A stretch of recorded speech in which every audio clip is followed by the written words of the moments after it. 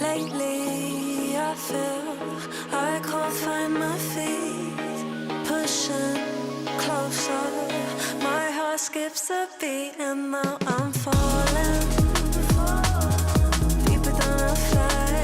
I can't control it. Like against the sky, it's not so black and white. It's like I told him, there's things that I can't fight. I just keep going. I just keep going. Come play with us.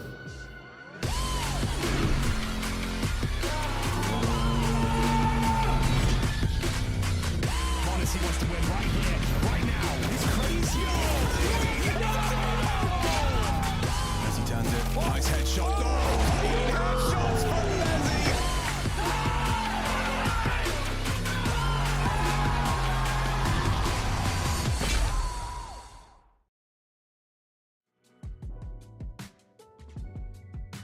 Today is the day here at the ESL Pro League Season 22 Asia closed qualifier that we will be sending one team through. We've had a bunch of games over the last 4 days, and now we are down to our final 3 remaining teams. 2 Mongolian squads, and a bit of a mix of Kazakhs and Eastern Russians playing off for that one slot at ESL Pro League. And of course, once again, it is me, Elfish Guy, back for another day of casting. And again, today, we have another change on the commentary team, as we have every other day, and today, I think, is probably the most exciting one of them all. Xenox coming on in. Not someone that you might be super familiar with, but he's kind of the GOAT of casting in Oz. At least that's what I like to say. Xenox, what do you reckon? You reckon you're up there? Nah, I don't think so, Jordan. You'd have to take that GOAT mantle overall. But no, excited to be back. I think the last time I did Counter-Strike would have been ESL Challenger last year. You know, I'm an avid CS fan, for those that know. Even on other broadcasts of other games, I'm always like, nah, CS is my shit. You know, like I play a lot of Counter-Strike, as you'd attest to, Jordan, and I'm excited for this because obviously the games matter, right? Like whenever you're doing any kind of broadcast, you want to come in and the games actually matter, and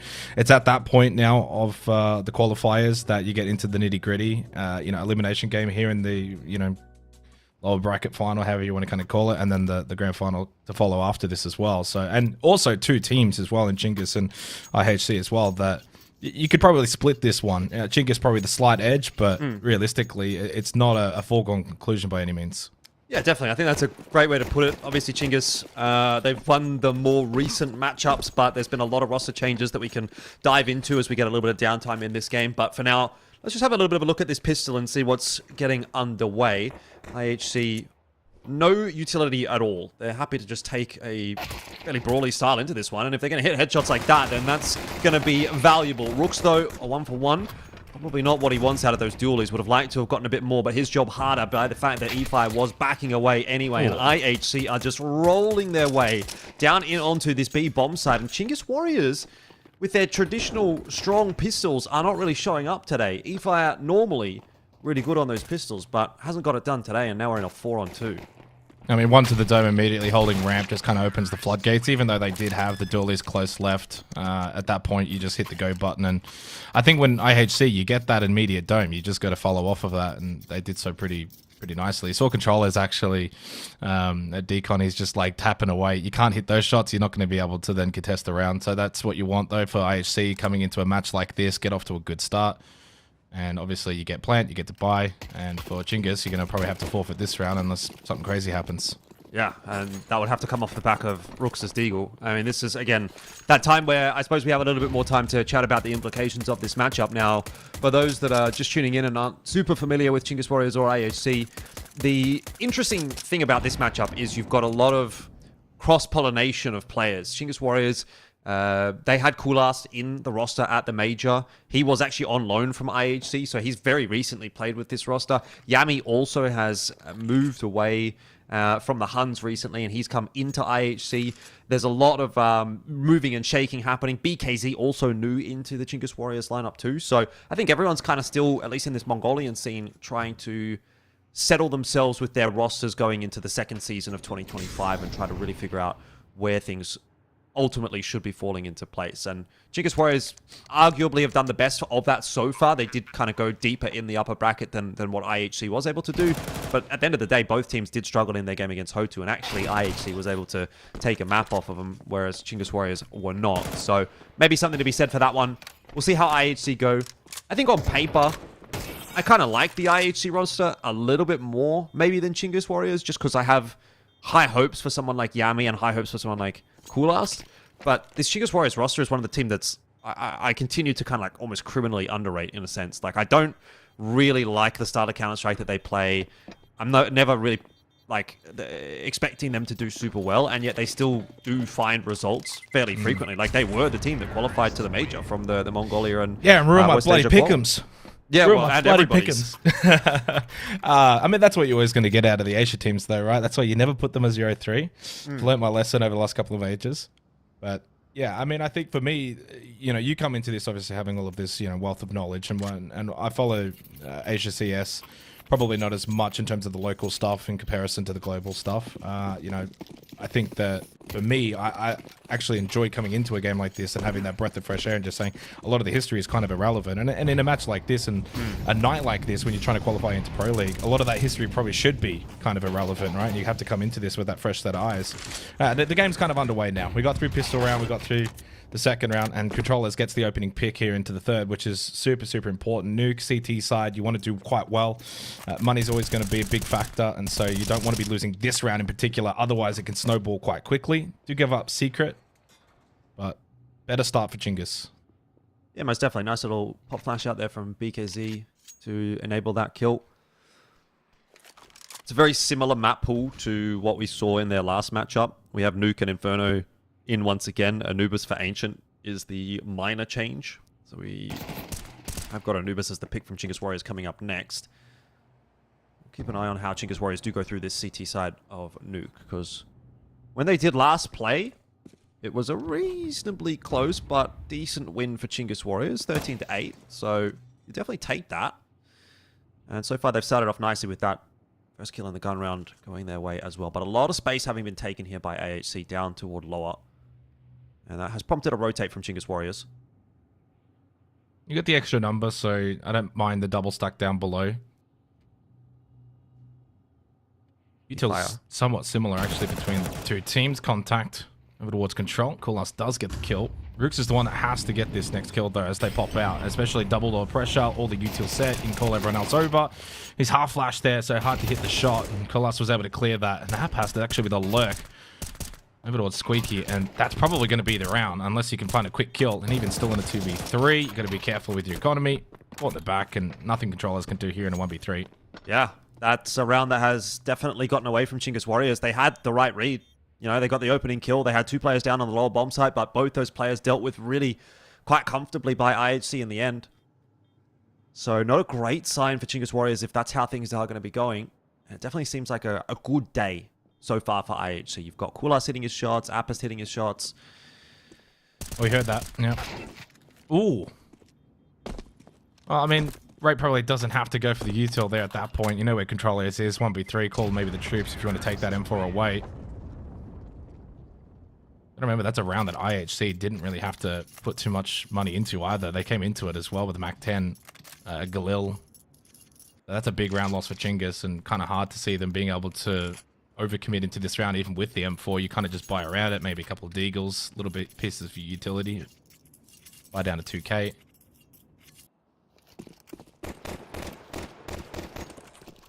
Yeah, Controllers is a pretty handy player in some of these more domestic matchups. Tends to be the kind of guy that can really take a game away from you if he's feeling it. But a bit inconsistent. And certainly falls off against the better teams. But I think in a matchup like this one, he's definitely going to be the guy for Chinggis Warriors that they are going to look to. Particularly, obviously, when he's got the Soul M4 in hand. But BKZ going down early. Control's not able to land anything through that smoke. So maybe a little wishful thinking to expect anything to happen here for Chinggis Warriors. I guess did go the boost on ramp, and then you've got the other one holding red box. So they can get to lowers pretty quickly. And you know where that M4 is as well towards Hell, so you can play off that intel. You won't have to worry about the M4 on the site itself unless you take a really long time here. But I like the way that IHC have been playing so far. They're methodical. They're not rushing. Even on a round in which they know that Chinggis are largely on pistols, they're still not putting themselves in positions where they could get caught, using the util properly. They've been using the set smokes on outers quite a lot in pretty much all the 3 rounds thus far. Rix is going to have to hope he can just hit a quick headshot. But this is really going to be a round for Chinggis about trying to take guns away from IHC. Well, Rooks is going to have a bit of a look. Handy shot in there with the Deagle. Shinobi finding that timing, though, to go lurking back out into ramp. And so that should be the end of Rooks, as there's nowhere else really for him to be. Shinobi will take his head off easily. M4 will get taken through to the next round. Nothing of note necessarily happening in this one. It'll be 4-0 for IHC. It really feels like it's taking a while for Chinggis Warriors to get underway in this game. I lie as well, by the way. The M4 is not going to be taken into the next round, and maybe not even the 5-7 here for E-Fire. He's got some damage done there onto Yami, but not a massive loss for IHC, considering the way that this game is progressing at the moment. 4-0. I don't think they're too disturbed by losing a player there, but yeah, Chinggis Warriors got to find a way to steady the ship a little bit here. This first half is starting to run away from them if they lose this round. Yeah, losing the M4 there is not the end of the world. You're going to be buying into this round anyway. So I think the objective for controllers is, can we just catch them on the exit, take some guns away from them, start to chip away at their economy. They bring the AWP into this round, and I think Chinggis need to put a bit more pressure on outers. It's just too free at the moment for IHC. And funnily enough, in a round in which now IHC pretty much going to give up outers and go for a bit more of a lobby play. Well, very patient from IHC in this instance. It's very much a change up from their previous rounds where there's been a lot of presence on outer. So something the Chinggis Warriors haven't seen yet. Rook's in a good spot to try and deal with what will inevitably be an A hit. Ariukal already having gone down. Rook's only a 1-for-1. It's not really going to be enough in the circumstances, and so Controls is going to try and do something a little bit tricky. He's walking his way, but yeah, it's just over at this point. And IHC are looking really locked in on this T side. It's quite nice to see. Yeah, I mean, they're just playing really, really fast when they actually execute, but also quite slow outside of that, and that's keeping Chinggis quite, guessing, essentially. And Nuke is a little bit difficult sometimes to then push out, get info, because you want to just sit back, play the sites. But, I mean, right now, Chinggis are just not on the front foot. It's a lot of sit back and react to what IHC are doing. And at that point, E-Fire and Vent certainly can't do anything, because he knows he doesn't want to allow them to go for BKZ and get that AWP. He's just going to have to hold red box over towards ramp. 5-0. I mean, this is a really good start. It's also the way in which they're playing in the rounds, the way they're playing out, Jordan, because it's not like these have been close. This has actually been incredibly dominant 5 rounds to begin from IHC. Their money is starting to really stack up as well. So you get to a point where if you do drop a round here or there, you've actually got the economy to offset those rounds for quite some time. Obviously, full loss bonus now for Chinggis, so they'll be able to manage the next couple of the rounds relatively fine. If you got to pull out an MP9, that's really not the end of the world. Play off the AWP, you got a couple of M4s, tactical timeout, good use of that, talk things over, because this round now becomes honestly very, very important. I think every round going forward here from Chinggis Warriors is going to be important. I mean, it's not only for IHC the fact that it makes their life a little bit easier on that T side. I think they can be a bit more aggressive as well in their hunts as well, which is obviously going to make it more difficult for Chinggis Warriors to maintain their economy. So even if, IHC is still kind of on this win streak, it doesn't necessarily get any easier for Chinggis Warriors in that respect, where life just gets tougher and tougher as they go through here. IHC can afford to throw away guns. They can afford to throw away 2-3 guns just to get rid of one AWP, for example, and then that might be your next round instead of being, an AWP and pistol round with, a couple of pieces of util. It could just fall away from you. So, Chinggis Warriors, big important round coming up here. Well, living up to his name here in controllers, because he can control secret, and with that, they don't have to worry as much about lowers, at least from this position and angle, because if he does die, he loses out the reason why he's here. It's all about survivability for controllers. Just hold this angle, hold this position, deny them a little bit more of that outers control. E-Fire getting the boost up towards ramp. This is a much better setup for Chinggis overall now. This might be the first round we get where IHC are going to have to really play probably a little bit more of a harder brand of CS, because everything I think else so far has been really quite simple. Good peek for BKZ. Now, what was their setup last time on ramp? This time they actually get someone to peek it and push it. So Chinggis get the opening pick. And yeah, IHC are going to have to work a little harder this round. This is definitely the first round where it feels like IHC are actually being made to think beyond plan A. And Controls is taking matters into his own hands as well by pushing through outer. So that's compounding upon the advantages as he gets more and more information, knows that they're going to be coming in from lobby. Apis and Shinobi, though, still hitting those entries, and even when it looks like it's going well for Chinggis Warriors. It finds a way to fall apart. E-Fire will need to come up huge here, but he gets traded down by Shinobi coming off of the plant. That's well done from him. They are aware of BKZ's position, and Shinobi is just going to wait and bide his time because Coolast is on the lurk through upper. BKZ going down the ladder. And Shinobi will be given the plant. Well, I mean, I think you were spot on, Jordan. It was the first round that IHC probably had to go plan B, stop, think, that realize, okay, AWP is ramp. We haven't really got out of control. What's the best course of action? It's just going to be a lobby rush. And then there was one inside a hut. And as soon as that player just dies immediately, it allows that flood out to happen. If he can get one or two, kind of slow them down, I think that's a round that Chinggis win. Buys then time as well for BKZ to go from ramp, rotate up into heaven, and then get involved. By the time he got there, he's already having to start dry peeking and swinging with the AWP. He had one chance, missed his shot, that's it, round's done.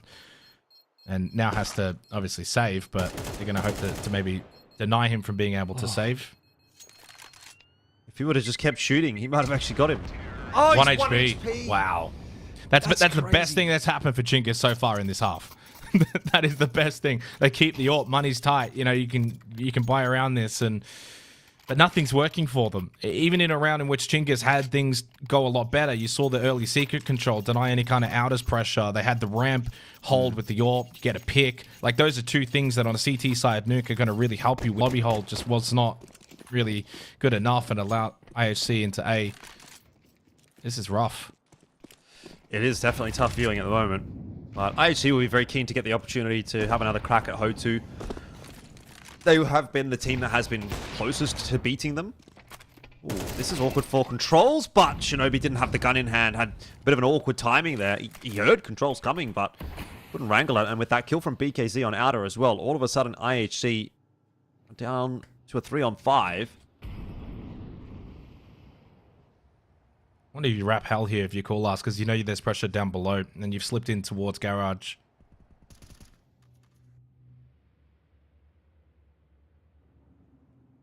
But certainly now the best opportunity by far and away for Chinggis to get an opening round here, and not just get this round, but they need to get this round and keep as many guns up at the end of it too, because money's still tight. Headshot angle for controllers, does lose it out though to Ray, and that gives up position toward doubles doors, but E-Fire is still here. Close in hand MP9, very strong against the low HP rate. Coolus, he has made that push that you were talking about, and he's definitely heard BKZ going up that ladder, because BKZ went loud. So he's going to try and just find a timing here, which he's been able to do very nicely. He's got Ariukal as well. That is a huge individual moment from Coolus. That is going to get them into the A bomb site. There's no one that can do anything about that. Arpus is going to be able to get the bomb plant safe from Vent. Vent is closed as well. So if he wants to get out and have an impact on this round, he's going to have to make that noise. Nice kill from Rooks. E5's position well and truly known, and Arpes from behind back vent is going to be able to trade. They have no idea where Kulas has scurried off to. So Rooks gets down, but he does not have a lot of time to work with here, and he's going to tap that defuse. Kulas should be swinging this every day of the week. He's overplayed his hand a little bit there. This could be awkward. Time still in the favor of Rooks if he wins the duel right now, but he can't get it done. And IHC grasp a victory from the jaws of defeat. Or maybe it's Chinggis Warriors that grab a defeat from the jaws of victory.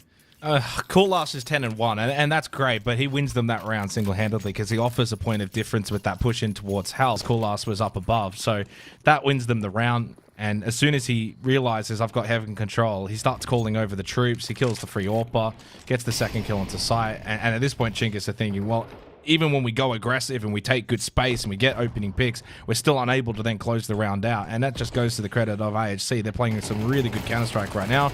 And that's putting E5 into a position where he's just sitting in front of the smoke, hoping they run through it. And they do. Double kill MP9. But we've seen Chinggis in this kind of position how many times now in this half where they kind of start well, things go their way, but IHC always then have the right answer.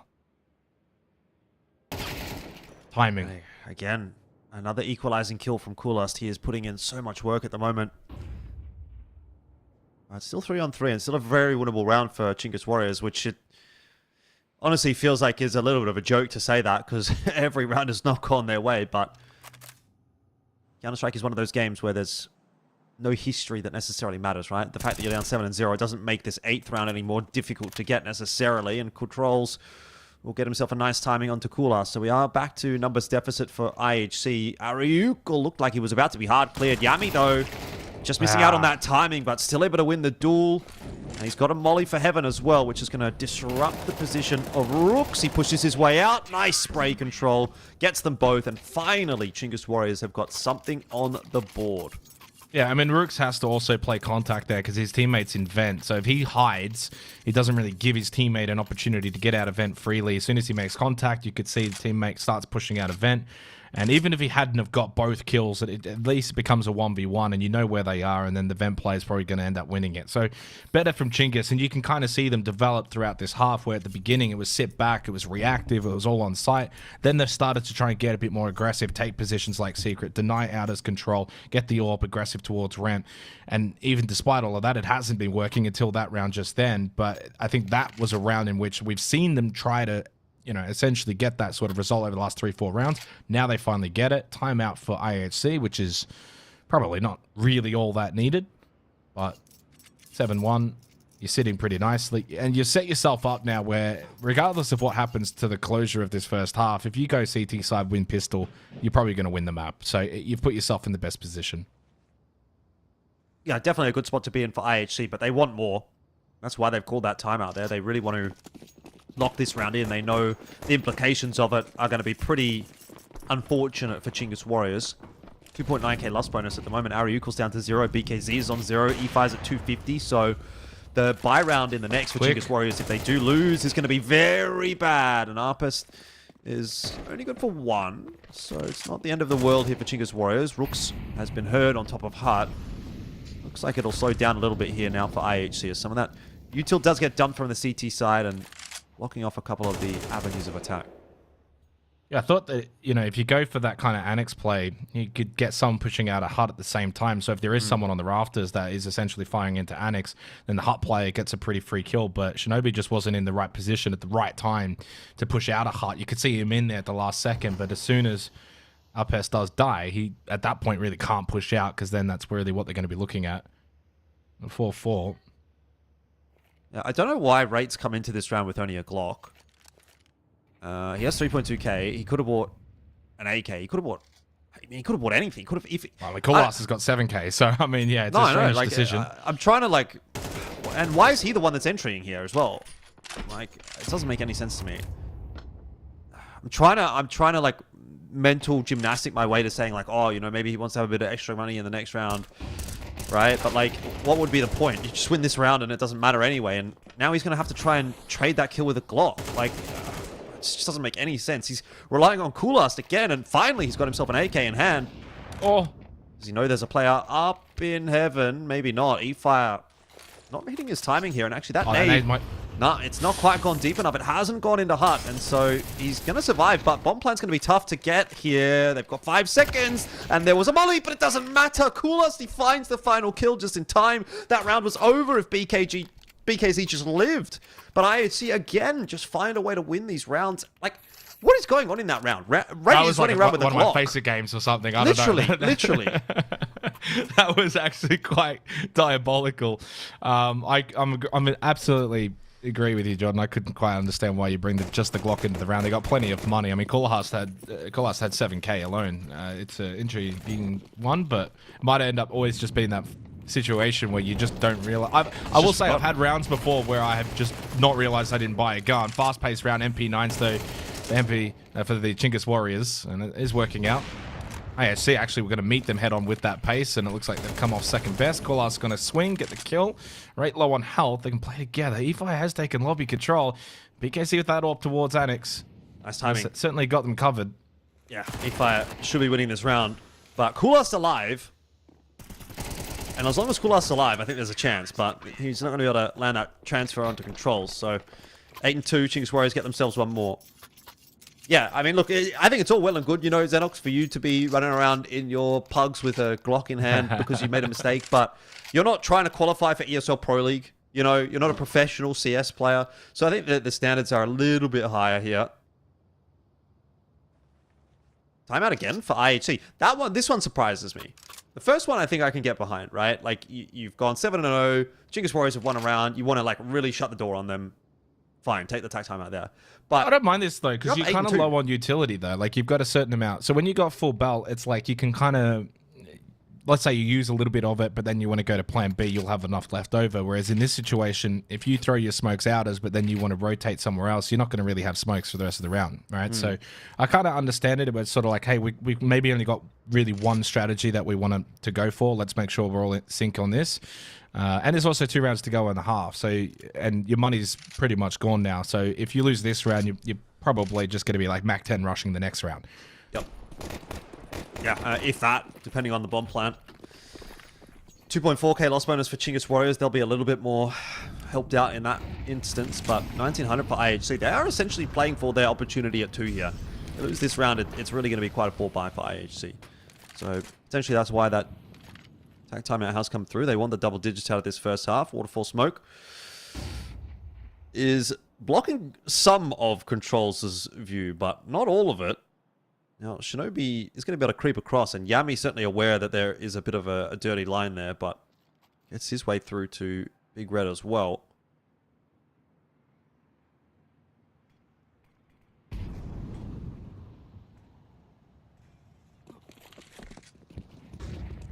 Patience displayed for IHC, but not going to help them out. Rate has gone to try and pick up that bomb, and Controls will choose that as a time to strike. Shinobi is able to pull back a couple, but still a pretty solid start to this round for Chinggis Warriors.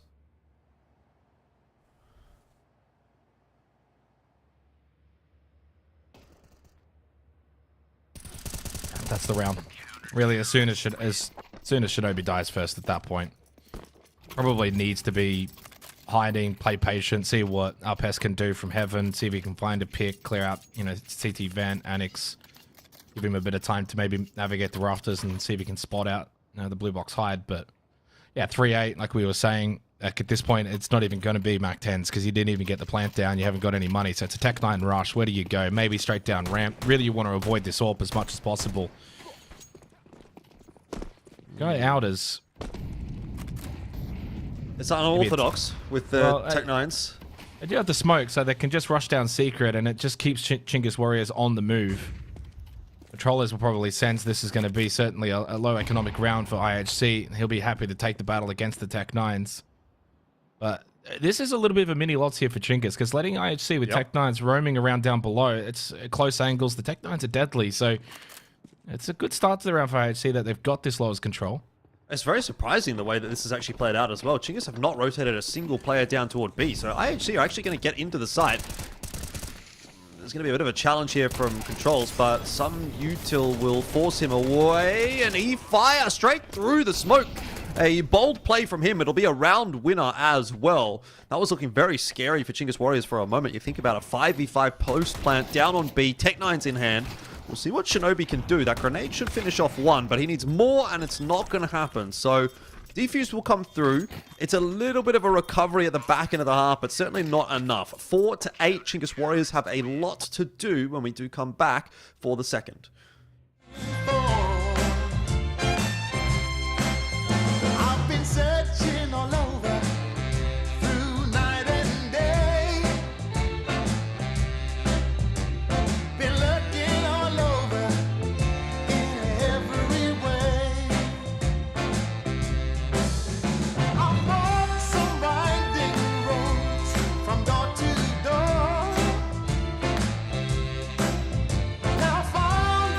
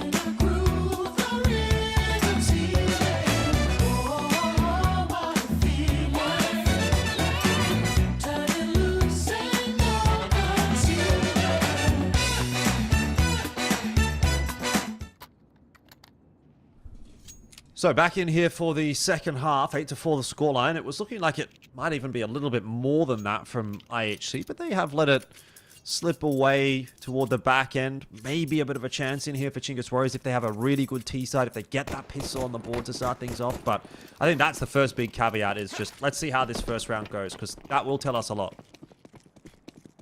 Yeah, I mean, 4 in a row for Chinggis gives them a lifeline, and if they can win pistol here, it gives them a real way back into this. This will be a reset. Yeah, I'm hearing the typing in the background and Chat. So, not sure exactly what the issue is. Maybe someone's DC'd, but everybody looks like they're moving, or had moved. Could be some lag. Don't know. But probably won't be seeing too many like tech issues in this matchup. This is a pretty straightforward one. Everyone's Mongolian, so they're all, you know, in the same location, more or less. Shouldn't be any ping issues. We do sometimes tend to run into some more difficulties when it's, let's say, a Mongolian team playing an ANZ team. That has happened in this qualifier, or maybe it'll be possible in that grand final. Ho2, obviously, Far East Russia, I believe, is where they're residing at the moment. That's at least where their facility is, as far as I know. So it could be some little shenanigans. I'd imagine this one's just, you know, someone's having a bit of a spike or whatnot. That needs to be figured out, but get that all sorted before you get underway into the second half. Doesn't look like it's going to take us too long. We didn't get to really see much about how that pistol was going to play out either, so nothing given away, which is nice.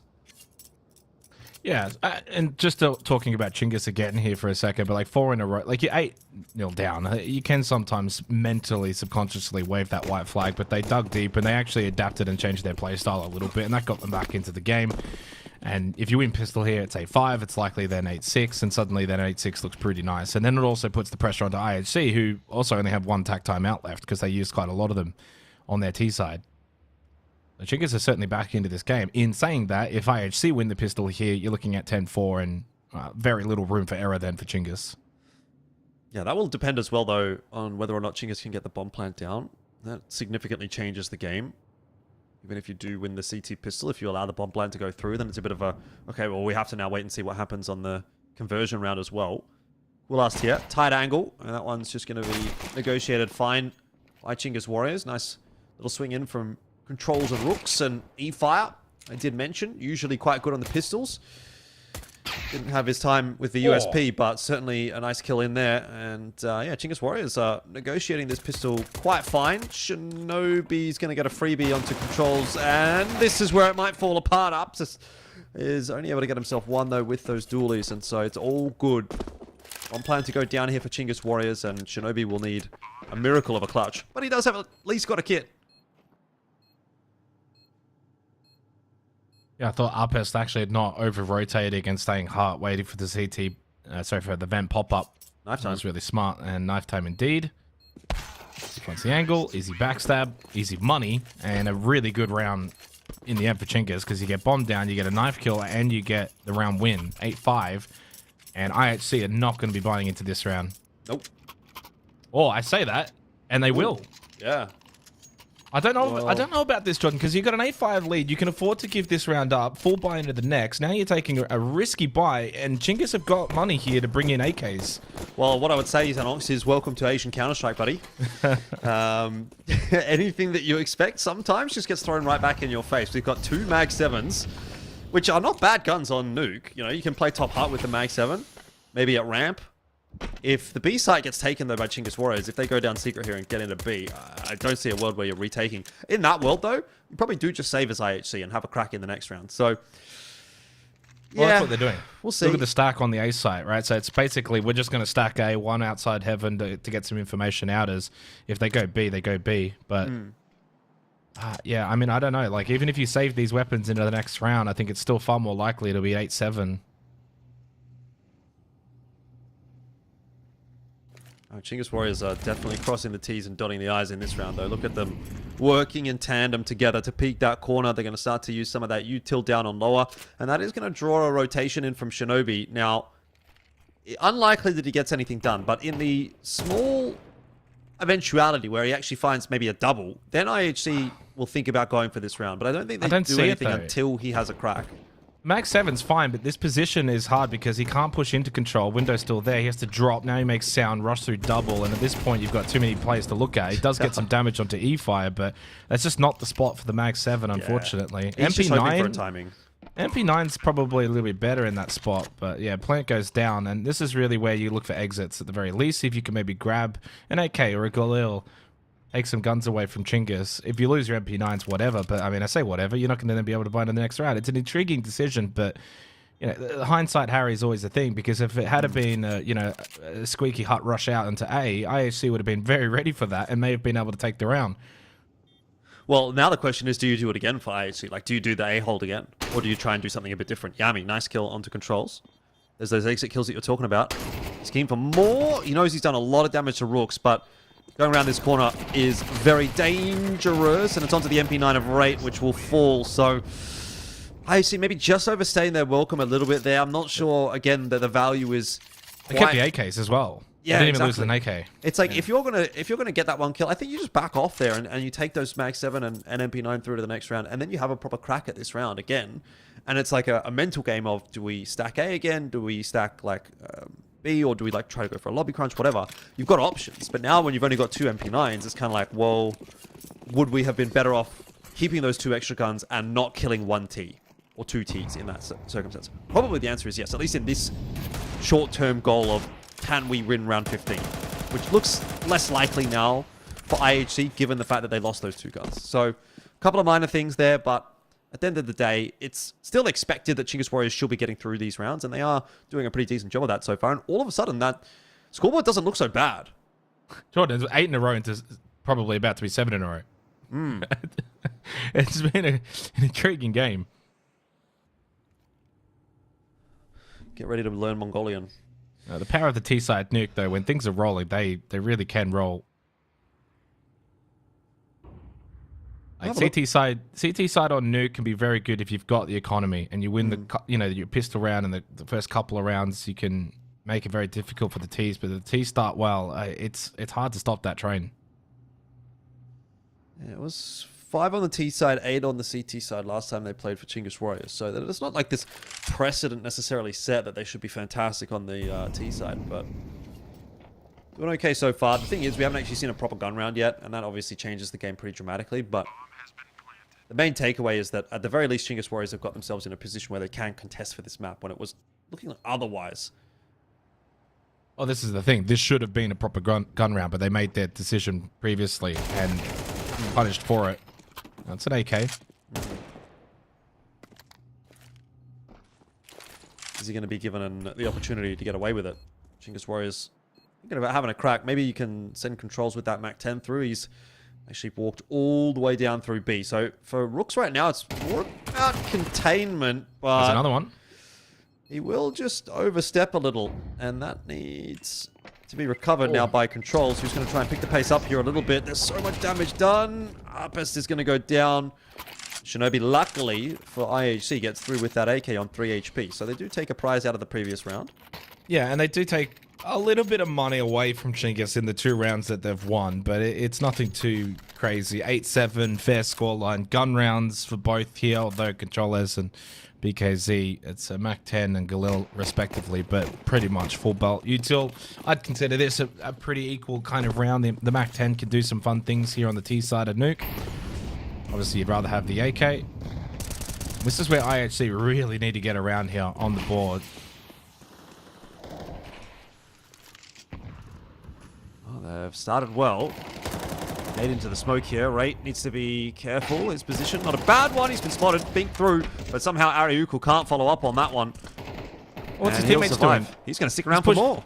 Oh, he's pushed out, and the other 2 are just sitting in the smoke. I mean, I understand you got the pressure maybe from hell, but you've basically you got to be on the same wavelength as a team. If we're pushing out, we're pushing out, and if we're not, we're not. And if 1 goes and 2 stay, well, that doesn't seem like a good ratio to me. Quick maths.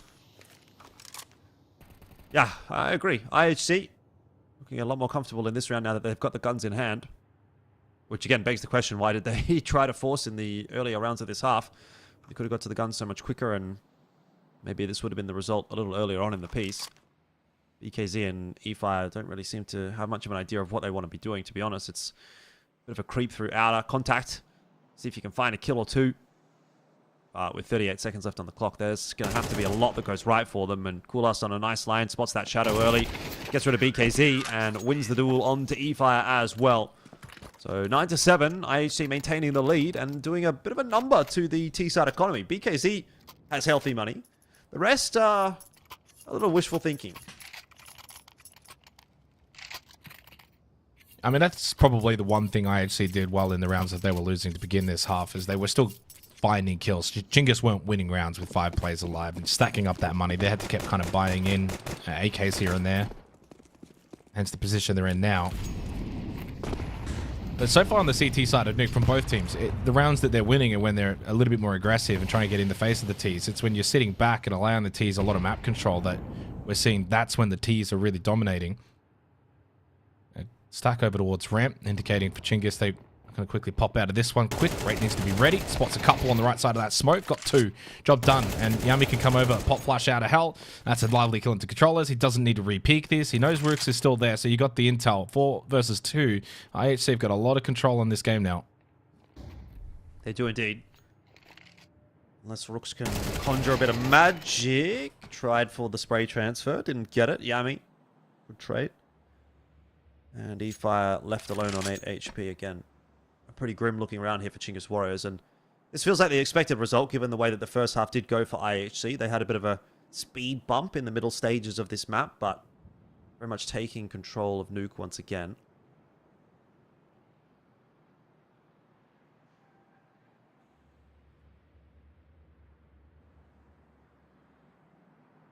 The question will be now for Chinggis, it's going to be 10-7. E5 is too low, no time. This is not happening. So what do you do in the next round when you're low on money?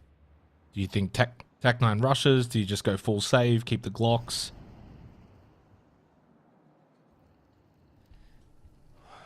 You probably do force if you're Chinggis Warriors. Just because that's the Chinggis Warriors way. Do enjoy a little bit of the pistol armor. That economy is starting to build up now as well for IHC. So you'll have a hero AK. Oh, he's just turned away at the last second. I thought he saw the gun barrel of the rifle sticking out. Unless he was expecting a push from red side as well. Okay, you get at least a little bit of economic damage done at the end of the round. And you keep the AK. So there's enough money here that you can buy into this round with Tech 9s, maybe a couple Mac 10s. You go for a fast rush. We haven't seen a vent drop rush so far yet in this entire match. I wonder if Chinggis Warrior tactical timeout, do they think about it, keep the AK behind, let everyone else try and get down vent, or do they go outers? I think the ramp rush is too easy to predict, and we saw also a 4-stack in the previous round that did not work. So I don't know if they go ramp again. Yeah, you've got to be at least putting a little bit of armor behind this round. Rooks, I would honestly like to see Rooks get some armor in here as well. He's going to go for full head armor. So you can cycle this AK, and that's what the mentality is going to end up being here for Chinggis Warriors. They've given themselves a small chance in this round if someone's hitting a nice deagle shot, or if this AK obviously can get a lot of work done. It can be recycled onto controls and Rooks. They are going ramp. Is it going to just be a contact play through this smoke? There's no util. Yeah, it is. And that's actually a pretty good result, all things considered. Rooks does go down, so there's one of the players with the armor out of the picture, which is less ideal. Controls is now able to walk out onto A. Luckily, that's watched out for by Arpest. And this will be a critical fight. If Yami goes down here, then the round may be lost for IHC. But the fact that he survives, maintains some control for those rotates. Yukul's got himself one. Deagle trying to put in a shift. E-Fire swinging across to try to help him out as well. This is lots of micro moments, and they all go the way of IHC. Decent movement in the end, and it keeps them alive in that round. 11-7. We are closing in on a map 1 finish. Yeah, I mean, look, obviously they got a very lucky pick coming out of that ramp rush, but it's 2 rounds in a row they went for it, and IHC were very much prepared. I think they got quite fortunate, Chinggis, to even get to the position that they got to. And the fact that you're not really killing a ramp player. You're also killing that hull player. You're not even really acquiring an extra gun there in a round where you're essentially on Tech 9s and pistols outside of the hero AK. Rook's on a Deagle, everyone else, Galils and AKs. It's still quite a mixed buy here for Chinggis and super low on utility, but they do get one down secret. That's a little positive to start this round. Cool Last can't find anything out of Garage with the AWP, so that prevents now... Oh, Rooks actually ends up finding the kill onto Cool Last as well. That one over towards Annex, so that actually is the AWP out of the hands of IHC right now. Good start to this round, despite Rooks getting traded. He was probably always likely to over that Annex roof. It's a 4v4, and they've also got lowers control. This one's hanging in the balance at the moment. Raid's got a lot to cover. Yami also a big job to do. Chinggis Warriors are just going to contact their way around that corner. Yami's been spotted. There's going to be an exchange of util, but forces Yami away. So mission successful for Chinggis Warriors. And you can see the way that IHC are prepared. They're ready for the push back up towards A. They're not thinking this is a full hit towards lowers. But despite that, Chinggis are able to get the two contact fights to go their way into Garage and onto site. And with that, bomb will go down. And that has to be a safe now for Yami and Shinobi. You're not going to look to retake this. It's 11-7. Save your guns. And that's a really, really smart pivot from Chinggis. Didn't overcommit to B. As soon as contact was made double doors, they were prepared to go back up, fight through Annex, and they were able to win those battles. Yeah, another twist and another turn in this one. Not sure that's going to quite be enough to get Chinggis Warriors back into striking distance, but if they can win the next round, which will be the round that IHC buys down to 0 in, then all of a sudden, maybe that's going to be game on. That would be 11-9 with the CT money in a poor position. So big round coming up here. Big swing round for Chinggis Warriors to keep them in this conversation. 1900 loss bonus on both sides. There is money, of course, for Chinggis Warriors. They've got a fairly healthy bank account. But yeah, IHC are more or less going to buy down to 0. They do have Yami that's got 4.9k though. So that'll bolster the buy somehow. You know, especially if there's guns that are going to be saved. Oh, never mind. Interesting, they don't spread that out. Well, they don't have the AWP. They could have probably brought the AWP into this round if they really wanted to. So I wonder if IHC will look to be a little bit more aggressive here on this CT side round. BKZ with the AWP most likely makes its way towards Outers, and I think Outers control here could be easily established for Chinggis if they go for it. We know there's no AWP here for IHC. 11-8. Both teams, of course, have gone on big round streaks. 8 for IHC, 7 for Chinggis Warriors. So there's not a lot really separating them. It's just now these kind of gun battle rounds that feel quite 50-50 in nature.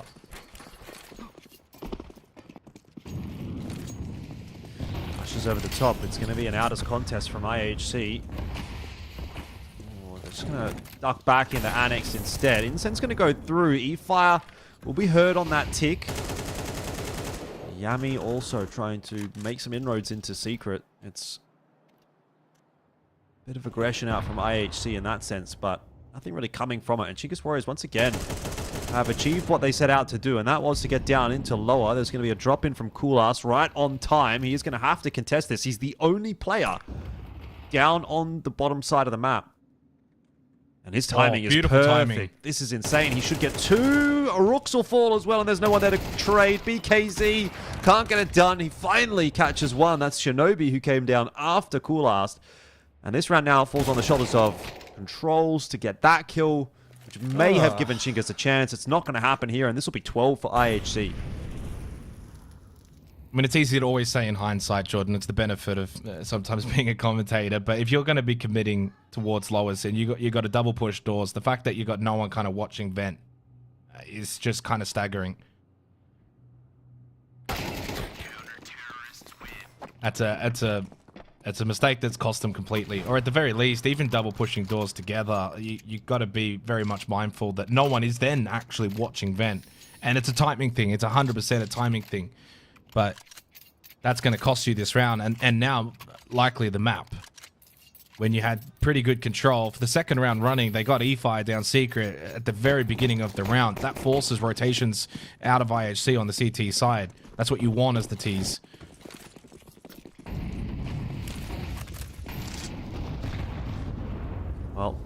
This could very well be it for Chinggis Warriors. Money is obviously not fantastic in this one, but it's enough. Gonna have to make it work. Similar enough approach from IHC, trying to put a bit of presence over on outer. There's a smoke forward that they've thrown. Chinggis Warriors. It's a very unlucky moment for them. Now it's on to Rooks to find the trade, and he might well be able to do so. Yami backing it up into Annex, though. He'll hear that drop. Kulas is covering him. Timing working perfectly this round for IHC. And Shinobi will get another one with that molly. So it's just slowly but surely falling away from Chinggis Warriors. And there's smoke either, so you can't even really think about it. Pop out B, smoke out, get bombed down. You've got 2 flashes, a couple of mollies. But in terms of actually getting onto that site and feeling quite secure and safe, you're going to have to go default plant, hold one towards decon. I'm coming out of double doors. That bomb, though, is actually going to be planted out in the open in the corner side. So if they come out left side ramp, it needs to be covered. And right now, it's just clearly not. They do get the bomb down and actually a good headshot kill as well. And suddenly it becomes very, very winnable here for Chinggis. Has dropped down from Shinobi. And Arpes now is the only one in a 1v2 post plant. Does have kit. Knows there's one close right towards default. Jumping around. In control is another. He's not going to have time to fight both. And Chinggis, by the skin of their teeth, they're able to pull through a round they arguably should never have been able to win. Yep. I don't think there's an argument about it. A 5v3, you should not be losing that one. That's for sure. IHC will be very disappointed. That's going to put them in a bit more of an awkward spot now. 3.3 on Arpes and 3.4 on Shinobi. 3.5 on Kulas as well. Probably looking at this round and thinking, we can't fall by here. They are going to force it. They are going to force it, yeah. I mean, you could have just bought down to 2. You got the 3 rounds. Consider that almost like money in the bank. And they go double M4, MP9, MP7s as well. So look to them to want to be aggressive. And I wouldn't be surprised if they'll be a bit more aggressive pushing back down into lowers once they've given this up, which they have. Listen, don't knock the MP7. There's a bit of a history with Asian Counter-Strike and crucial I don't mind the MP7. MP7 investments. I'm more of an MP9 guy overall, but MP7 can be strong. Yeah, yeah. See what Kulas can get up to, but let's say you lose this as IHC. What was their loss bonus? It was what, 2.4? I mean, they're going to have to think about either then saving next round or doing again something very similar to this. I think you save next round, yeah, surely. Yeah. You'd be saving for next round and trying to play the 12-12. Controls. You got to rush him. You got to rush him here. He's low. Don't let him get away. No, he's away. Just a little delayed. He's tucked in towards spawn side. Yami could be aggressive here, and he knows pistol. He's low. He's very, very low. Oh, and he still loses their controllers. Just sharper, quicker, and this is, well, now getting away from IHC. They were at 5-3 at 12-8, and it's about to be 12-10. So you get away with his life here as well. This smoke actually buys him a little bit of space, and Arpes is obviously low on HP. And all this time that they're trying to find controls, obviously Chinggis Warriors are saying, well, we'll take the rest of the map. They've got a bomb plant down. It's kind of inconsequential what happens here for controls now. He's going to find Arpes in the end. And yeah, controls just absolutely styling on IHC here.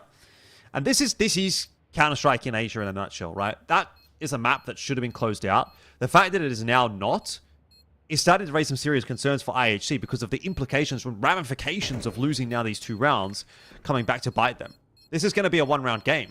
I mean, in theory, IHC, they don't get a buy through next round. We'll see how they can hold on to these guns. That may or may not happen. Like, you need to be closing out your map pick from these kind of positions. Like, yeah. They only walk away with 1 AK from this round. You look at their money, and it's not great. It's got to be a save, right? I think you save in your hero AK.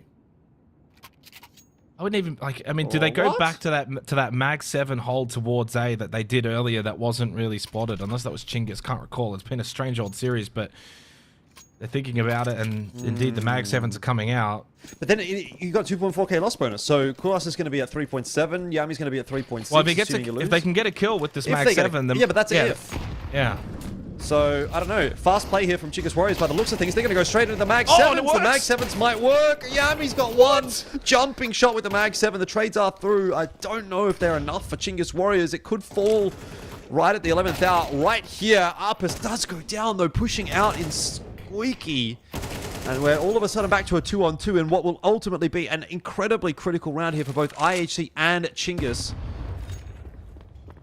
Well, Shinobi's, unfortunately, he's only got the P250 and he can't really do anything else with it. And BKZ down to right. The 1 versus 2 they to know. try and close this map out. Now they know where he is. Headshot, can't get the transfer, and that is 12-11. Okay, it's all good though, by the way, because they did get those kills with the Mag They 7, did. so the money's fine. You could say that went how it was supposed to, as far as they almost IHC won is the round. concerned. Forget Yeah. about the money. They almost won the round off the Mag 7s. I mean, Well, that is absolutely asinine. I mean, my point is more so that they're just not punished by the investment in the last round, which they very well could have been. Had they just gotten absolutely rolled there, they'd be in this round with like MP9s and Mag 7s again. But at least they've got rifles. Chinggis Warriors, though, on the comeback train, and if they can make this into OT, then yeah, maybe with that momentum, they are the favored team to close this out. We'll see. 1 round to go here. IHC with 1 more chance, and it's opened up nicely. Controls will get that opener on to Yami. Shinobi not going to catch E-Fire on the cross. And Rooks is He might close. catch Rooks, He's though. heard. He's heard Shinobi. Oh, BKZ gets it done. That's unlucky for Shinobi. He spots the head. If he has an AK there, that's just a kill. Yeah, we got overtime. Yes, indeed. So it was 12-8 in a 5 versus 3, and we've ended up in overtime. IHC are going to be kicking themselves on their map pick as well to allow this to have happened. And despite all of that, in the last round, they had a chance to close it out with Mag 7s as well. They had a great start to the round, but credit to Chinggis Warriors because, don't forget, it feels like so much has happened in this game. They were down Bombs 8-0. dropped. They were down 8-0. Yeah. Not a very good one at all from IHC. I think you're going to be looking at that and you'll be really, really upset, particularly if you end up losing this map. So they've got to lock in here. 12.5k OT gives them a lot to play with. Money was a little bit problematic towards the back end of that half for them, so they can have a little bit of This might respite be in that sense. the first full buy versus full buy, AWP versus AWP round I think we've had in all of Nuke. That probably sounds about right.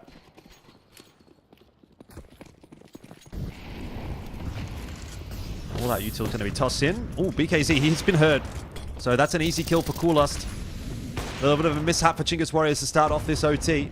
They will not be wanting to be that team that gets it all the way to the OT only to lose it there. That one's painful in that sense, but it's not gone well at all. Rooks will fall as well.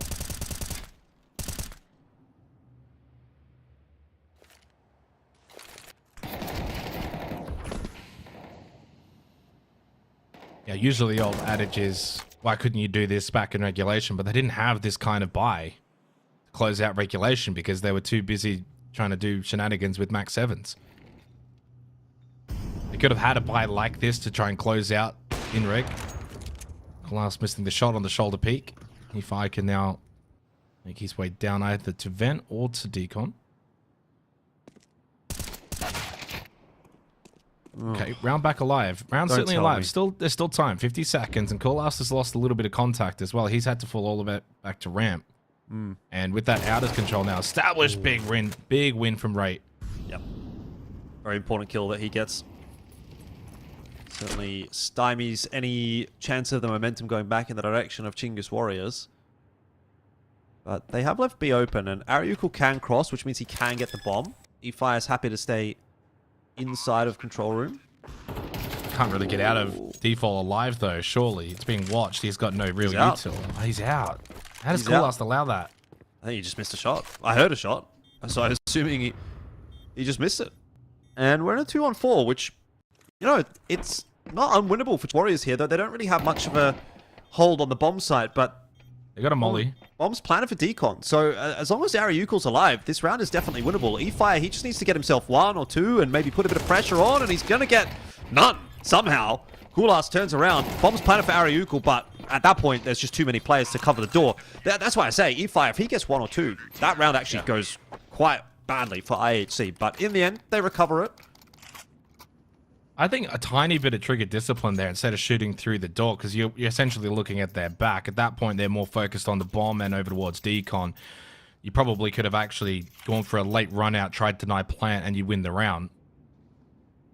You also probably should have gotten that kill. 13-12. Lost opening that round up with some really good movement to get red control. BKZ was trying to do the same, and it was intriguing to see the two AWPers, rather than sitting back and taking the long-range battle, they're right in each other's face. Over towards red box. Tactical timeout taken by Chinggis. Hard to really sort of make the argument as to maybe who deserves to actually win this map. I don't really think you can have a clear cut, well, they should have won it, or these guys should have won it. If you wanted to maybe say IHC up 12-8 in the 5v3, definitely could make that argument. But Chinggis have been sensational in their comeback, 8-0 down. That, like, for me, the mental battle of that has been won by them significantly. All this just for the opportunity to lose to Ho2 later. Well, as long as you have the opportunity, that's what you want, you know? Yeah, exactly. And hey, who knows? IHC did take a map off of Ho2, so maybe there's a precedent that they could do it again. But yeah, Chinggis Warriors have fought quite hard to get this to the overtime, and then it's starting to fall apart. Again, another round starting with a player loss. BKZ just going to get on top of Big Red and see if he can find a pick back. Ooh, which he was given a slim chance there, Shinobi. Got to be careful. They've lost the aggression this round, IHC. You look at a lot of the rounds the CT sides have been winning. It's the battle towards red, denying outers. This is a decent sign here for Chinggis. Tight angle for Coolast, and can't really see a whole lot either. Unless they come close angle. Oh, never mind. It's a long angle slow peek from BKZ. He's going to lose the battle. Up close, Rooks gets one. Knows this, of course, the AWP bot still close right. Allows him to back up into heaven.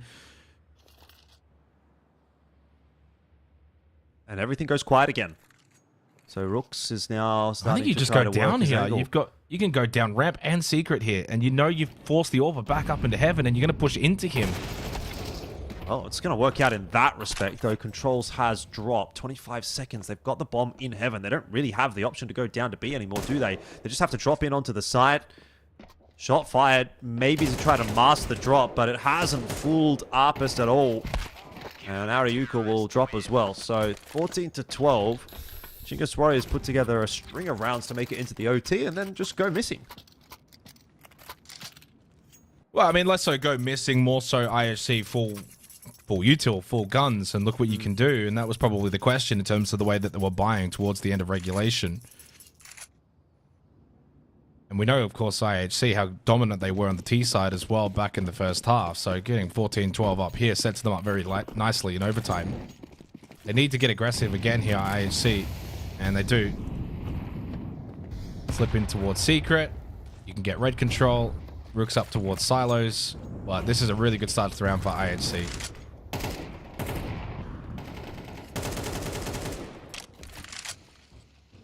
You got to get one here if you're Chinggis.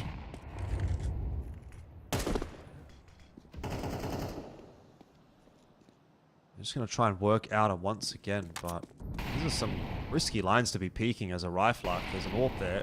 You're toast.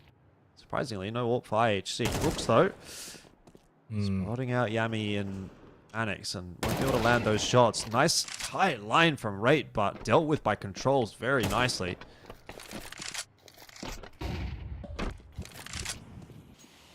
And they got also secret control and ramp control. So unders pressure here, very minimal from IHC. This is going to have to be a retake kind of round, and you're down a player early. So this is good for Chinggis. Shinobi just trying to creep down vent silently as to not be known. And fortunately, because Chinggis have kind of stalled out their push, they're not all the way down. Catches E-Fire on the push, and Rooks will now look to take double. Shinobi opens up, but already in default, his controls. And they'll keep that man advantage.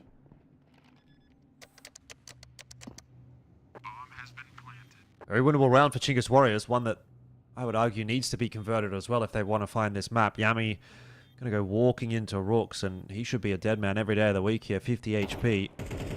Unless Rooks makes a mistake, but now that that info's given, it requires a headshot, and that won't come through. A decent effort from Yami, but it leaves Kula solo, and while he's been good, he's not going to be good enough for that kind of a recovery. So 14-13 the first half of OT.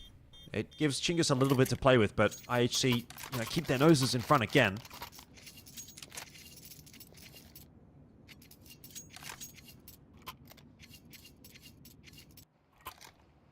I wouldn't honestly be surprised if this goes to a second overtime, Jordan. There's not a lot separating these two teams here. They've both got the capabilities of going on runs. They can both win T side, CT side.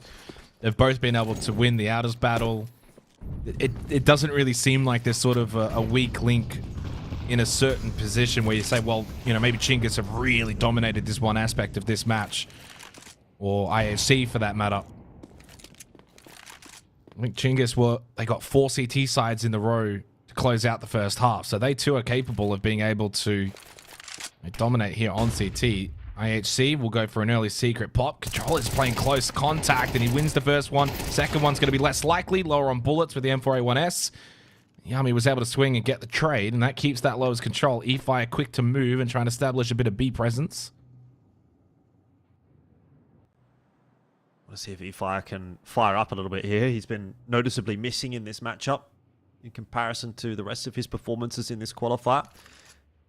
And he's got a lot to do down on that B-bomb site right now. 4 players headed in his direct. What? How? Coolast. He's just been deleted by Rooks. E-Fire's still got to get some work done, though. And he spots out Arpus, and that's a big kill. Not to mention the second. Chinggis Warriors are right back in this contest now on the CT side. Rate is going to try to salvage this round somehow. First, he has to get the C4. He's been spotted out there at double doors, and a bit of damage going through will make his job more and more difficult. The swing should come together. Chinggis Warriors, they don't want to let this one slip by giving him any chances. So they are very wary of trying to challenge him. The Raid's also got to be aware that there's one more player. Rooks will get him in the end, and that was an option, surely, but 14-14 will come through, and Chinggis Warriors equalize. If he had gone up vent there, maybe you can create a 1v1, get bombed down, then it's a 1v2 post plan, but we're just talking about some really fine margins and still very unlikely to probably get that to happen. Timeout for IHC, 14-14. Still can go either way. Absolutely. I mean, this is an incredibly difficult match to kind of look at and predict. Counter-Strike is the kind of game, Jordan, where you can really get a good sense that, okay, this one's probably done, or this team's dominating, and maybe we thought that at 8-0 for IHC. I mean, historically, if you were to look at teams that start 8-0, the stats probably suggest they go on and win the map, but Chinggis were then able to get on a 7-round win streak themselves, and it's been pretty much since that moment, you know, back and forth. Hard to really gain the separation.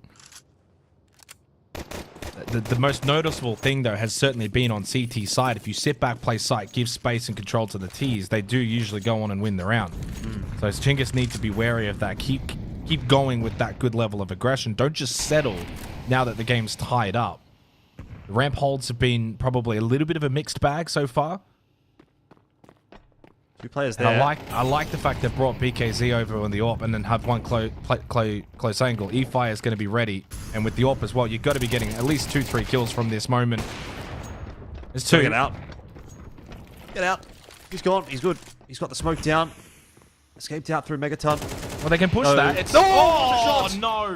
He's gotten away with it. He's actually gotten away with bloody murder right there. Chinggis Warriors have the advantage. Coolast again to try to salvage this, but he's been checked by controls, and wow, a few little moments that go the way of Chinggis Warriors that make a big difference in that round, and now they finally have their chance at a map point here. IHC didn't quite get there. IHC were struggling, I guess, towards the back end of regulation, and now it's Chinggis Warriors' turn to show them how it's done. Well, they win that because you send one quick red control, and then therefore you don't need the AWP. AWP rotates to ramp, helps out. It's a double stack. They get 2 kills. AWP's then able to fall back, but AWP then should have died on the smoke push, and that should have then kept the round alive. The fact that BKZ is able to then turn around and get that kill, that's it. It's around done at that point, and it might be map as well to follow, because now Chinggis have got certainly all of the momentum, less utility available for IHC, so they don't have that full value. They don't have an AWP either to maybe get an early pick out as... And they look stalled out. Not over yet. 1 round could seal the deal here for Chinggis Warriors, and then maybe going into their map choice of Anubis. That would be a major upset for IHC. This is an awkward spot for controls, though. If he does get checked, he's dead. But if he picks his timing nicely, plays off the contact, he gets himself 1. That's really nice. And Ariukul's got another.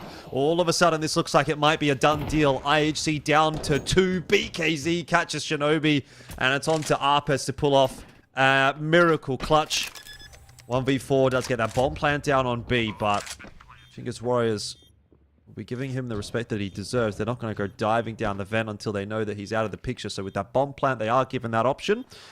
BKZ set on the line. They've spotted him out in decon. He is a dead man. E-Fire runs him down, and that will be Chinggis Warriors to take the 16-14 win on map number 1.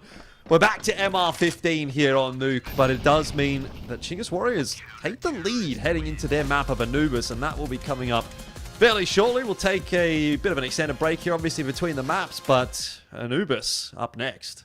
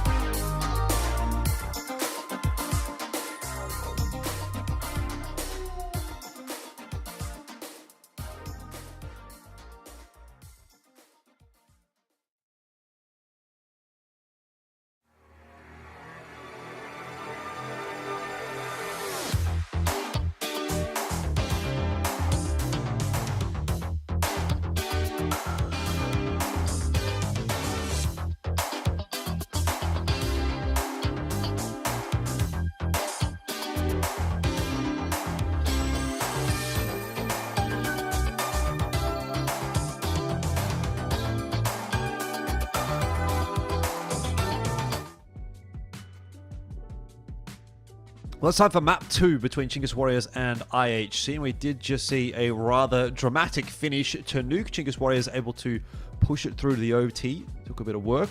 Once they got there, they were able to close it out in OT 1, 16-14, and now they move into their map choice of Anubis, where they will hope to heavily punish IHC for that mistake. Yeah, I mean, a fascinating game, Jordan. A lot of fun. Certainly a lot of twists and tales to Nuke. And look, I'm hoping at least Anubis can be a little bit more of a contest in terms of that round to round. I mean, as fun as it is to see 8 straight and 7 straight, ultimately... No, you don't. You know, what? He's peaked again. That's so ballsy. He's going to get out. He's just gotten out. But this is going to start to become problematic for Controls as he continues to try to concede space. Now it's a crossfire. There's shots in on the head. Ariukul somehow still alive, and every USP shot is missing right now. BKZ can't get it done. This is falling apart for Chinggis Warriors as the space is being closed. IHC eventually get in on top of them. Those Glocks, eventually the Glock train just running Chinggis Warriors down. Rooks gets himself 1, 2. Oh my god. There might still be something back into this round. Oh my. Particularly if E-Fire can come in and chime with at least 1. The shots go through a 2v4. Chinggis Warriors win the pistol. Well, Rooks was the best performing player back on Nuke, and he started off with some dually action. I mean, even that headshot towards B main, like, that's not easy to do with the dualies. Up close, maybe a little bit different, but that is an incredible turnaround. Yeah, bomb goes down for IHC, and they can buy into the round, but that honestly had everything saying IHC were going to win that round until Rooks came in with the dualies. Fascinating straight rush straight down mid, which Controls with the double peak almost really could have been bad, but at the very least for Chinggis, they were able to salvage a round they probably shouldn't have been able to. Take that to start your map pick, especially on CT side Anubis. That's a really good way to start. Yeah, especially if they can convert on this round. That's the other big question mark. Obviously, that bomb plant going down, there's a little bit in this one for IHC. Nice buyout, though, for Chinggis. They managed to put together 4 rifles, so be relatively prepared for this. Now, there's a prog smoke in there from the T side. E-Fire is going to smoke off main and hide behind that prog smoke, but he needs some help, and E-Fire will deliver it. BKZ gives him the reward of a double kill. We're back into now a 2-on-2, and once again, a fairly important 2-on-2 that will ensue. Controls on the fast flank may not be expected from main. It doesn't look like they're expecting him at all. They are not paying attention to his position. He's going to get a freebie onto Rate. It's not quite going to be free, though. That's a good trade from Shinobi, but gives away his position. Smoke and a flash. Ariukul does not have a defuse kit, though, and he might have just played himself a little bit with that smoke. Waiting for Shinobi to push through, and he's missed the shots. So IHC will win round 2. The issue with that smoke when you don't have the kit is you've got to either do one or two things. Tap it and hope that he pushes through the smoke rather than just spraying it, or you full stick it. And he ended up going for the first option. The full stick maybe doesn't even work anyway, because we could see Shinobi ended up pushing anyway. So you're right. I mean, if you go the flash and rush E-box route, I think that ends up being a higher chance of success. I would agree. I think if you're going to do anything, you smoke the bomb, right? Like, that seems to be... I mean, if it's a default plan, it's a pretty easy one to spray down. Yeah, but at least then he can tap the bomb and, like, look to fight. Whereas if you now tap the bomb, you are essentially almost thinking maybe I have to push into the smoke in case he doesn't peek. Like, anyway, it doesn't matter. We're getting into the weeds a little bit here. Second round did go the way of IHC. That's really all that we have to pay attention to, and that'll make for a little bit more of a difficult start to this CT side for Chinggis Warriors, though they are still going to give it a crack in this round with the pistol armor buy. BKZ around the back has got Rate, and that means he's going to have a Galil in hand as well. Shinobi will be spotted out. That headshot going through the wall, it's not going to hurt BKZ all that much, and it does look like he's going to get a bit of backup here, though Shinobi, not too concerned about that, will be taking these duels one after the other and winning them all. So IHC getting underway now on the T side. Yeah, they'll be a little bit annoyed they couldn't get that kill onto Shinobi, because it's the only AK that's actually in hands right now for IHC. And you would have been able to maybe walk away with an AK yourself. And so far, so good for IHC in the T round. So it arguably should be 3-0. Yep. Maybe. Ideally. But it's not usually how it goes in Counter-Strike in this region. things don't always go to plan. The Chinggis Warriors will have to take a save here. So EFI did get through that round with 5-7, so at least there's something to play with. But again, it is Anubis. We're not expecting Chinggis Warriors to have a insane CT half here. No, not at all. And that's why the way that they got the pistol round was great. I mean, in an ideal world, you want to win a clean pistol round CT. They don't get bombed down, and then maybe they don't think about buying into that second round. That goes a long, long way. But stealing it the way they did was huge. They don't check for a pest. It's always got to be a nothing round, really, for Chinggis, and was just kind of a hope and pray. See if you can get water control, steal a couple of guns, and then spread the map. IHC switched on, though, understanding that Chinggis just don't have the money. CT side Anubis, you're probably going to be looking to push out. And they've just held positions for those push come through. E-Fire the last one. Most dangerous one, but won't really be able to do much anyway. So this is where it starts to get real. Chinggis Warriors will feel like they've maybe missed a bit of an opportunity in these first 4 rounds by not converting on that pistol, but that can all be forgiven if the first gun round goes their way and they start to make some inroads early on in the piece, but they've certainly got some significant inroads to make. I mean, look at the money that's built up. It's one of the traps, right? It's not so much a trap. You kind of have to do it in that second round when you buy, but they did get bombed down, so you know they're also going to have a buy as well. It's always a bit awkward if you see a team win the pistol round and then not, you know, turn the money that they've got into a round that they can compete. But it is also unfortunate because essentially by losing that second round, it snowballs a little bit and you end up in this 3-1 scenario anyway, despite winning pistol. That's a nice early dink over towards bridge. Take that to start a round if you controls. I'll take it for sure. Haryuku will drop the deep A-long smoke, or A-main smoke, and get flashed in to clear out that part of the map for Chinggis Warriors. So they are using their numbers to their advantage, trying to take some map control, get some information. They see there's not much happening over toward A. Mid's obviously a bit up in the air, but 3 players set up on B. This should be a pretty tough nut to crack, particularly with that incend timing being perfect. Rooks gets rate. Still got one more to worry about.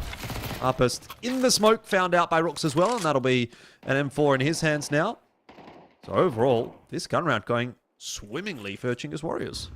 Yeah, I mean, unfortunate for IHC, they kind of went into the B-side stack where, you know, that up-close MP9, everyone was kind of there, and also at the same time, Chinggis rotated out of mid to push A main, which is really good for information towards water, and at that point, you know, it's a B-side stack. So really, really, you do give up a little bit of that mid control, but mid's always kind of interesting on Anubis because you can't really run through mid, otherwise everyone can really hear you running through mid. So it's that slow creep. So if you fall back and you know they're on T-side bridge, it's a long walk to eventually get to, say, camera or temple. And at that time, they were pretty quick to clear out A main and water with that. Really, really good round from Chinggis. IHC, of course, have got the luxury of being able to still full buy this round. AWP comes into play. E-Fire still on a FAMAS. Haryuku. Haryuku way right too here. aggressive. Way too aggressive there. That's a great spray down from Rooks, though, from E-Box. Yes, it is. Just enough to keep Chinggis Warriors in this round, but Controls is going to go down to Cool So now that is the A side essentially lost. Here's where Chinggis Warriors have a decision to make. Do we send BKZ across to try to hold on to that site? Ooh, we do now, certainly. If Shinobi's going to go down, there was potential for, you know, a save just instantly called on the B-bomb site there, but I think Chinggis Warriors are going to get baited in by that kill that they've got. And they have the chance of retaking this bomb site, but they have to get in through cams, and Yami's going to find the double. One with the nade, one with the rifle. E-Fire, though, has crept out heaven, and it seems like they don't know. They will check. And that is a 4th for IHC. So Chinggis Warriors, in the end, may have been better off taking the save and keeping their guns, keeping their economy a little healthier. They will get a buy through here regardless. Well, I mean, you never want to put something down to one player, but Arukal, the push A main there without really a lot of backup, it just opens the door. You've got to be so cautious that A side, CT Anubis, you're essentially more often than not kind of a one-man army, unless your mid play is really helping you out. And in that case, he wasn't close enough to get any kind of potential trade. And it just gives so much map control for the T side. Little boost here, bridge to see over the top T side bridge smoke. I'll flash into main. Controls is really playing a dangerous game with Yami being so close to these doors. Not that he's necessarily aware of that. Your usual exchange of pleasantries at the start of a round. Once those smokes do start to fade, though, we're going to get a little bit more of interest. So Ariukel's going to be flashed out into main. That is a bold decision by Chinggis Warriors. They haven't pushed B main, so they haven't got any information. They're not holding mid anymore, so it's a 3-2 split. You don't really need to go for that kind of play. Safe. They're going to fight for mid. I mean, this round's over. You're not retaking this in a 5-3 on Anubis. The best is maybe you get these guns to safety, so you want to go back to B. The position he had was to maybe catch a late lurker from mid, see if you can take a gun away, maybe even upgrade the FAMAS. But as soon as he's spotted, he has to then fall back and join the rest. But it's twice now, 2 rounds in a row. And in this instance, yeah, Rukel gets a pot flash into main coming out of the smoke. But do you need to do that at that moment in time? You got 3 on B, so your B site's locked down. And you got 2 on A. So you don't have the mid control. You've also got no B main information either because no one pushed through. And you certainly don't have water control. So you're lacking information. You're lacking that information. I don't know if that's time for a pot flash push into A main. You could be jumping into 5, you could be jumping into 0, anything. 0 to 1, 0 to 5 players could be just standing there waiting for you to jump through. Well, in this instance, it was more than he could account for, more than he could handle. Timeout going to be used by Chinggis Warriors. They recognize this is starting to get away from them a little bit. You know, you would definitely be backing your T side if you're picking into Anubis, but 2 rounds is not enough for Chinggis Warriors to feel comfortable at this stage. So, bit of a chat to be had. Figure out, do we force into this round? Or do we just play for the next round? I mean, 2.9k loss bonus. You can have these guys not invest anything, really, and you'd have a good buy next round. So, Control's going to go for Deagle and a smoke. Ariukel the same. Just play around these 3 rifles, see if a bit of magic happens. But next round, we'll get a decent buy anyway. Is the mentality for Chinggis Warriors. I think that's the right choice. You're playing the long game. It's still early enough in the half where you can play that kind of game as well. Yeah, absolutely. Well, a little peek over. Charles was spotted. I think this is where, like, I mean, Chinggis could certainly, like on the A side of the map, play just that little bit more passively. Up this little position though, but in theory, I was going to say, with the way that he was kind of set, you can creep underneath that angle, but Ray actually pushed back water side, and that actually got him exposed. And then that's a proper pot flash. That's a better way to do it. I know BKZ does get traded, but really good flash coming out from A through the window. You swing out A main. This is a good round from Chinggis. Yep. Yeah, it is. And they've done it with also a little bit of B main intel as well. Yeah, I like it. You know, they know that they don't have a great buy. They're not going to be able to play super standard, so they're going to try and play a little bit more aggressive. They've got E-Fire set up here. I'd like to see Rooks come just floating back to main to back him up, but maybe he doesn't need that help. Double kill from the FAMAS. That's illegal. Should never happen. Should be traded every day of the week, but should be position just unexpected. And Shinobi is going to have to let him get out as well. There's a smoke. That's going to cause problems. E-Fire's had a great round. What a fantastic response to what was a pretty slow map of Nuke from E-Fire. And if he can really come online here on Anubis, then that will be curtains for IHC in this qualifier. I mean, entirely baited by the shoulder peek. Like, you kind of look at it at a glance from the T-side perspective. You're seeing someone shoulder peek, shoulder peek, shoulder peek. And why do you do that for information? So then when he tucks back in, you're not anticipating in the left corner that someone's already sitting there and has already crossed earlier. But you do need to be mindful that it's been a long time since you've had bodies towards B main. And so you still need to be wary to check those kind of angles. And the top teams, Jordan, will do that. Yep. No, you're 100% right. You're on the money. It's a bit of a mishap from IHC, and it's potentially going to cost them here because now money is there for Chinggis Warriors. They've got the AWP through in this round. They're starting to feel a little bit more confident off the back of that tack timeout. And if IHC now go on to lose this round, then this game very much swings back in the favor of Chinggis Warriors. They'd be 4-5. It'd be a poor buy for IHC in the next. You might have an equalizing round. And at that point, if you're at 5-5 on the CT side, you're already feeling like, yeah, we've gotten enough out of this first half. That, though, is not going to help. Kulas has consistently been the difference maker for IHC. Might be again as he tries to go for one through the molly. Costs him a lot of his HP, and he doesn't I think land it. he missed his molly completely. He's mollied himself. Tried to get a bit unorthodox with it, didn't he? Either way, it's not worked out. Yeah, I think a mid push here is the right play. And then defended nicely by controls. You see this a lot, though, especially high-level CS, where CT side will give up mid and they'll play to A and B. And you do that with the full knowledge they've got mid control. 25 seconds on the clock. You don't have to worry about beach. They're not going to be going for a long wrap. You know where they're going to come from. In this case, it's camera. Oh, that's huge. That's a lovely double from controls. He goes over aggressive, but it works. The spray control ends up landing onto Yami, and Pest is now in the 1v2. Needs to get this bomb down as soon as possible. Taps it once, expecting one to be up already into heaven. He then takes this position, but time is now of the biggest factor. Taps again, and he's out of time altogether. Round will go the way of Chinggis. Rooks to get the final kill, and an AK for good measure. No, didn't get it, but they get the round, and that's all that matters. I don't know what to say about that round, man. Like, that's just wild. Controls, okay, he gets the first kill. You think, all right, well done. You back off into beach and play for the retake. No, he peeks again. He gets the second kill on the guy in camp. You think, okay, fantastic, great work. You've secured the 2v3. You play for the retake. No, he peeks again from heaven. Gets another kill.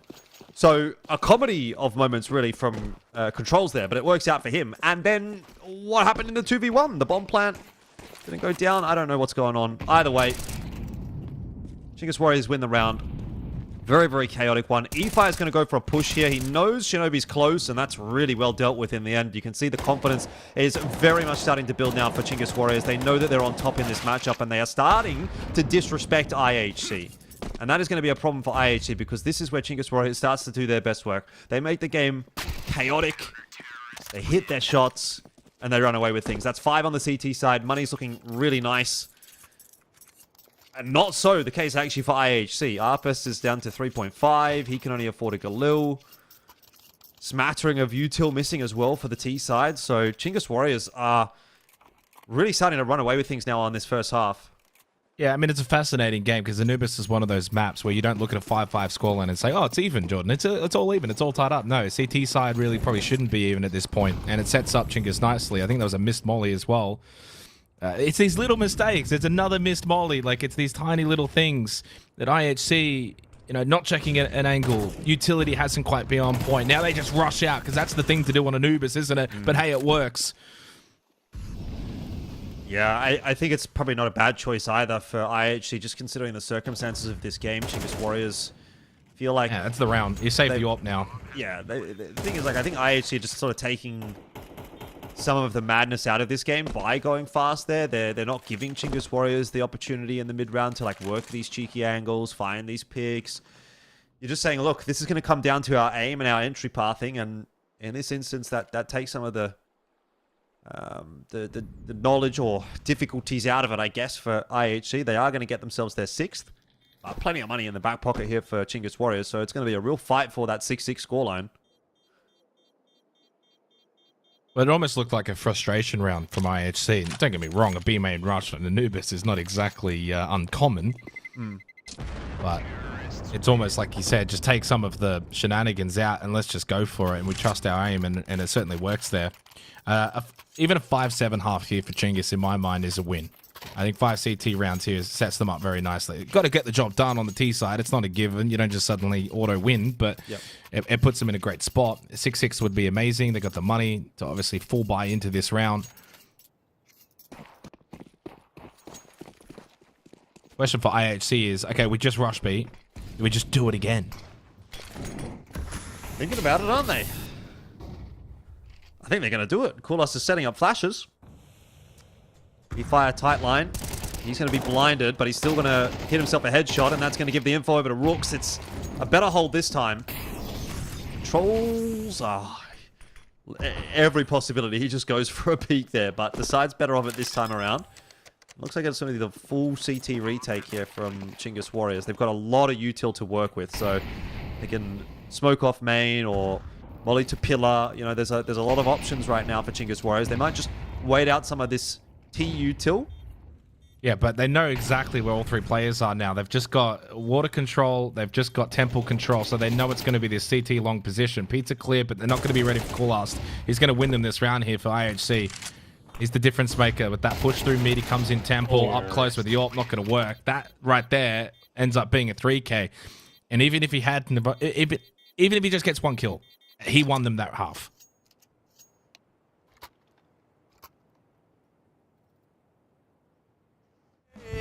Some people wanna pull you under. Some people wanna make you cry. Some people want it in like thunder. We gotta fight the feeling. We gotta do it right. Yeah, we gotta do it right.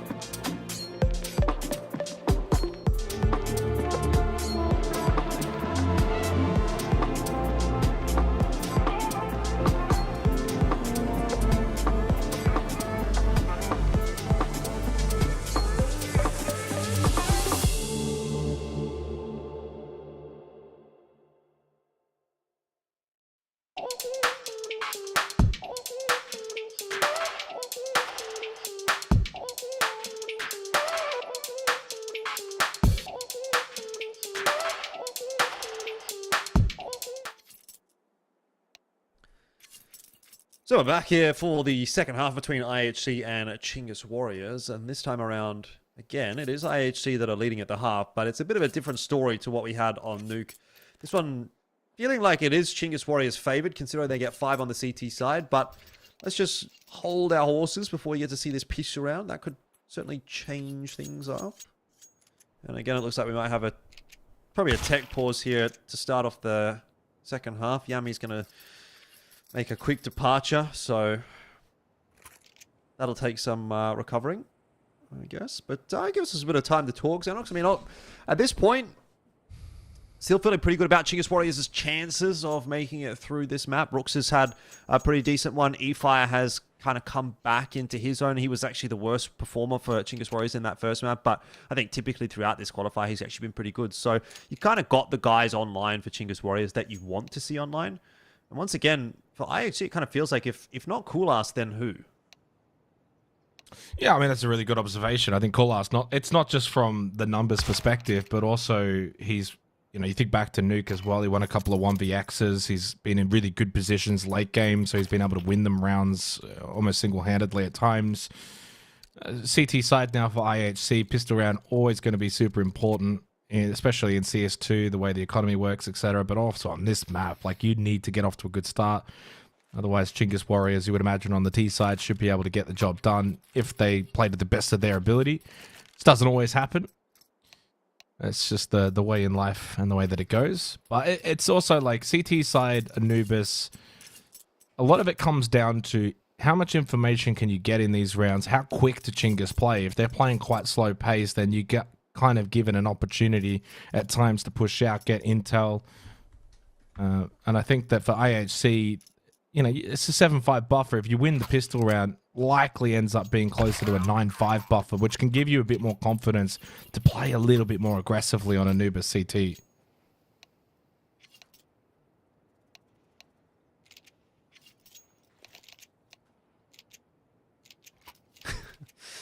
What's going on in chat? Someone's popping off. It's all good. 7 and 5. And get back underway here. So, not much nuance to this round by the looks of things. Chinggis Warriors haven't opted to go for any util, apart from those decoys. 3 decoys, though? I wonder if they're going to get up to something here. I was going to think you just kind of, just dump the decoys for like a fake A main hit. And then you go down water to E-Box. Are you a dark or an E-Box call out here, Jordan? I say E-Box. I'm an E-Box fan. Okay. I think they've just used them as fake flashes there, to be honest, and it hasn't worked out. I'm not sure who Saswar is. I assume that's Yami. Well, Yami was the one who dropped out, so you can make the deduction.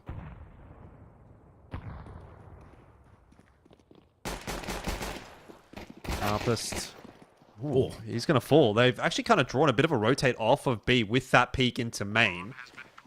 Over on A, of course, and all of a sudden, now bomb plane goes down. So that's mission successful to begin with for Chinggis Warriors, but still more to do to close out this pistol. Ariuku for the second kill in the round for Chinggis Warriors. 2 players spotted on the CT push. But E-Box being cleared out here is a really big win for Chinggis Warriors. It makes it so much more difficult because they've got to cross controls this line. He's going to let them across, and now these guys in E-Box have to do a bit of work. E-Fire going to back away to try to buy as much time as possible. Time's certainly a factor, but headshots also a problem. Knives out. It doesn't matter at this point. The round is over, and IHC are going to have to let that pistol go the way of Chinggis. Yeah, funny little moment there at the end of that round, but Chinggis did the work to begin with, right? You ended up seeing the decoys kind of used as fake flashes, A main. I was anticipating essentially T stairs. You dump the decoys in towards A main and then you rush water towards E-Box. But while it ended up somewhat similar, they did actually commit some bodies for the A main peak. Good wrap back around then to B, and like you said, pulled a couple of bodies off of the B bomb site from IHC. They will invest into this round, despite the fact that Chinggis actually ended up getting bomb down plus round win. They thought about it. And then they said, no, refund all, we're eco. What seems to be the problem, it's the right call. It needs to be the right call here.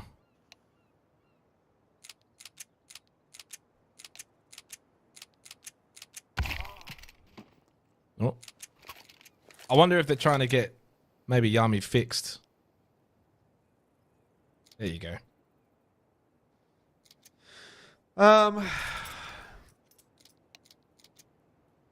Look, there's some shenanigans going on, is all I can say. I can't believe what I'm reading in the admin chat right now. But it's all good. It's all good. I think we'll be getting underway fairly shortly here. I think it's just getting Yami's name sorted out, and then hopefully we'll be ready to get back underway. And Chinggis Warriors won't be huge fans of the fact that there's this delay, because obviously they've won the pistol. You know, they've come into the second half. They want to build a bit of momentum off the back of that, and now they're just having to wait around.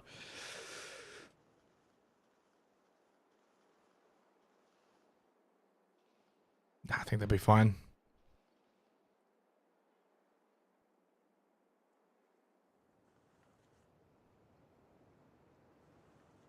Bit of the wind out of the sails of this one.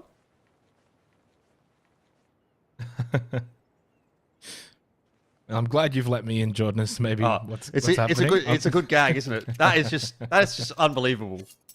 I just cannot believe that.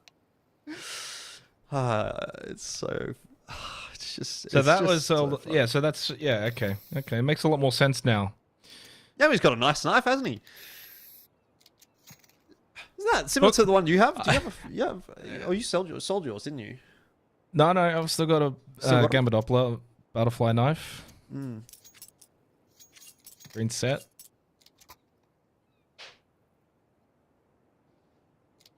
Well, yours is definitely better than his then. Oh, absolutely. I mean, green's the goat, as far as I'm concerned. I don't think we're too far away from getting this back underway. Talk about priorities, though, Jordan. Talk about priorities. And they will, in the end, buy up and will force this round, IHC. Obviously, it's been, well, a minute or two, but yeah, Chinggis did win pistol round. So this is a brazy call here from IHC. This is a kind of do or die situation. You win this round, it's game back on. You lose it, and you're going to be fighting tooth and nail to the end of this map, likely fighting from behind. Well, investment is in there from IHC, so they're going to give it a crack, that's for sure. 5 players stacked over towards B. This will be a big mistake from Chinggis if they go B. They need to do a good job of scouting this round. And that's a good start.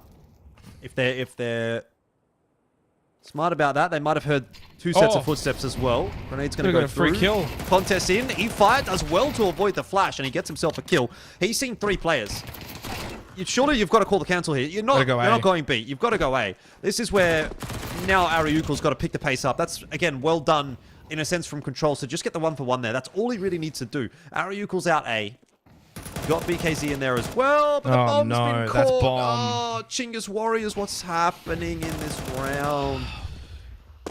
Well, I mean, to be fair, IHC invested, and the investment's paying off. It's less probably Chinggis. They wouldn't have been necessarily aware that they're going into, MP9s and FAMASs. But as you said, that's why you've got to kind of scout the round out a little bit.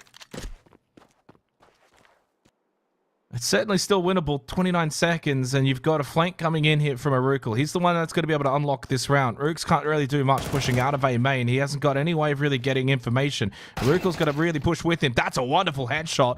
Bomb can be acquired, but pushing into A main, and they're not going to expect Cool Last. How many rounds has this guy been able to win?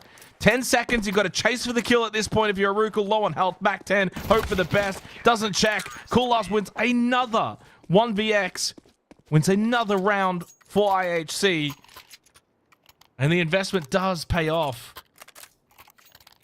Yeah, that's a bit of luck, really, for IHC, right? Like, you stack that bomb site, and Chinggis Warriors just make enough of a mishap over there that they lose a couple of players, and then you catch the bomb in transition. If you don't catch the bomb in transition, it's a completely different story. But IHC back in the conversation now with that win to start things off. Of course, Chinggis Warriors have enough to put an investment in here, and they've put that Galil and AK into the hands of Ariukel, and Rooks will be the key players for this round. Oh man, pushing E-Box here though. This is a very risky move here from Rooks. Why? MP9's up close can really hurt that AK. And it's the only AK you've got. I know there's the Galil on Arukel. Not quite same. That was risky, but it did push them back, and therefore IHC don't have E-Box control anymore. Small win. And a stranded right here towards A main. No real help. MP9 only. So if they can get this kill, they'll get the A site. It'll have to be full retake, and Ray gets caught with util in hand. And with that should be the A site. Shinobi will come in, but it's only an MP9. And should get forced back, or either that, eliminated. Oh, okay. You'll take that. Yep, that's a save now. There you go. That is definitely going to be a save from IHC. So the roller coaster of the second half will continue. You a fan of roller coasters, Enos? You know what? When I was younger, I was actually... I'm not afraid to say this. I was not a big fan of them. I was quite scared. The high heights wasn't for me. But as I've gotten older in time, I gotta say, I think they're quite fantastic. Oh, really? That's normally... Yeah. I feel like it goes the other way around. You love them as a kid. Yeah, exactly. See, I think I would be that. I was a fan of roller coasters when I was a kid, but now I'm like, I've seen enough of those like disasters where someone just gets mangled, and I think maybe it's not for me. Okay. What are the odds of that happening? I don't know, mate, but do you want to take that chance? I mean, you're probably more likely for something to happen on the way to the theme park. You're the type of guy to jump out of a plane? Look, I mean, that's one that I've always kind of pondered. I don't know. I don't think I would. You know, it's just like, it seems like it's probably really safe. But if I do die jumping out of a plane, that's like the stupidest way to die, right? So well, I kind of brought this on myself, didn't I? Yeah, exactly. So I'm just not going to do it. Yeah. Anyway, I don't know how he got onto that topic, but that's an aside. IHC are going to put together another buy here as best as they can. MP9's to round it out. 8-7. They still have the lead, but you imagine that's not going to last long. I mean, I kind of respect the decisions now at this point. If you're going to commit to it, you commit to it. You keep buying as much as you possibly can, and when you can, you still got the M4 up. So you're kind of buying into the save that you had in the previous round. It's kind of Anubis in a nutshell. If you lose a site, you save on the other side of the map, and then you buy around that. And it's not as if Chinggis themselves have necessarily got a full loadout. Only the two AKs, Galil, MP9s. MP9 battle potentially coming up.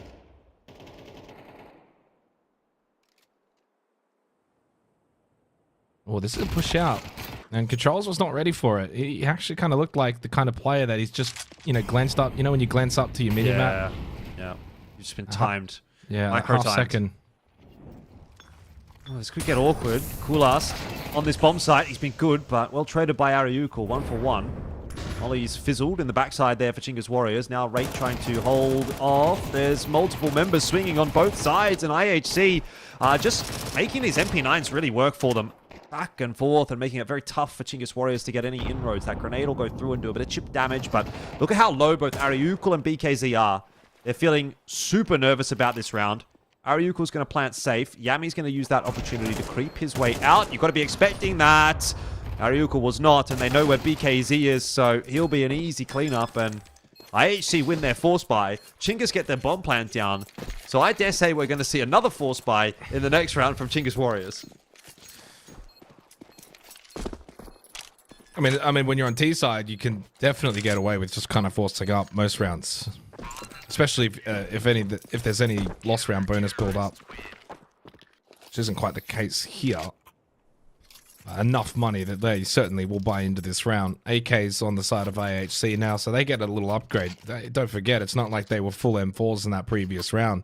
Talking about FAMAS and MP9s and 1 M4, and the intriguing thing was in that battle at the end, and Upset actually kind of took quite a while to get there, and he was the only one with the rifle. It was the MP9s over towards Bricks that were doing a pretty decent job to keep that push at bay. Tech 9 for E-Fire.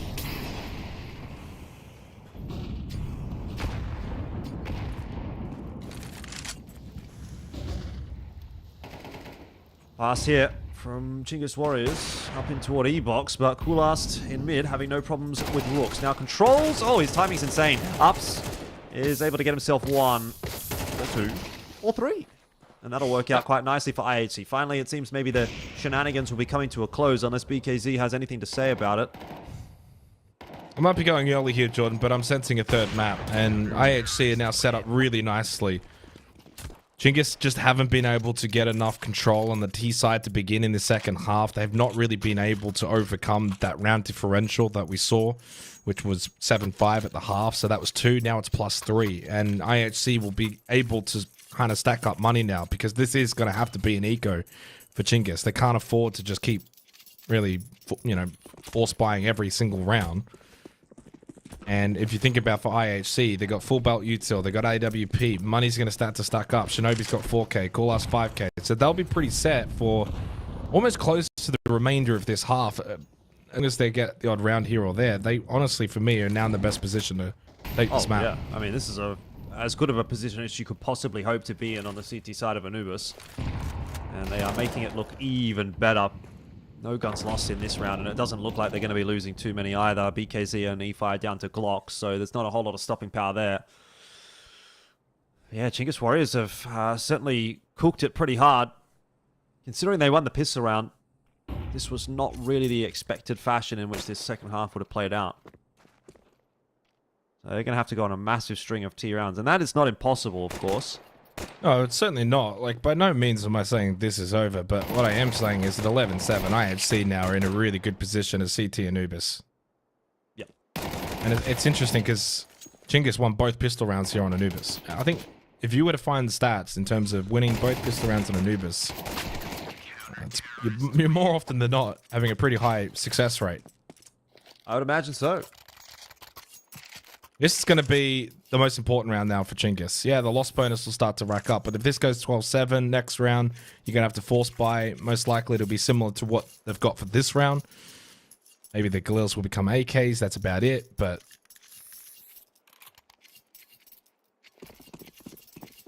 got to win this.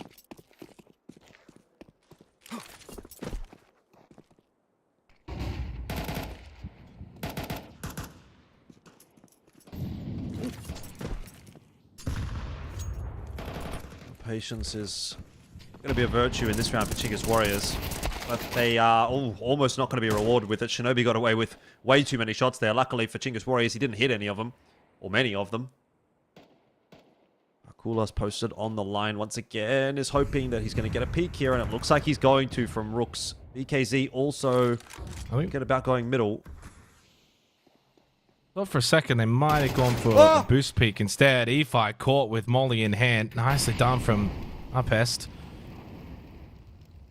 Well, Controls unable to find himself a trade frag in a sense, or a refrag, I guess.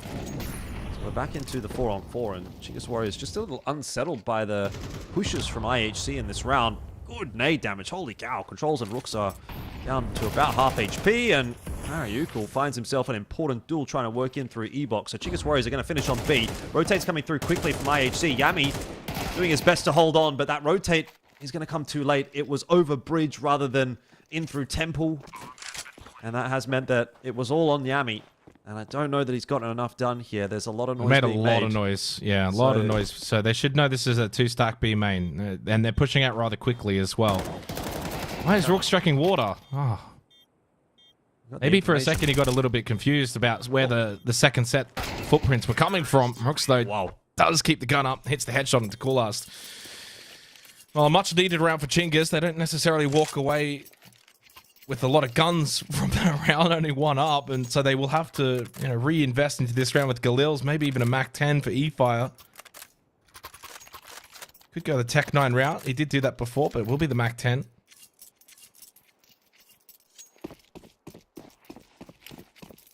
Anubis is the kind of map that it has the tendency to get sloppy at times. Indeed. Oh, that's going to hit. Beautiful. Love that nade. Hate it when I'm T-stairs and it hits me in the head, but it's a good one. It is a good one. Very easy to throw and time. It's worked out here for IHC, but still a lot more needs to go right for them to win this round, and maybe even potentially still to win this map. Chinggis Warriors are not done yet. But I get the feeling, and it's just like a gut feeling that Chinggis Warriors are looking a little bit messy. They're not super clean right now on this T side, and so that doesn't really give me a whole lot of faith that they're going to be able to pull this one back. Like deaths like that are not really what you want to see. Is on IHC. Coolast is clearing everyone right now. And I love the reposition post-up. And just as Ray dies, could have had the chance to get one more.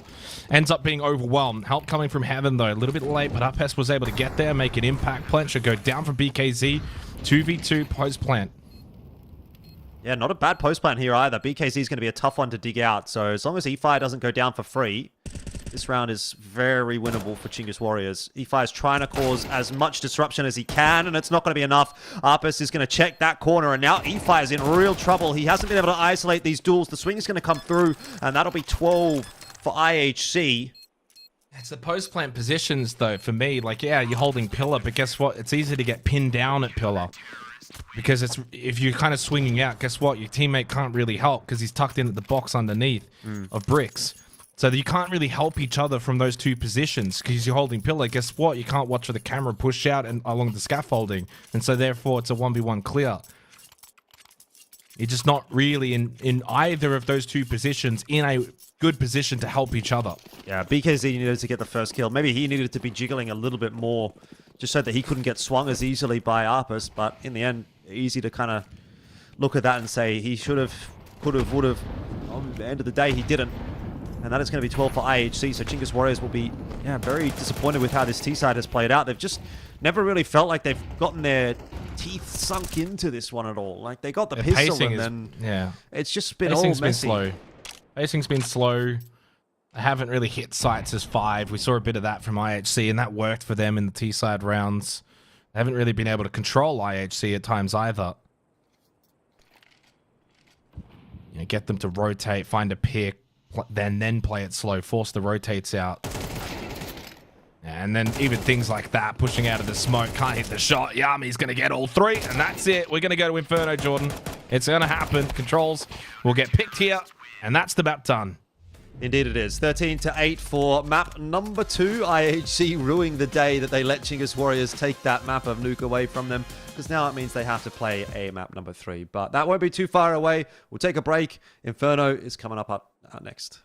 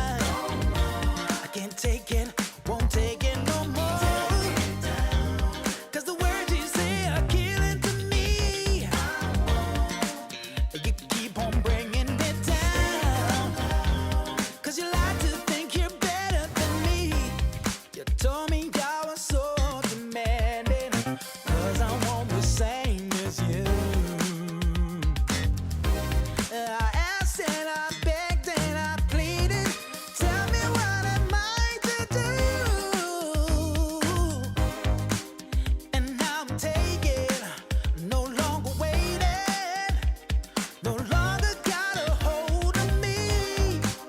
You heard the screaming, but you didn't mean it when you said that you would change. No. And the word you say you're killing me. You keep on bringing me down. No, no. I can't take it no more. Won't take it no more. I can't take it no more.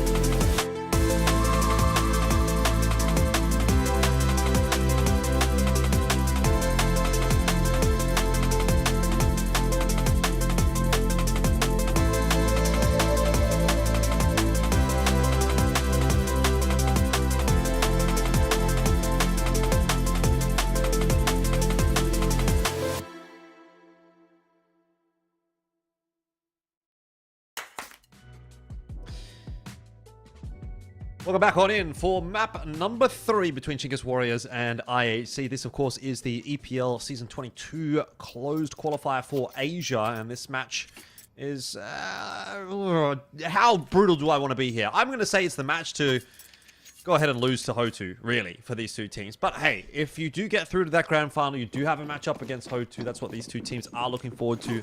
It'll be a tough game regardless of who makes it there, but... both are fighting hard to make it into that grand final. And now we're on to Inferno for map number 3.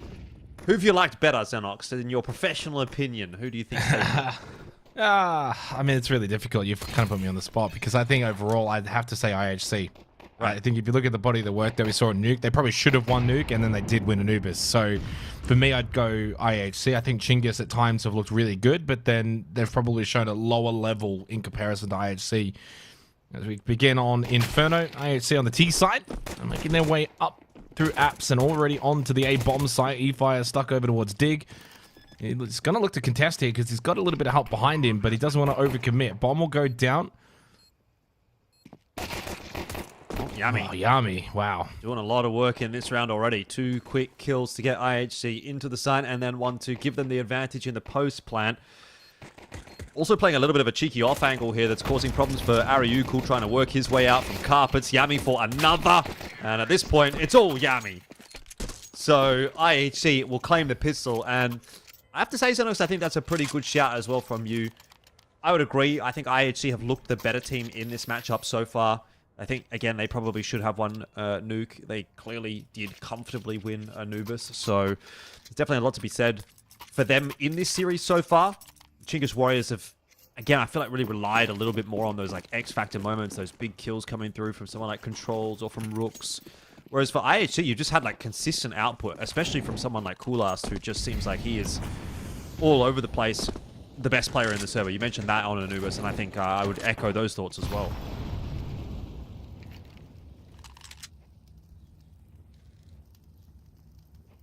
And not to say that Chinggis can't win this final map and proceed to the grand final and get a chance against Hotu, but good start for IHC, double AK, and Chinggis have bought into this round. Couple of MP9s, Deagle, 5.7s.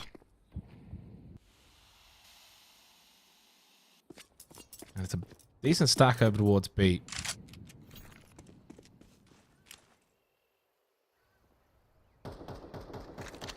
Not sure if IHC are getting the right read, though.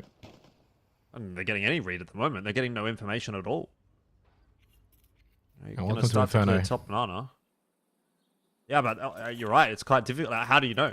How do you know there's 4 guys here on B? You probably do just send Arpist in slowly with that Mac 10 to see if he can find any entries or clear any space at all. Smoke's going to go through.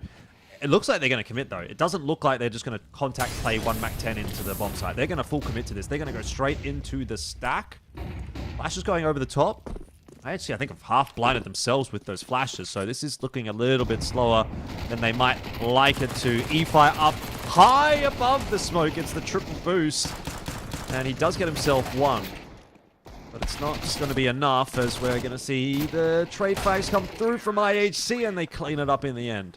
You see that little duck there from Raid over towards Paul just while he was reloading. That was actually really clever and kept him alive at the end of that round. I'm surprised they ended up actually winning that round because the double boost was very intriguing to see there from Chinggis. I haven't actually seen that boost myself. I'm sure it's been done, and I'm sure you've probably seen it before, Jordan, but...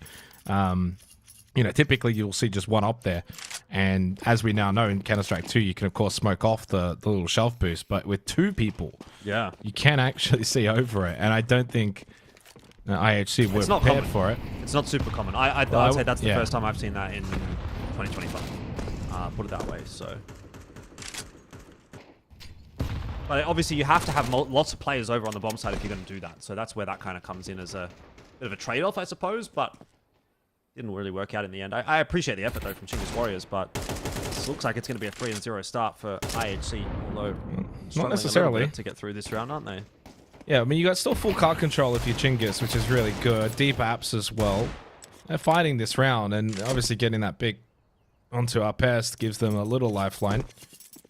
Eagles are Deagles. They can do very funny things at times and can certainly win you rounds. Mac 10 for Urukal as well. He's made his way over to A, and so now actually they're giving up the B bomb site. Well, they are going to get it for free here, IHC, in the end. Which is a... Or are they? Or are they? Well, yeah. It's this is Inferno again in a nutshell, isn't it? You just take as much time as you can. Hope you're making the right choice. Yami's going to scout this, though. They're going to run back surely to B once he realizes that he's just walked in. No one's contesting. Boost is clear. Tree is clear. Hey, guys. CT's clear. I'm going to smoke it, and then we'll clear out B. Yeah. Just got to clear New Box and Dark, and that's kind of it.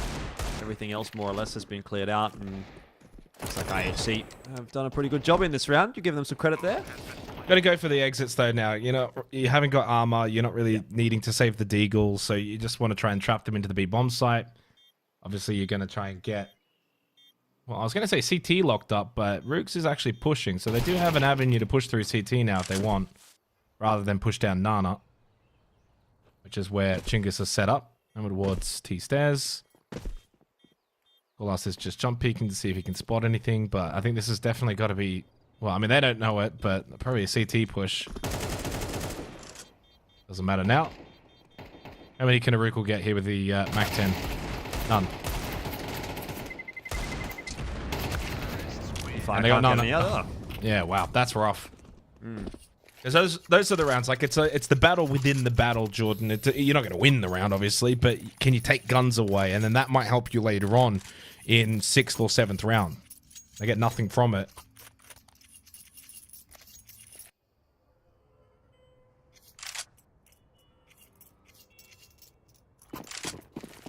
Here's the big round for Chinggis Warriors to show us what they've got. Warps out for BKZ. It's quite a nice buy, actually, across the board. Lots of util here for Chinggis Warriors.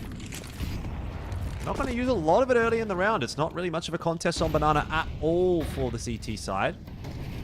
So they are holding what they've got, for the most part, to try and delay a bit later on in the round. And it's going to mean that it's up to Rooks to essentially clear out top Nana with just one flash to help him out. The molly's gone through to half wall as well, and now he's starting to dump that smoke down. So they've actually successfully pushed IHC away from Banana.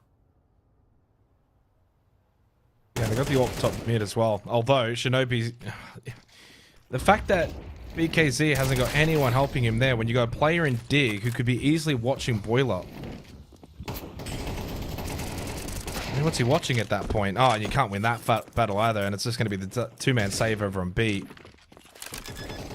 And that's going to be surely someone to go back, pick up that AWP as well, top mid, so that's going to surely go into the hands of IHC unless they don't want to run the AWP.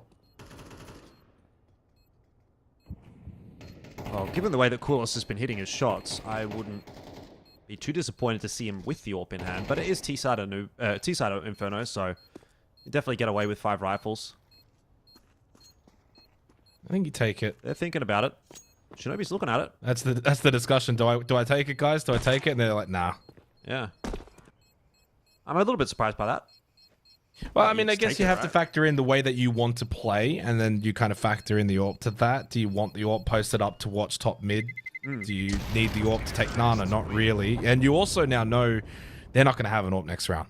So we don't even have to worry about AWP v AWP or anything along those lines. So their money's also really good. So if they do change their mind later in the end of, towards the end of this half, they can probably buy an AWP later on. Timeout, well and truly needed here for Chinggis to figure out how they can get themselves into the game, because you've got nothing on the board right now.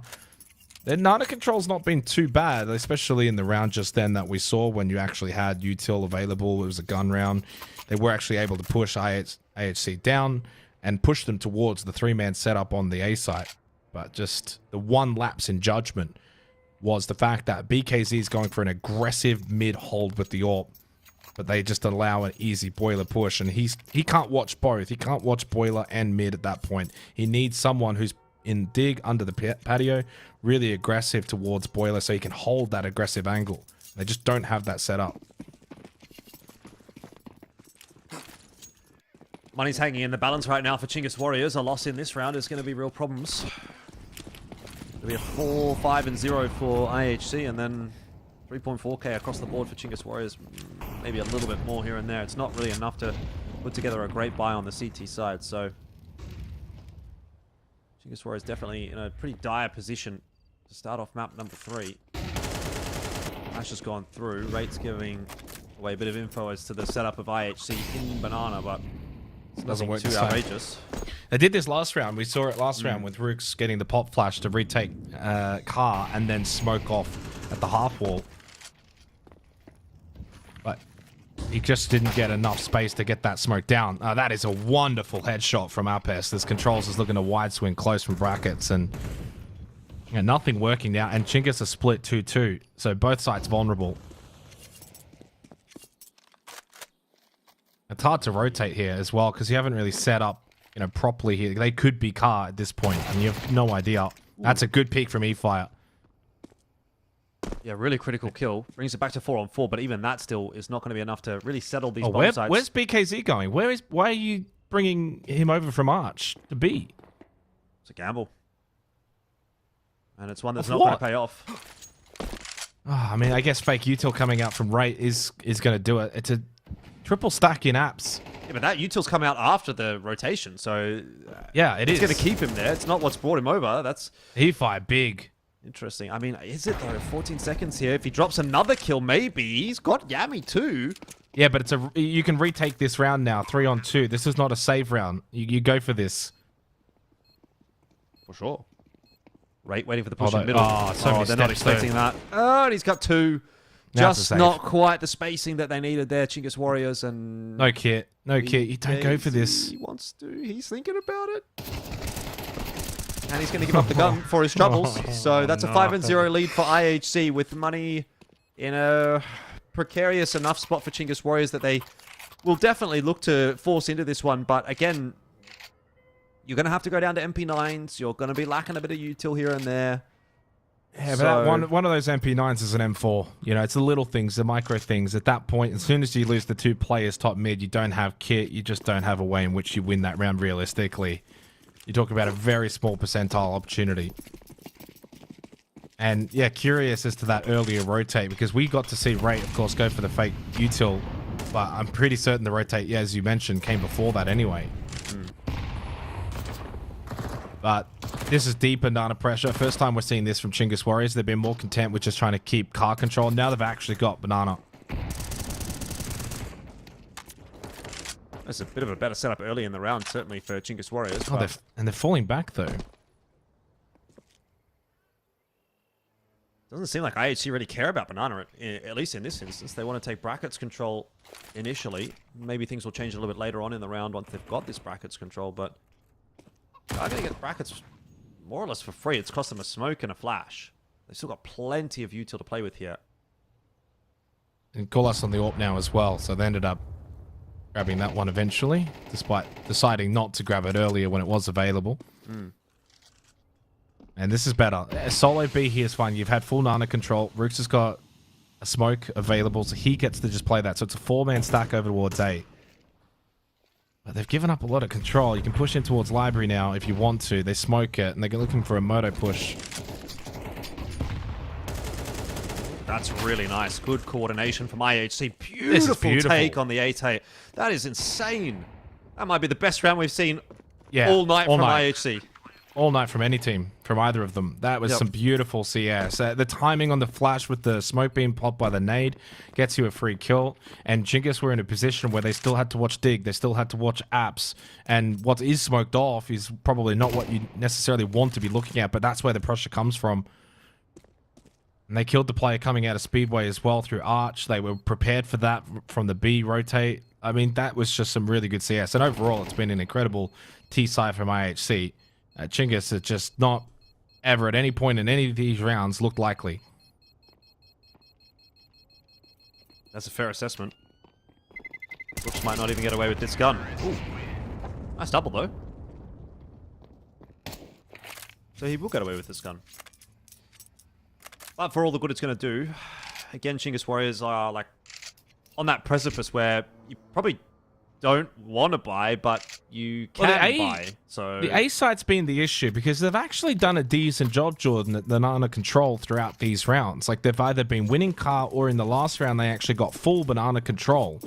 But it's the A site that is just not winning their battles, and they've had numbers on A. It's not like they've been caught with 2 players. And we've seen Chinggis, to get this Nana control at times, send 3 over at the start, util set, and then 1 rotates off towards Arch. But it's at the A site that's been leaking heavily for Chinggis.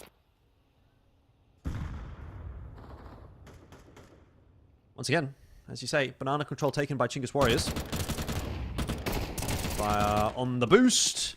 Falls off it. Still gets the kill. E5's been good. Yeah. He's doing his best. And again, full Nana control, like you said. So this is where they've been winning Chinggis. You got to try and play off this a little bit more, and then they go full stack A. But this is where IHC can kind of read and think, well, they've had full Nana control, have full Nana control. You don't keep 2 players around that often if you've got this. And then, well, that was an opportunity to get a free kill onto Rook standing on top of Car. He's still fighting this. Now, surely he gets a rotate over. That's going to have to come from Aruka with the MP9 through Speedway. He hasn't quite gone just yet. There we go. There it comes. So by getting cart control, you're not just getting space, but you're also forcing a rotate. Ooh. Controls on the board for his first kill of the map. We're talking about E5 being good. I was going to say, you know, he's been decent, but you can't have controls going 0 and 6 and Ariuku going 0 and 5. You know, there needs to be something more put together here. Now, this is a very interesting round, actually, from IHC. They're trying to sell a fake over on B, and I think they're going to do a pretty good job of that. Meanwhile, Coolast is working his way towards A with the bomb, and he will get a bomb plant. But he's got to deal with a 1v4. I like how you say they're trying to sell a fake towards B, but with 3 players up, 2 of the 3 are the ones in the fake. It's I know, it's weird. Like it's a bit weird, because if this was a 2v4, right, for instance, if it had been 1 faking B and the 2 push-ups together with bomb, this would have been a 2v4. This actually would have been in the winnable category, still on the less likely side. Can't be winnable with an AWP, surely. Like, if Honestly, he has the a best rifle, maybe, but... If he needs to try and throw this away, to be honest. He's not winning this. No, yeah, there's no way. Very interesting round from IHC, but... First round on the board for Chinggis Warriors, so they're going to start their campaign on the CT side of Inferno. Well, you look at what the difference in that round was. It wasn't the banana control, because we've been seeing that from Chinggis. It was just a little bit more pressure from A, pushing things like balcony, for instance, getting a pick, and we saw that double stack in boiler as well with the boost up, and that got the kill through Yami. So, no, onto Yami, sorry. And so, a little bit more aggression and on the front foot, being a bit more proactive over towards A, netted them that round. Less so than the banana control, because that's already been established in this half. And this is where on the CT side, Inferno, you get a bit more money, you feel a bit more comfortable. And look at E5, the aggression. I mean, he's feeling it. He certainly feels like he's having a good game. Good bit of information in terms of that second mid push and the presence there. And so, what's interesting though is they've kept this 3-stack towards B to get this banana control again. A is a little bit vulnerable when you're pushing things like balcony, and E flies low over towards apps. And IHC look to maybe punish that. So really nicely timed insend. IHC want to go through it. It almost costs the life of Yami, but gets away with it for now. Still being dumped, taps in from controls. It's almost safe territory. Almost. They've got to think about the fact they're 1-6 now down. And if you don't find a pick off this AWP, although they do, and suddenly the round is certainly possible again with that pick from BKZ. Oh, but look at the positioning of Coolast, though. He's in such a outrageous spot that I think he just wins the round. Unless Ariukel, for some reason, would check boiler, but there's just no reason to at this point. Rooks has already walked through there, so Ariukel's going to get that kill. Yami will die. Time ticking away. BKZ's trying to walk out on the site. He's going to be picked up by Arpus, and that's an easy trade for Coolast in the end. Great positioning from him. 7-1. He's been the MVP for me in this series, Coolast, and it probably doesn't come as much of a surprise if you look over the body of the work we've seen in the 3 maps now, but he just seems very controlled, and he always seems to put himself in the best position to win rounds. It's less about KD. Sometimes we can get infatuated with KD numbers and think, oh, someone's dropped 20 plus or whatever it may be, but what's the impact of those numbers? And so for Coolast, it's a really good masterclass performance in the series of he's had impact, 1vx's, post-plant positioning, being able to win rounds. He's done all of it. So he's been clearly my MVP for this series if I was to, give a vote. 7-1. It's a long way back now for Chinggis Warriors.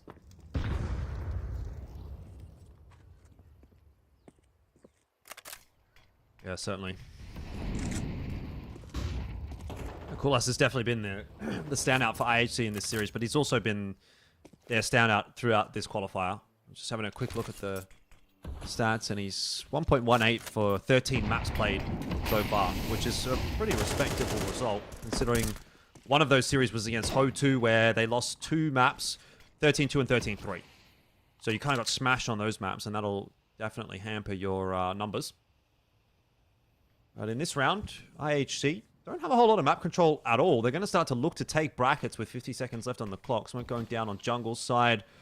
Want to go forward as well onto balcony.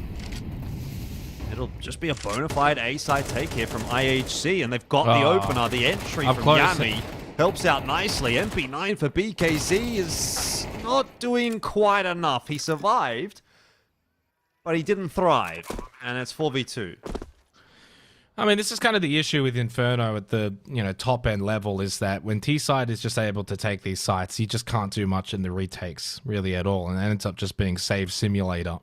I love Inferno. It's probably my favorite map, and in our stack, Jordan, we play it quite a lot. We lose it quite a lot though, but for whatever reason, keep going back to it. But what I'm watching in this half is just very reminiscent of what you see at top level Counter-Strike.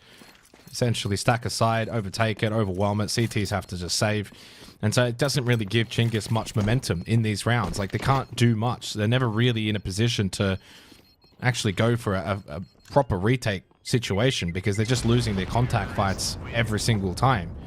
Which means the way that you're going to win your CT side Infernos is you have to be ready for that entry engagement, and you have to get at least 2-3 kills on your respective sides, so that maybe it is a 3v3 retake. That is possible. But it's just not happening in this half. They're not giving themselves any kind of an opportunity to go for these retakes.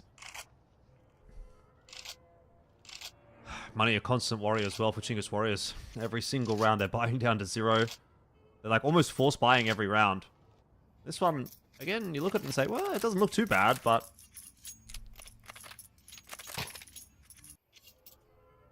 I mean, the vast majority of these rounds have been on that A side. That's been the issue. The B side players have kind of done their job. They've really delayed Banana.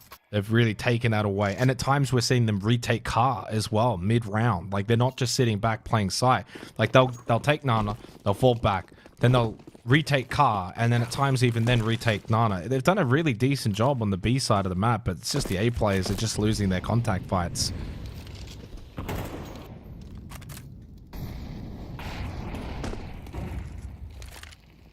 There's that banana attempt again from Chinggis Warriors, and this time it's not going to work out. Ray with a nice headshot. That right there is a symptom of, I'm going to try and be the hero now. We've been good on B, we've been good on Banana, but now we're losing A too much, so I need to get overly aggressive and go for more than that's necessary. And so Rooks with the M4 thinks, I'm going to get a pop flash, swing half wall, get a couple of kills, and that's going to then set us up for the round. It'll ease the pressure on the A side of the map, but then he just dies. I don't blame him for that death. You're down 8-1, and you're thinking, we need to do something a little different and a little bit more aggressively. It just doesn't work out. Smokes into jungle side. Again, it'll be that brackets take now. A bit of a change up in the fact that E-Fire's got an auto shotty right here for Yami to deal with, and that will prove to be no problem at all. Oh, that was a wild little swing through dig from Shinobi. Well, controls caught in transition. And that's a good example why you don't W around a corner. Indeed. PKZ going to be picked up by Arpist. He was spotted out by Yami, so not a real surprise coming out of balcony there at all.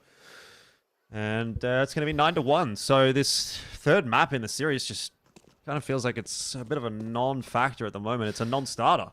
Well, I mean, let's not get ahead of ourselves, Jordan, because Chinggis Warriors in this series were 8-0 down. They were 8 rounds differential down to IHC and came back and won their respective map of Nuke.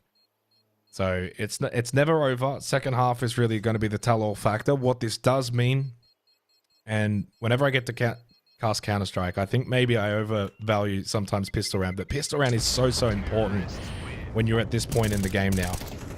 Even more so.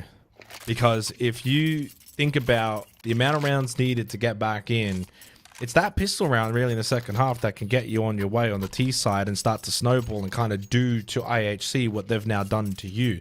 But if you don't win that pistol round because you're at such a deficit, that probably ends up almost being the game then and there.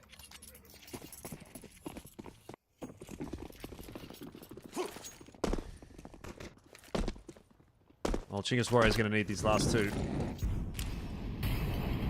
And immediately out the gates, IHC dumping util on both sides of the map. They put a smoke forward to brackets. BKZ is going to be boosted up over the top of that, and now also contesting banana. This is a ambitious setup for IHC. They want to take all that map control that they can get.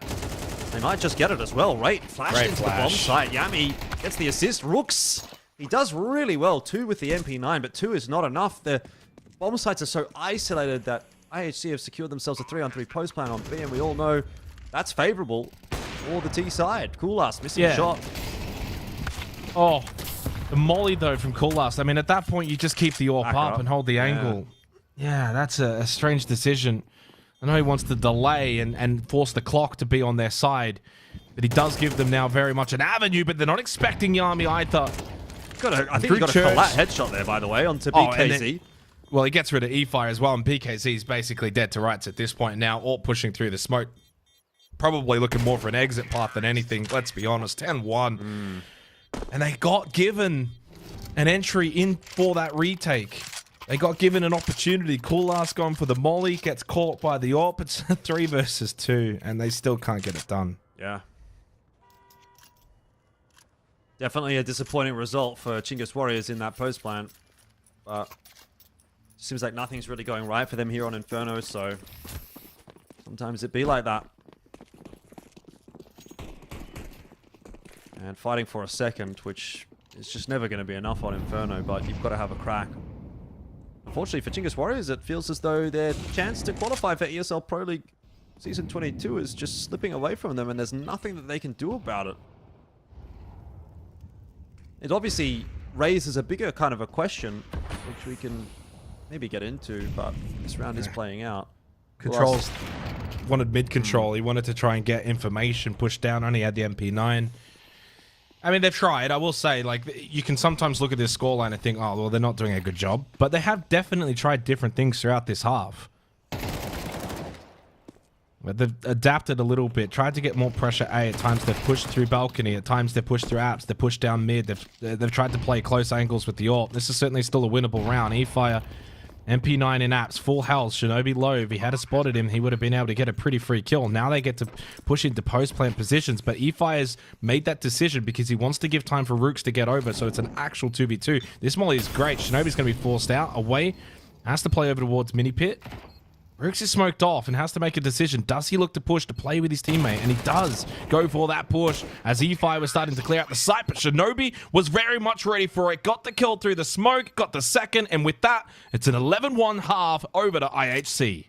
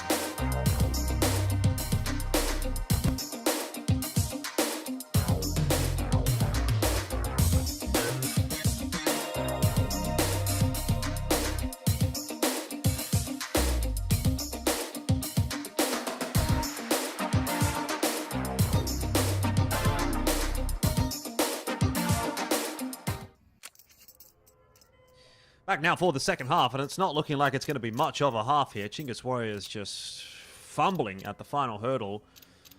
11-1 the scoreline, and IHC getting a nice confidence builder heading into what will ultimately be a grand final against Ho2 for that one slot at ESL Pro League Season 22 out of Asia. Of course, they do have to get through this game, Xenox, but by all accounts, it's already over. Yeah, I mean, it's never over until it's actually over. As I said before, you win the pistol round, you can probably get to 11-3, and then you're on T-side Inferno, where what we just saw from IHC, I think Chinggis is certainly capable of doing the same. You lose this pistol, though, I think you lose the map. It goes pretty much hand in hand. Pest. And then Rate. Speaking and shooting into existence, the very thought of that. And we'll get the B-bomb site and a smoke down towards CT. Certainly still a winnable round for Chinggis. Shinobi just hoping for a bit of a prayer here with a couple of taps through the smoke. A little late on the rotate is Coolast as well, so they will need to wait for him. They do have a kit, and it is with Shinobi. It's going to be very late. He's only just starting to make his rotate now. So that kit and that smoke are the pivotal pieces of util, as you mentioned, and may actually come down to a defuse in the smoke at this point. Shinobi's going to want to stay up.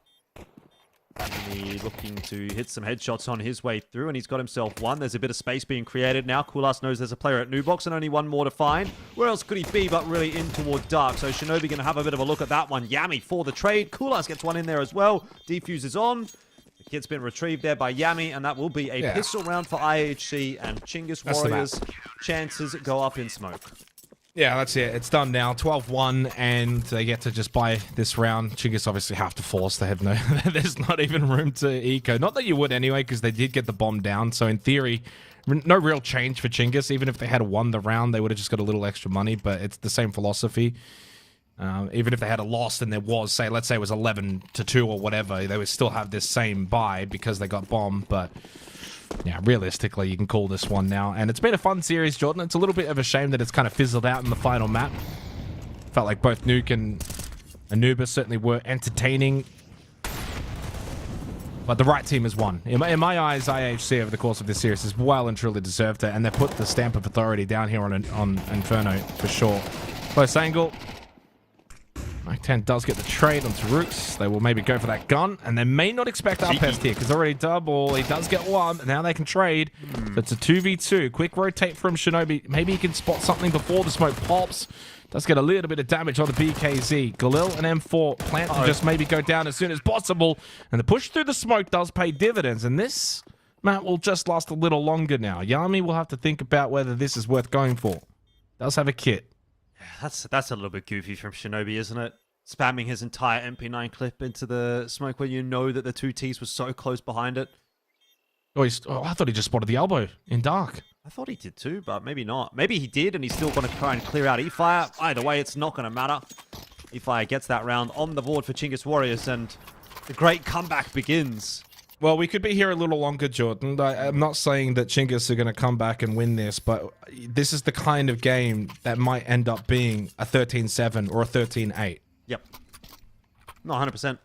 Especially if IHC are going to put some money into this round. It means, you know, you lose here, you're going to have to take another eco, and it was going to be double eco anyway, really. So, fair enough. Got 3 grenades in this round. I think Coolast dropped one of them on the corner there at B. But the first grenade thrown doesn't really do much in terms of softening the targets up at all. And it doesn't seem like Chinggis Warriors are messing around too much. They're going to play a little quicker there in Banana. That's going to force out some of that CT util as they hear those footsteps. And there's such a scant amount of CT util as it is that it's quite unfortunate for IHC. They would have liked to have held on to those smokes a little bit longer. Yeah, it's an intriguing decision. So IHC could have easily just full ecoed this round. They could have just 5 stacks, sent it down mid. Let's move on. Let's go into a buy round. Let's close it out in the next. But they've full bought into this round. 5.7s, Deagle, armor, even head armor for Upest. And the nades and the smokes like you mentioned. And I don't know how much it's really going to work. It's a strange decision. It's almost the kind of move you would make if you were the ones, say, down 12-2 and you were the 2. Yeah, I think if they didn't buy here, they would have been sitting around high 3k, very low 4k for a buy in the next round. But they could have done what they kind of did now in the next round, buy down to 2K if that's the case, right? Yeah. But I guess it's all about resetting that economy a little bit, and as they say in the business, sometimes a double eco. Is that I mean, what they look, say? they've That's a good saying. They've got rounds to play with. They've got more than enough rounds to play with that it's fine. Yeah, at the end of the day, like, it's pretty much of a muchness, right? They're taking two poorer buys, whether they do it in this order or that order. It doesn't really make much of a difference. Yeah, exactly. You never really see two full ecos anymore. There's always going to be some kind of investment somewhere. This will be a full eco. But this one will be you're going to full save this one. Obviously, outside of Arpes, who has that Mac 10, and he's tossed the 5-7 over to Coolust. Probably the right player to put it in the hands of, considering he has been the standout. Yeah. And I mean, in theory, like, if you were to really look at it and break it down, you are actually better off doing it in that order that they did it in, because if you do somehow win that round, well, then you can kind of skip your eco altogether. Yep, and if it doesn't go well, you often have a gun or two to play with in the next round as well. Sometimes all 5. And Arpes is going to put that safe gun to pretty good use. Rickle's on 7 HP. Yeah, he's bamboozled controls. There's a deagle for Yami. Of course there's a deagle for Yami. This kid doesn't stop. And all of a sudden, Chinggis Warriors have to be very careful. Coolast on the push. Oh, the that timing. Is insane timing. That is disgusting. Well, that is never an be expecting absolute him, gut would you? punch. Well, I mean, yeah, but he's watching for the T-Apps push, and then he obviously checks second mid, and then he's just dead. But if he had been holding, he probably gets the kill. And suddenly, this is where Chinggis might be bidding farewell to the Pro League. Yeah, it is 2 players only on the A-bomb site. You'd love to have a little bit of armor on Coolast, but unfortunately he doesn't have any. So Rooks is going to take his time. He's got that little hole in the defense. And every possibility that he goes on to win this round, they are not necessarily watching in towards CT spawn. Although Shinobi might be able to see him in a second if he jiggles. Here we go, turn around. Yami can't get anything done, but there's no way he's expecting raid here. There is not a chance he expects raid at all. He's not checked that angle at all. And that's a nice, easy double headshot from the USP. And so, info given that there's still nothing happening over on B. And these guys on A have not moved. Coolast has the AK. Mac 10 on the bomb site. Can do a bit of work, and it'll do enough. That is it. 13-3 for IHC. And Chinggis Warriors have been eliminated from the ESL Pro League Season 22 APAC qualifier. And it's IHC that get their rematch against Hotu here, Xanox, in the grand final. So, great game in the end on Inferno from Chinggis Warriors. It will give them some confidence and a bit of momentum going into that grand final. Obviously, there's going to be a break in between, but Hotu is the final boss of this qualifier. So, still a tough ask, I think, going forward for IHC. But we saw some good stuff at least here. Yeah, I mean, look, overall, fun series. I think for Chinggis, they'll be kind of kicking themselves with how things ended on Inferno, because the other 2 maps were very competitive, and I thought their fight back on Nuke was absolutely amazing. And it's a shame they couldn't then kick on and go into Anubis, where we probably looked at them as maybe favorites to close then out the series 2-0. IHC absolutely dominant on Inferno. Well and truly deserved winners of this series overall. They really should have won on Nuke as well, if we're being completely frank, and then of course won pretty comfortably on Anubis. So yeah, very much excited for the next game to come. IHC versus Hotu. I think Hotu go into that as obvious favorites, but IHC will be fresh off a best of 3 where they played some good Counter-Strike, and they'll be looking to carry the momentum into the next game. Yeah, indeed. All right, well, it'll be about 45 minutes or so before we do get underway with that grand final. So if you've got anything that you need to go and do, have some dinner, do what you need to do, make sure you do it in the next 45 or so, and then come back here where we will be waiting with you, or for you, with a grand final. Hotu up against IHC to decide the team that will go through to ESL Pro League. We'll see you soon. Down through the wires and the pipelines. We go disconnecting from the city and the skyline. This is the numbers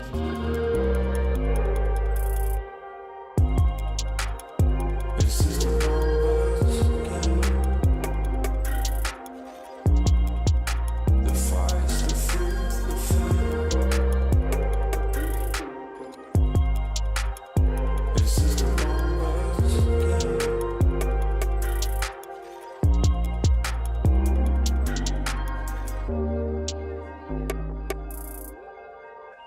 Counting up coins for a soda can. And there's nothing going on, no game plan, no plans. So I'm jumping out the fire, back into the frying pan. I'm trying to disconnect from the stats and the spray tans. Just another piece of data. Just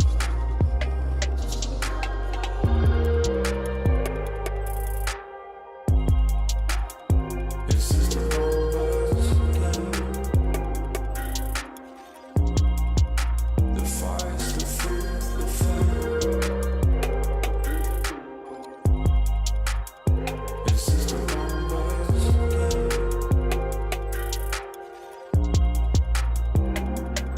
It's just another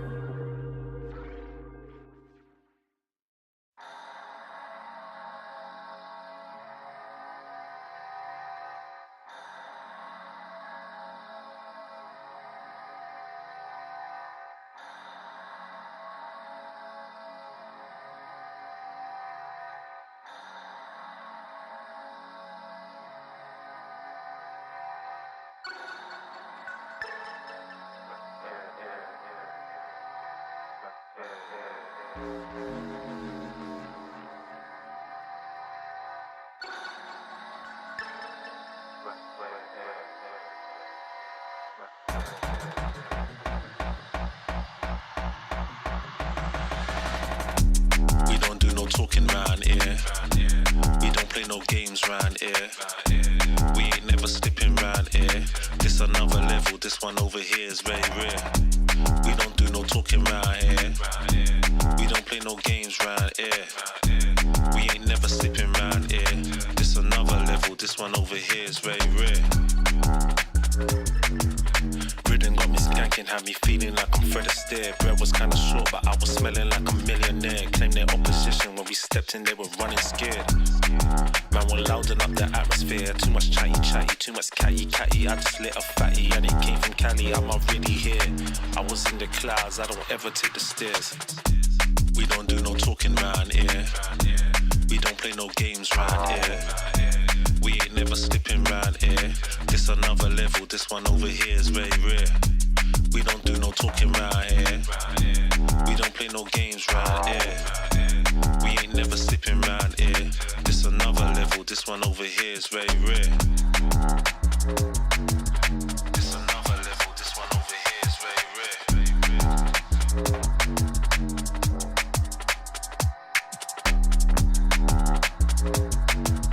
This another level, this one over here is very rare.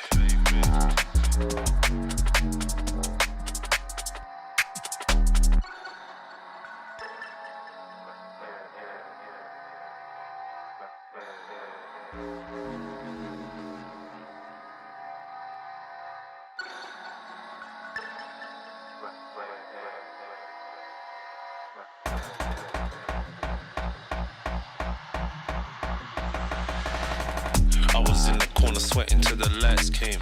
Man, don't ever sleep, step out on this night train. Right brain, man will blow your mind like a migraine.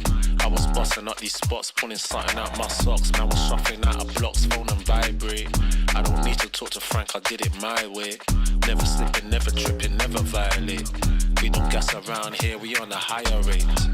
We don't do no talking round here. We don't play no games round here. We ain't never slipping round here. This another level, this one over here is very rare. We don't do no talking round here. We don't play no games round here. We ain't never slipping round here. This another level, this one over here is very rare.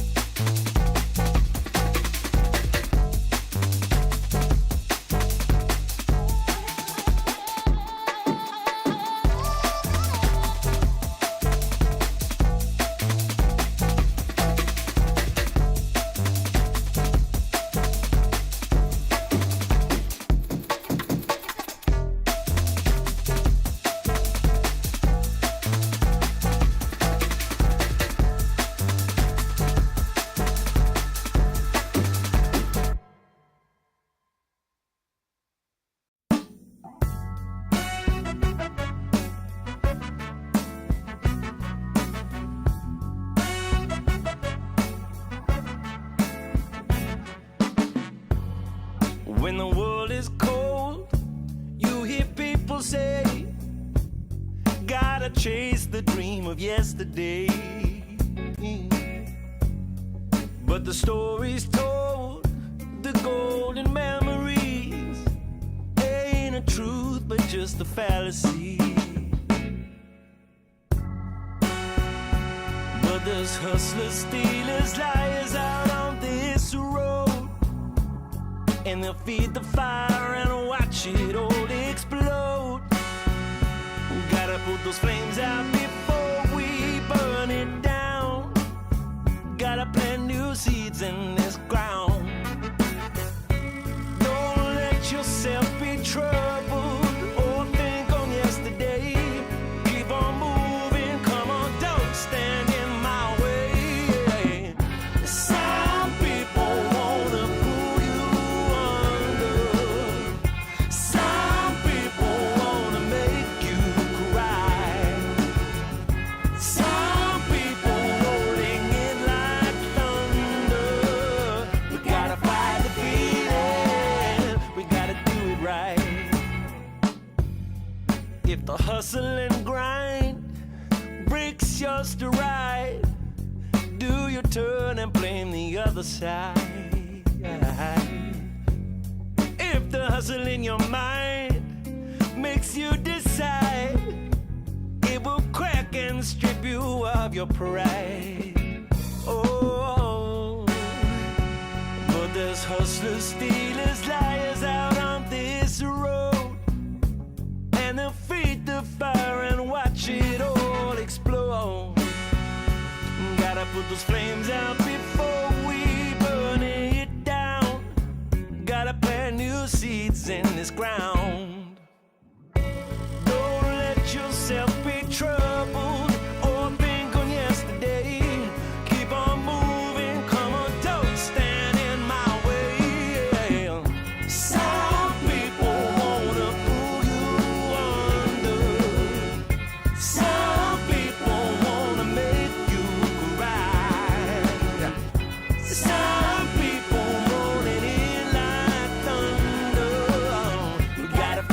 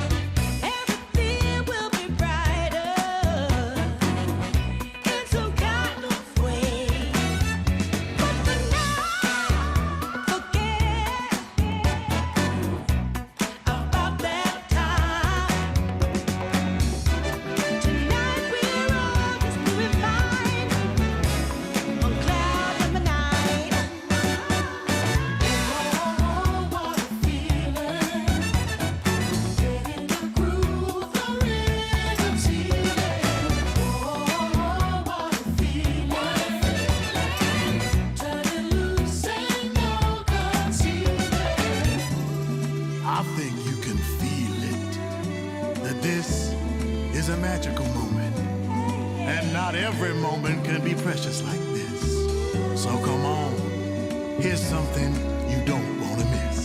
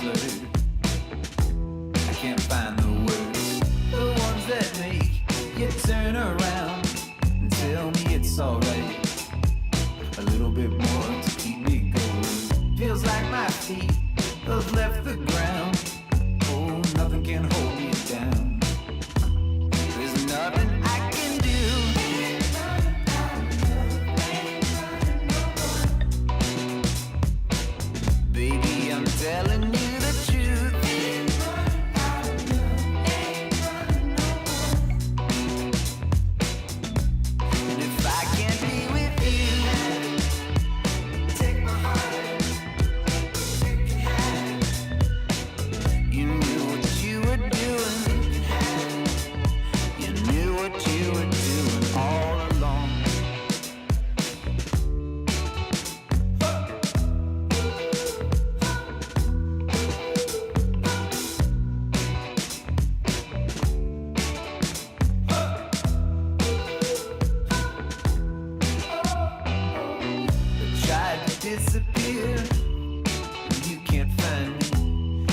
find me here. Soon the world will be far behind.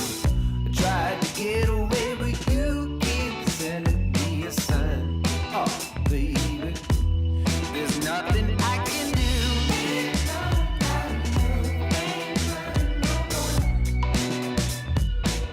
Baby, I'm telling you the truth.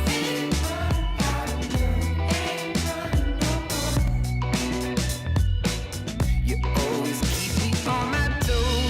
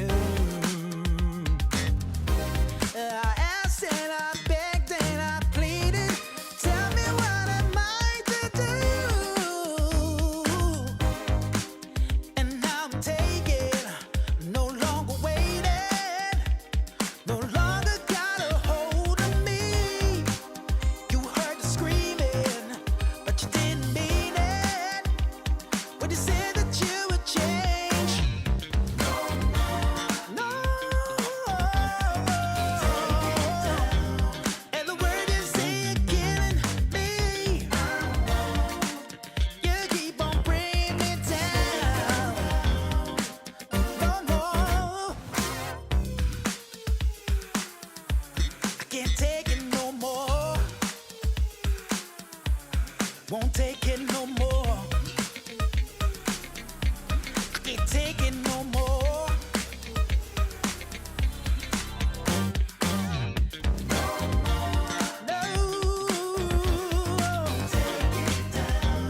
'Cause the world is saying killing me. Won't let you bring me down. Even though you think you're better than me.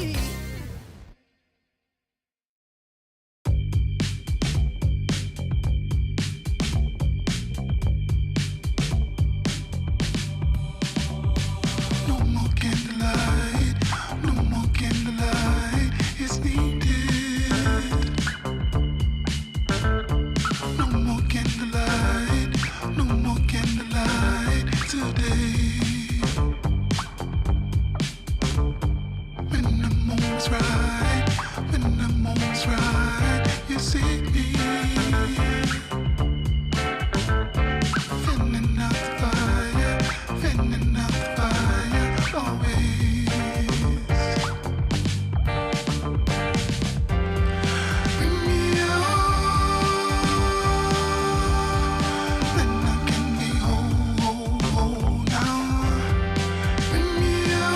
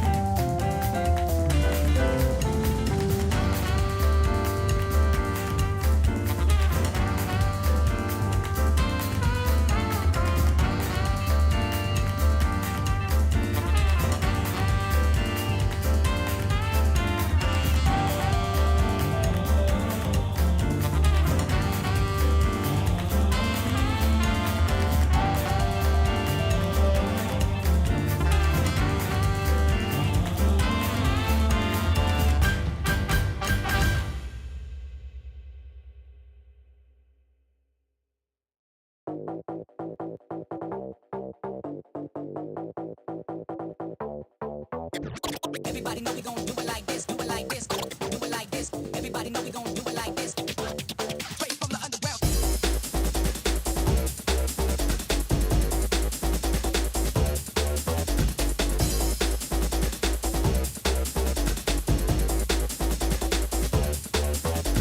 Everybody know we gon' do it like this, do it like this, do it like this. Everybody know we gon' do it like this, do it like this. Straight from the underground. Everybody know we gon' do it like this, do it like this, do it like this. Everybody know we gon' do it like this. Straight from the underground.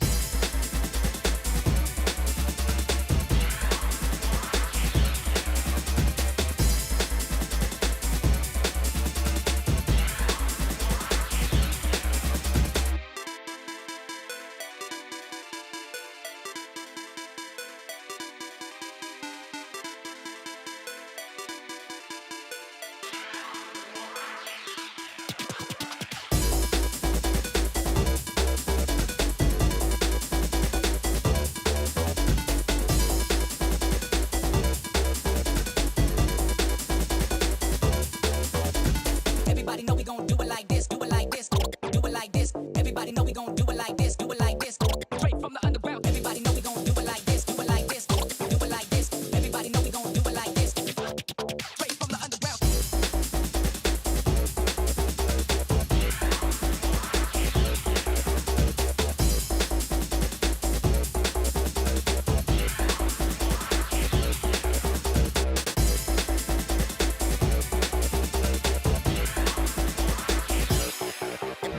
Everybody know we gon' do it like this, do it like this, do it like this. Everybody know we gon' do it like this. Straight from the underground.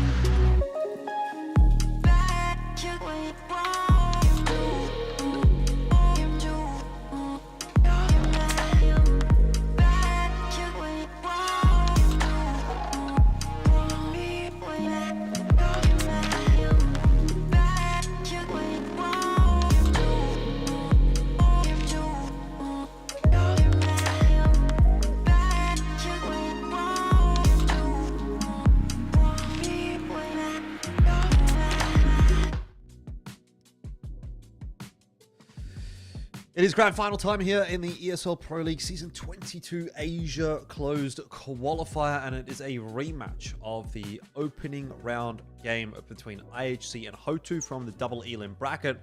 Of course, there was a little bit of shenanigans going on with IHC and Hotu both having to play through the single elim bracket, the open qualifier, I guess.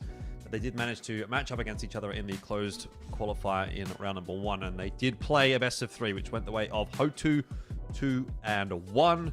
Elvish guy back here again with Xenox on the mic for the grand final. Map pool here. Nuke, Train, interestingly, that's a bit of a different one. And then Ancient. We had Nuke, Mirage, and Ancient in the last meeting.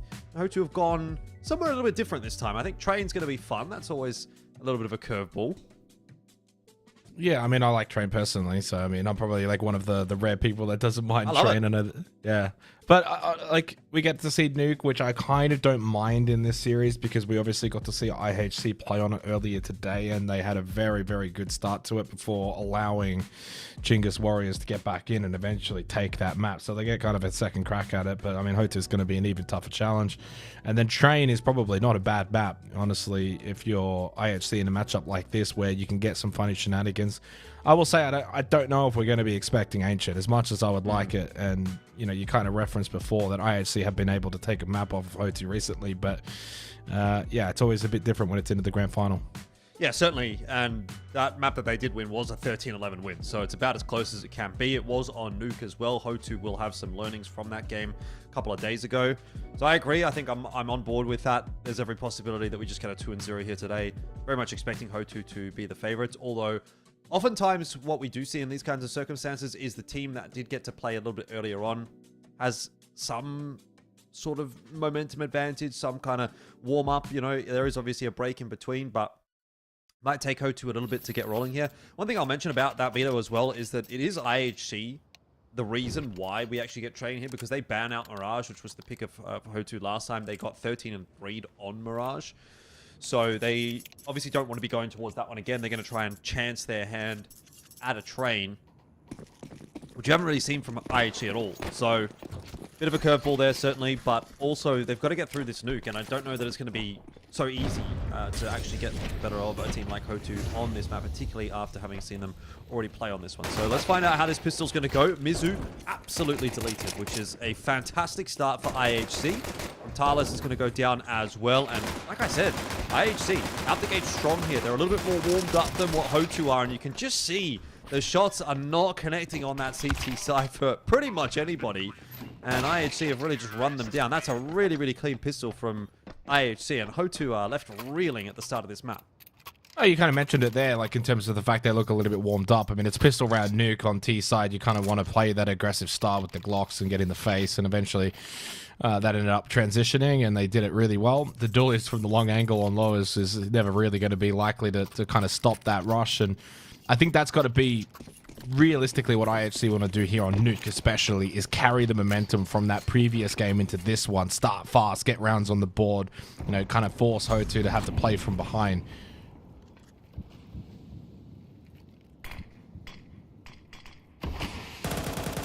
Smoke's going to go in from Mizu there to Squeaky. There's obviously that investment from Hotu, and they're going to try and put something together. Wouldn't be resting on my laurels here if I was IHC. I think there's definitely a scary round ahead for them here. Cade's going to give up a bit of space on ramp room. Hotu making, I guess, a bit of a gamble that they're not going to come through ramp, and unfortunately they'll be proven incorrect in that assumption. They may be happy to actually just allow them down into B. They have rotated a couple of players down lower. Oh, and Frontalis with tag onto Kulas. He's going to be pushed. Gets another tag in there as well. The grenade's going to finish off. Kulas, what's he doing? He's no-scoping them to death. He's hit Shinobi as well. 2 no-scopes in that one. And Hotu have got the player advantage. I'm surprised he didn't get the headshot onto Kulas with that original shot. It would have been very close to getting it. Well, they got Heaven and Hell control, but they don't really have a lot of information. 40 seconds to have to start making their decision. They got one over towards Garage as Duke is over towards Secret. Very much looking like they're going to have to commit to the A bomb site now. Duke's going to win that battle. Now you're just 2 with AKs. Oh, wow. What? One way to finish the round for Cade and for Hotu. Well, they don't get the AKs, but they get the round win. Talk about being warmed up or not. Maybe it only takes Hotu 1 round to get warmed up. That was pretty sharp, and that's what we've come to expect from Hotu as well. I think not only are they a far more disciplined team typically than a lot of the teams in Asia, but just on an individual basis, firepower-wise, they are extremely sharp, and they definitely have those kinds of moments. I would say more often than a lot of the other competition that they are facing in this sort of tier 2 Asia space. I'd be quite interested to see how Hotu would go against some of the top Asia teams. We don't get to see that happen often. The likes of Tyloo, your Envision, you know, your FlyQuest maybe. They don't really get to play them just yet. But at some point, that's going to happen in one of these qualifiers, or when Hotu starts getting some VRS invites here and there. Frontalis, Mizu, Duke for sure getting involved. And it's an easy closeout for Hotu in this round by the looks of things. Kulas just dropped off on Outer to see what he can do, but he's not really being given anything. And he's eventually going to be spotted out here as he starts to work his way forward. It's a good spot for Frontalis to be playing. And it's a nice, clean round for Hotu to get underway here on the CT side. Yeah, and it's not like IHC are going to be able to do much in this round either. I imagine it should be just full eco. And once we get through this round, then the game really begins. And I think back to Nuke, IHC, Chinggis Warriors, what worked for IHC was the Outers control. They were quick, they were fast, they got lowers, and then that kept Chinggis kind of on their toes. And that's probably what they're going to go to, I think, in this half once they're into their buy rounds will be establish that out as control. Worked in the last series really, really well.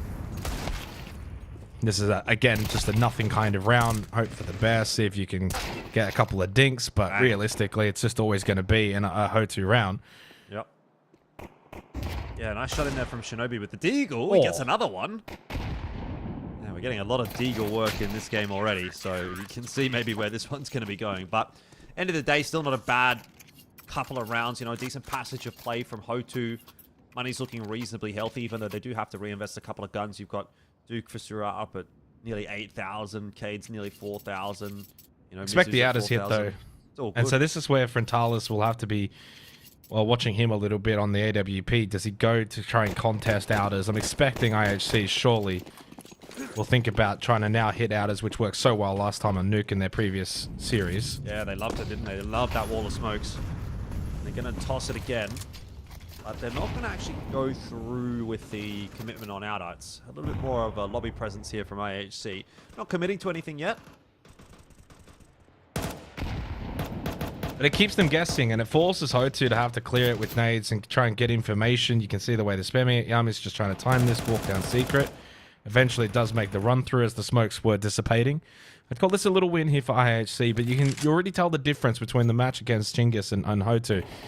Rather than that full commit on the secret push, they just send the one. They want to kind of test how aggressive Ho2 are at trying to deny that secret push. And you can see they were quite aggressive, like multiple smokes, multiple spray throughs.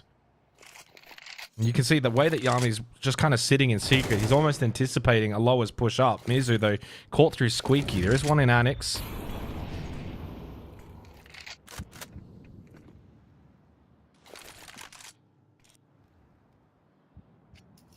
They all go now. And it's a slow hit from IHC. Calm, measured, controlled. They'll look for lowers. Frontalis not really in a position because he's holding Hal, so he can't just quickly duck down ramp and try and contest. It's retake or save scenario now for Ho2. You know, I won't be surprised if Ho2 just save here, to be honest.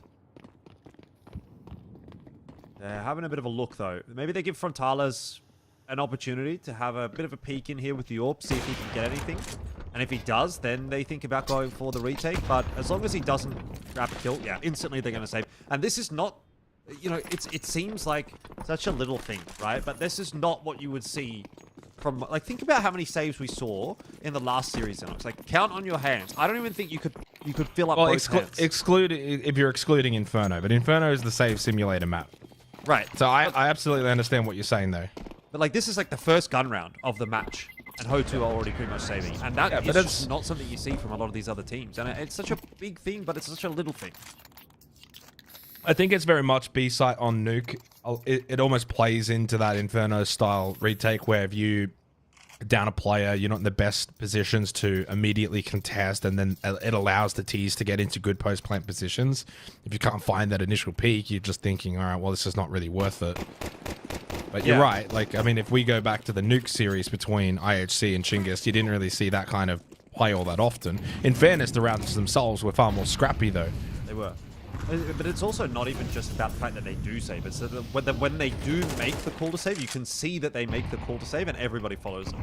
Instead of one guy, like, hanging around and having a bit of a shot in, losing his life, and then, you know, like, it's like a snappy decision. You go, yep, save. We'll go on to the next round. And I love that from Ho2. And I think they're going to be doing that a lot. We'll be seeing that a lot throughout this Well, you would hope not for their sake, because they don't obviously. You don't want to be saving every round. No, but when it is required, they will not be shying away from that as a decision, which is really cool. And IHC obviously now have to get through, again, 5 guns. So going to have to work harder at this kind of a round. They've only got the 1 smoke remaining for IHC, so can't really cross out it anymore without fighting for it.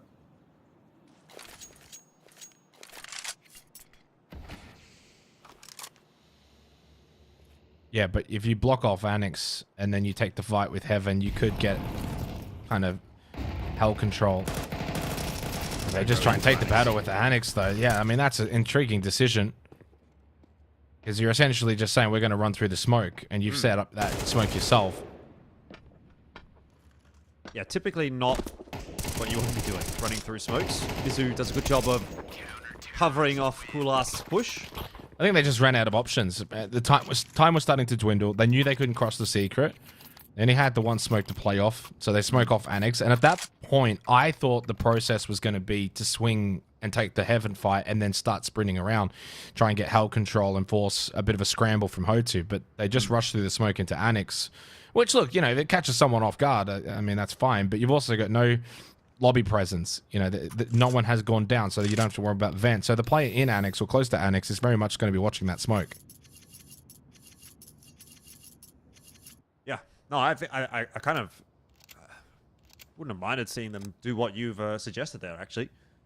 That might have been a better play, but in the end, they're going to have to deal with the consequences of their actions. 4-2 the scoreline. They do have enough money to buy in here, but they've taken that tack timeout, had a little bit of a chat, tried to maybe invest a little bit into this round in terms of the strat book. So let's see what they've come up with. It is going to be the Warlords most on outer. Well, they might commit outers a little bit harder here. Well, that's early, though. What is Shinobi doing? Missed time on the smoke on the cross. He tries to go super fast, gets punished for it. I mean, that is just the kind of play we didn't really see in the last series on this map. Yeah, okay. Well, it feels like, can we get the IHC that we just saw on Inferno and in that previous series into the grand final? That would be nice to see. Because they've just ran it down mid here and it's on a gun round. I could understand it if it, you know, Tech 9s, Mac 10s, you want to go fast, you want to try and get early position, but that's a round you got to be contesting far better than that against Hotu in a grand final or a spot in the Pro League. That's just, yeah. Yeah. I mean, I don't know, is it a mistiming from Shinobi or is he intentionally peeking in front of the smoke there, hoping to catch someone off guard? Either way, it's just not worked. And Hotu's too good of a team for you to be able to do that kind of thing. Like, if you're going to do that, he needs some assisting flashes maybe. But, you know, Frontalis is going to hit these shots with the orb. The riflers are really sharp as well. You know, Mizu is the top-rated player for this event so far. I think if you go to the players tab and have a look, there's like 3 of the top 5 players pretty much are Hotu players, or 3 of the top 6, something like that. Oh, no. With the USP, is going to get the better of Arpist as well. So, chance in there for IHC. Another one here is Mizu is solo on A. Yeah, they can go A now. That timing is a bit awkward, but Frontalis will get that kill onto Kulas, and so that chance starts to go slipping a little bit. Yeah, I mean, some good things in the round with the Tech 9 rush, especially the kill out of Heart, very fortunate. And turn around from Mizu, who was watching towards Squeaky. Shinobi does get one more. It has a minute to play with. You don't have to rush here. You know the AWP's heaven side, so it could be dropped hell. Smoke is good. And as I said, with so much time, Shinobi's playing this quite well to just see if Hotu are going to start moving around the map a little bit. You know, push through Annex, for example. Spots one in hell. Don't think he actually spotted Frontalis there. Otherwise, he wouldn't be looking behind him. He would have known there are 2 players there. But he knows there's 1. Might not be aware that there's 2. Well, I've heard him.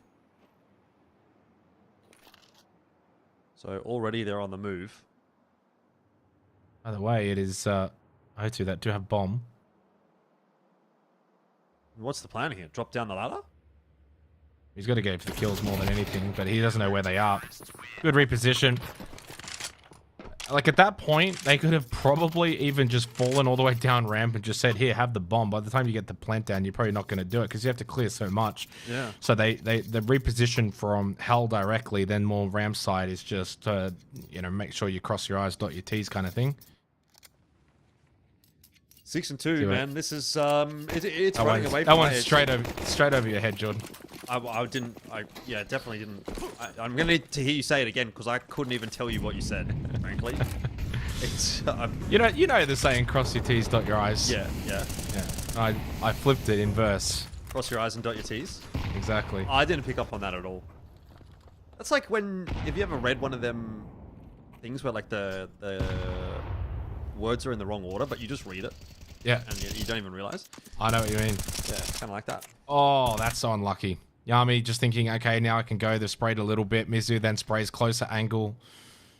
Yeah, nothing's really going the way of IHC. I mean, yes, they're doing things wrong. Absolutely, you can call that out. But there are also a lot of things that Hotu are just smashing them at. Oh, even that Frontalis, so smart. Season 2 knows he's not really going to be able to survive that, even if he got one more.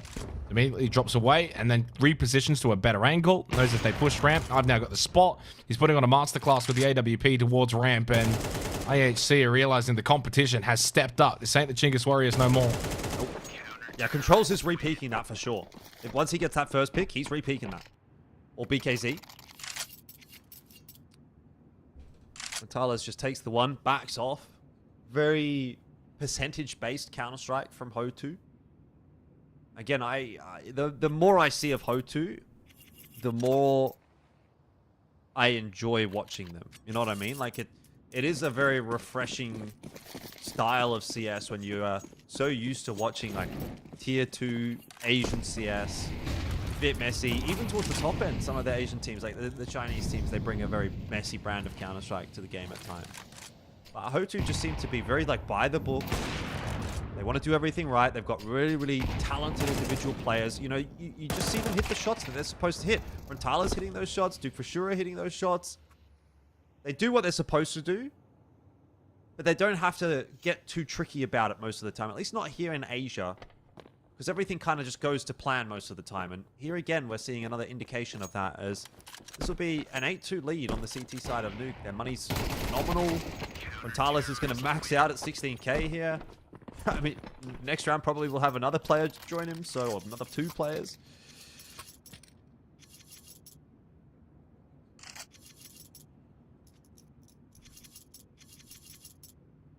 It's hard to envision this playing out in a similar manner to the Nuke that we had earlier, Jordan, if we're going to be completely blunt. It's also the matter in these rounds and how they're being won. Hotu is just playing fundamental CS to a level that IHC did not really get to play against earlier today against Chinggis Warriors. That's just the truth of it. Talis is proving to be an absolute brick wall. Can't push past him, so that's an AWP that really can lock up one position on the map. In this case, it's ramp right now. And they've had no real outers control in a semblance to what we saw earlier, where it was just totally every single round for IHC. Smoke setup, red box control, down secret, and it was just ad nauseum. But this time they're having to adapt and do different things because Hotu are just contesting so well. But this is a nice little adaptation, but they probably don't anticipate Duke to get aggressive towards Annex. And that's bomb as well. So as Apes makes his way to heaven, you don't even have the main objective under control, and that is the bomb. And then caught from behind. Kate is switched on, expects the fact that there could have been a timing on the jump up. Frontalis gets involved now, rotating from ramp. IHC are getting destroyed on Nuke. Yeah, well, I want to say as they deserve to. Not that it's necessarily so much on IHC, but Hotu are just playing a really nice game of Counter-Strike. And they deserve to have a scoreline such as this one, 9-2. They deserve to have all of the success that this brand of Counter-Strike is going to bring them. Look how much money they've got. Match of Pause is going to come out here in the last round of the half.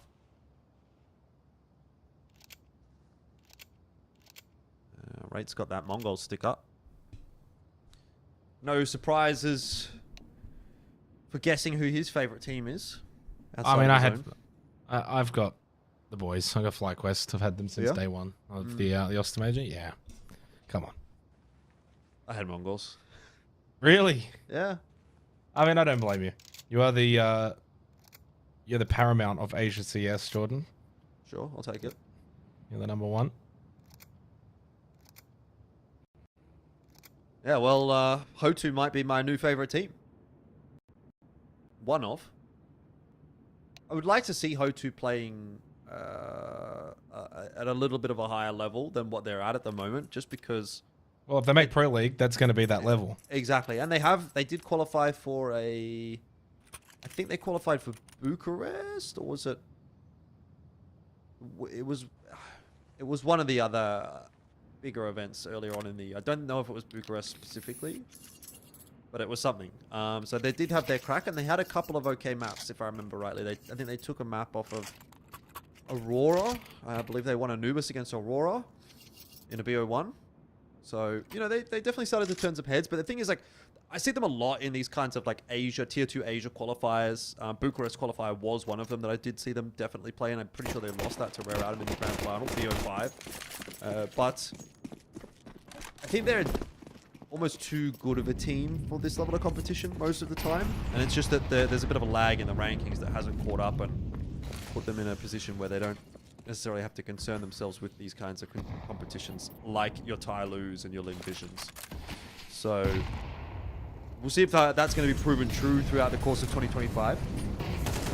But I do think Hotu is just a little bit too good at the moment. Mizu can't see anything. The Molly's doing a lot of work here. Arbalist has got himself 2, but Mizu can't hang on for any more than just the 1. Cade, though, will be able to get it done, and that is a 10 and 2 half. Hotu are just too good at the moment for IHC.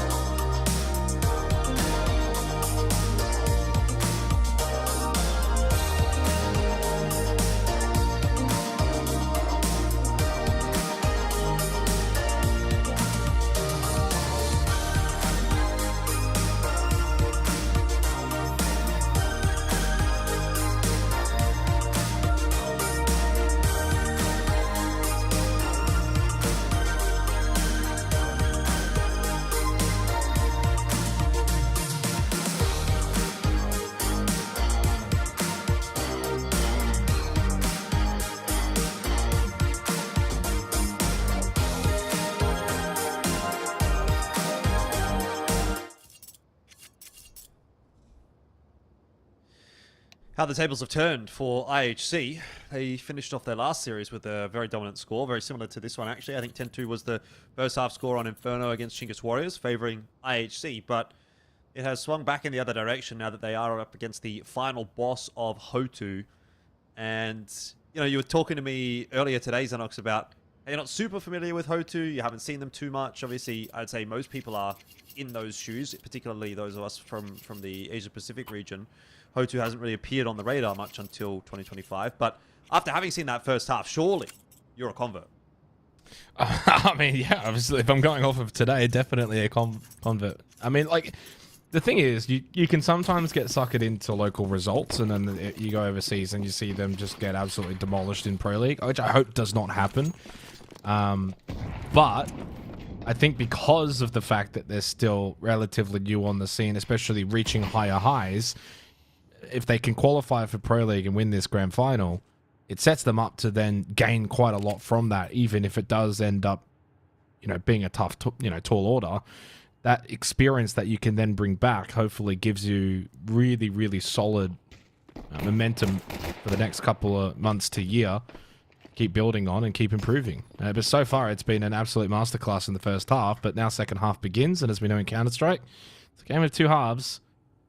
IHC, you know, you can win pistols, snowball your own CT side. These things can happen. Ho2 need to stay switched on. So far, they've been able to get themselves a decent amount of control towards ramp, and they've got it for free, basically. No real contest from IHC. Do I have 3 lowers? I had at least 3 lowers. One's gone back up.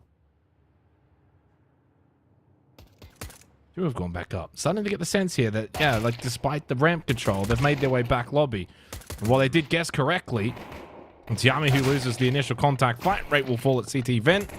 Aspect doing a decent job here towards the silos, but needs a little bit of a help in hand because he's starting to get overwhelmed and he's on 1 HP. Kulas battling towards ramp. And he can't win that battle. Bomb will go down, and the map is, well, getting away from IHC. Yeah, most definitely. 11-2 the score here now, and I mean, IHC are in that really awkward spot of we kind of have to force here, but the force is not going to be a great one. Yami's gone for the Mag 7. There is an M4 there on the floor for someone. It's going to go to Shinobi.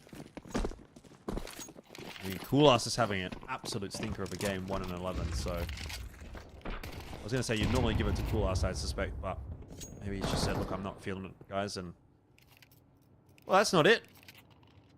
Where was that? Was that just a push-in hut? Now Yami's going to have a turn. Yeah, it was a push-in hut. Ho2 are like, well, thanks. We'll take the free kill, and we'll take ramp control for that as well.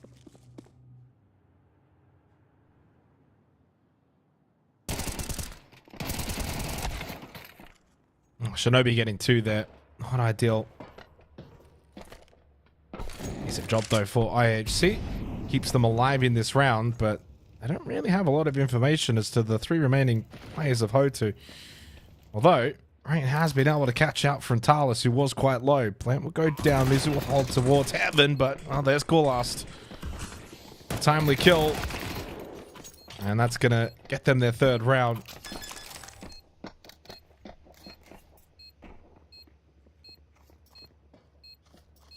Yeah, I mean, it's something. But with Ho2 being able to get that bomb on plant, they would be thinking about what they should do here in terms of a buy. Probably didn't do quite enough damage to really make it feel like a super doable economy break, but they're going to go for it anyway. They know that they've got a lot of rounds to play with here, so can try something with just the pistol and the armor. There will be a couple of smokes thrown towards outer. We get Mizu down secret. He's gone a little bit early. A molly in there as well, I think maybe from IHC to disrupt that wall of smokes, but either way, head banged off from Rate. So Ho2 at least have an inroad. Yami though has rotated down.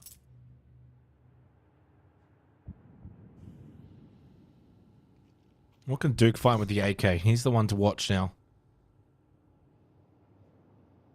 Scouring towards lobby to maybe see if someone pushes.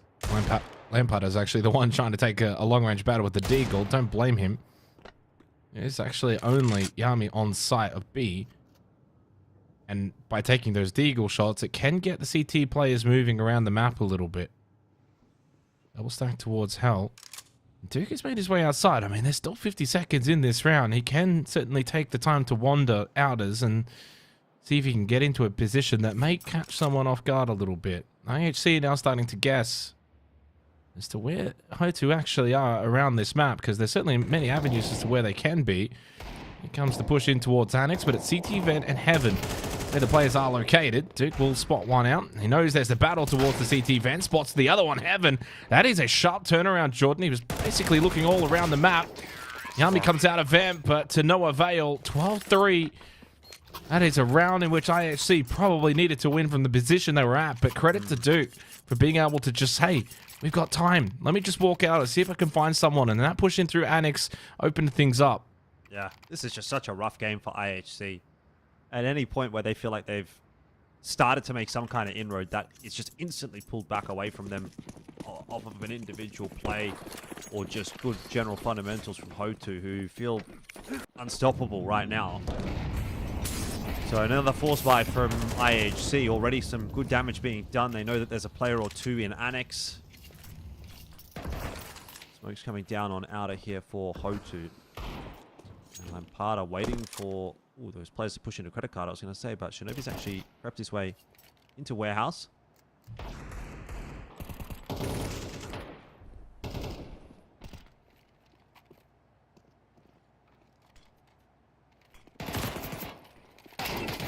And Shinobi's now just completely pinned down.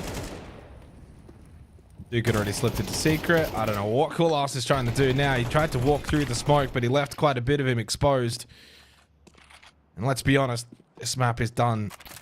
Train awaits us, Jordan, where IHC are going to have to play a lot better. Yeah.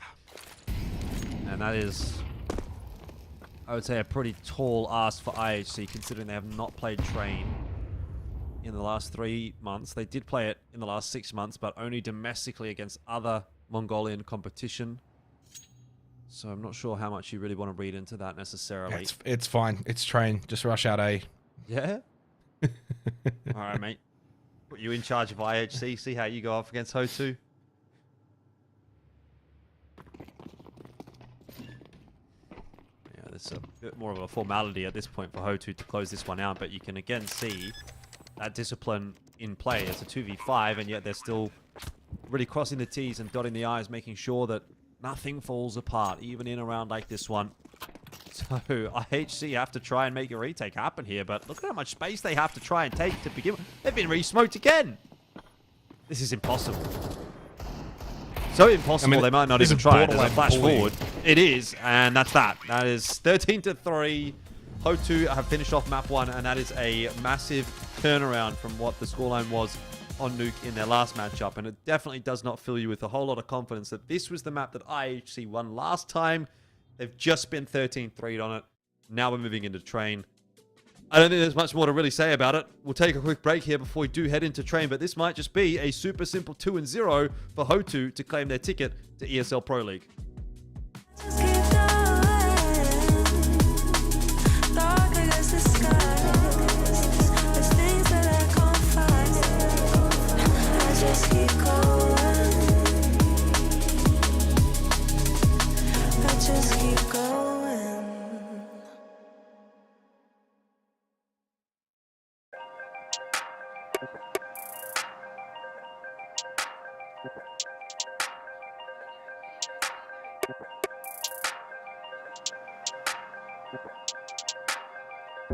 If all they've been saying is true, there's a wall before your eyes. Tell me, can you see right through? Right through, right through. Down through the wires and the pipelines. We go disconnecting from the city and the skyline. This is the numbers again.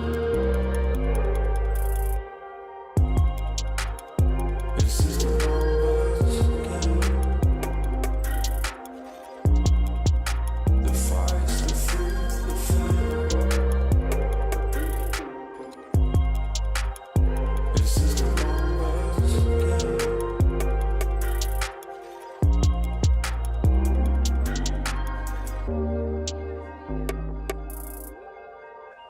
Counting up coins for a soda can. And there's nothing going on, no game plan, no plans. So I'm jumping out the fire, back into the frying pan. I'm trying to disconnect from the stats and the spray tan.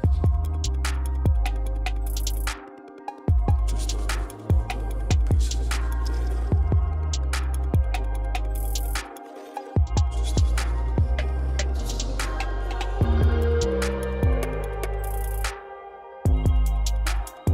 this is the numbers again. The fights, the fear, the fear.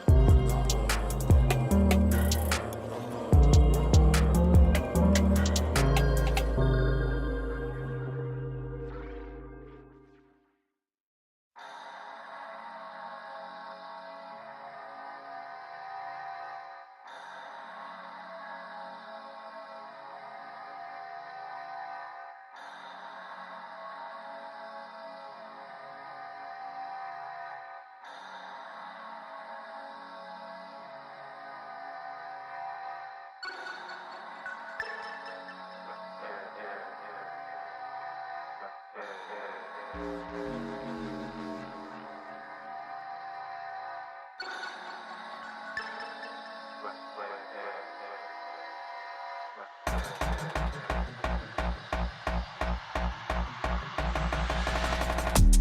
don't do no talking round here. We don't play no games round here. We ain't never slipping round here. This another level, this one over here is very rare. We don't do no talking round here. We don't play no games round here. We ain't never slipping round here. This another level, this one over here is very rare. Rhythm got me skanking, had me feeling like I'm Fred Astaire. Bread was kinda short, but I was smelling like a millionaire. Claimed their opposition when we stepped in, they were running scared. Man, we're louding up the atmosphere. Too much chatty, too much catty. I just lit a fatty and it came from Cali. I'm already here. I was in the clouds, I don't ever take the stairs. We don't do no talking round here. We don't play no games round here. We ain't never slipping round here. This another level, this one over here is very rare. We don't do no talking round here. We don't play no games round here. We ain't never slipping round here. This another level, this one over here is very rare. This another level, this one over here is very rare.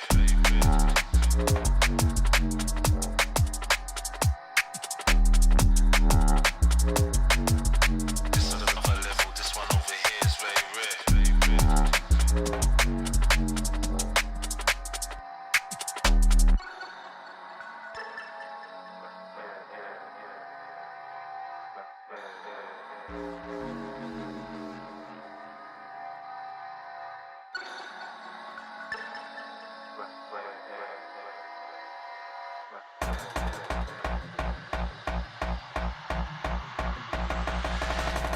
I was in the corner sweating till the lights came.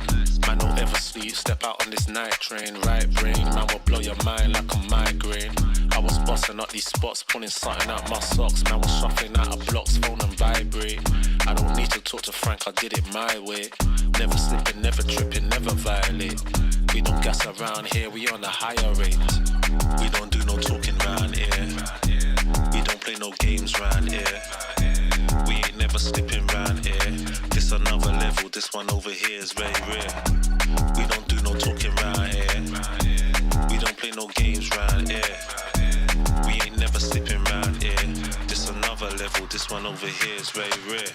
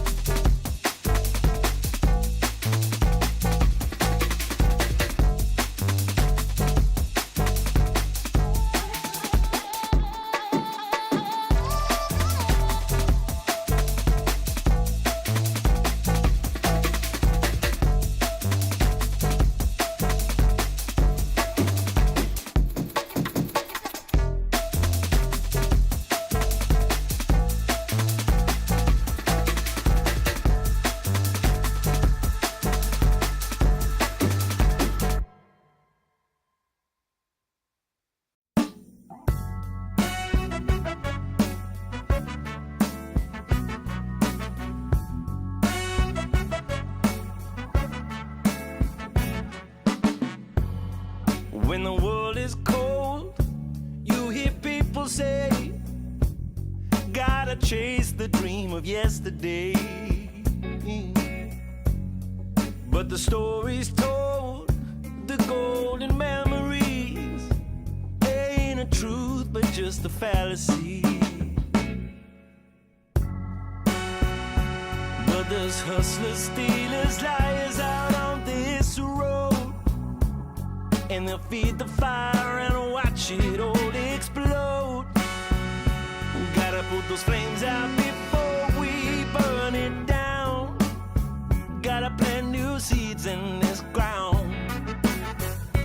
Don't let yourself be troubled or think on yesterday. Keep on moving, come on, don't stand in my way. Some people wanna pull you under. Some people wanna make you cry. Some people rolling in like thunder. We gotta fight the feeling, we gotta do it right. If the hustle and grind breaks your stride, do your turn and blame the other side. If the hustle in your mind makes you decide, it will crack and strip you of your pride. Oh, but there's hustlers, stealers, liars out on this road, and they'll feed the fire and watch it all explode. Gotta put those flames out before we burn it down. Gotta plant new seeds in this ground. Don't let yourself be troubled or think on yesterday. Keep on moving, come on, don't stand in my way. Some people wanna pull you under. Some people wanna make you cry. Some people rolling in like thunder. We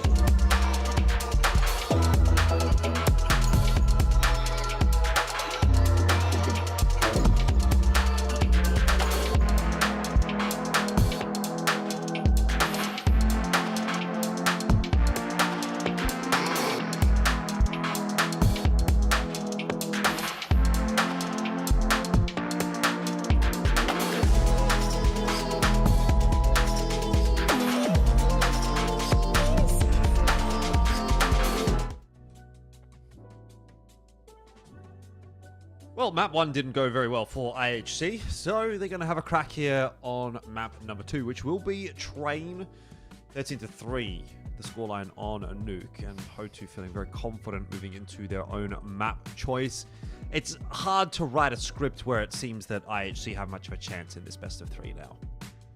Yeah, I agree. And how fortunate am I, Jordan? I only get to do a couple of games, and one of them's Train. I feel like Train's the one map that many probably don't always get to do all that often. I find enjoyment in it. You know what it is? It's the rain that just like lulls me into this sense of calmness when I get on Train, and then immediately squashed by the rush out A main. But yeah, it's going to be very difficult for IHC, and they start CT side as well, which, as we know on Train, is not always the easiest side to be on. Tees can certainly play into that rush factor.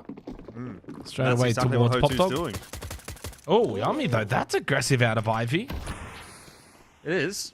Plus, is in front of the smoke here in Con as well, so he might be able to have a bit of a crack. The first USB headshot was a good one. Shinobi gonna have to follow suit. It's a bit messy across the board. The aim not exactly on point for either team as they warm back up into the game, but now Ho2 starting to settle. They have that bomb over on the A bomb site. Plant going down 3v1. Should very much be their round. Yeah, I think pistol on CT, it's kind of a tricky because you want to play the long angles for the the USP, but at the same time, if you don't kind of get aggressive, then the T's can just run all over you with the Glocks.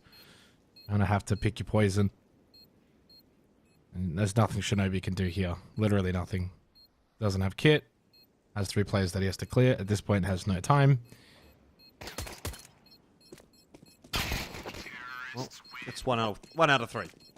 Normally you say 1 out of 3 ain't bad, but in this circumstance, it ain't enough. So, what are we going to get? Force buy through from IHC. They still want to contest things here on the CT side, but that is not an impressive force buy as far as I'm concerned. That is 5 MP9s, 1 smoke, 1 flash, 1 HE nade. It was now traded out for a second smoke. Yeah. So how aggressive can you get here as well? You're probably thinking like, the E-box, A main kind of hole up close, MP9s. I don't imagine you want to get too aggressive over towards halls and B. Although Yami straight through Pop Dog, and that is pretty much where they want to try to go. Cade, though, was ready for the push from Ray, and that's exactly why rushing in towards the halls isn't always the greatest idea for the CT side. The T's typically will be able to beat you to it. yeah, there might have been a bit of util coverage from Kulas. He had the flashes, but obviously hasn't been a concern at all for Ho2. And now they got the side. Shinobi dead to rights. He's hiding on the ladder.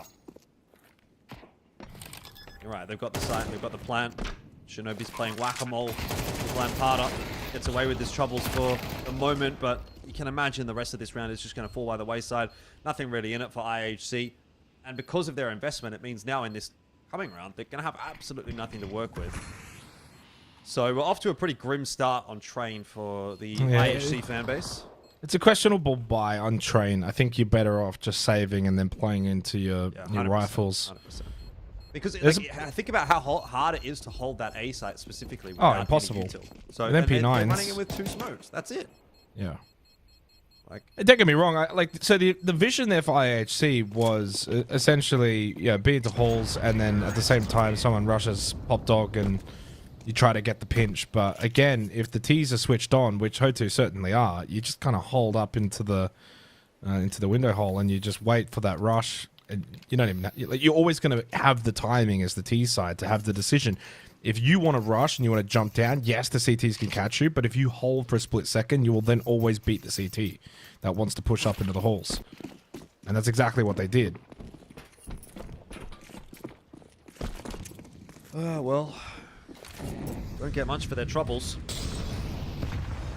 It's going to be a full A stack this time around for IHC, but outside of a couple of nice Deagle headshots here, we're not liable to expect too much. You have Kulas pushing his way into T-Con.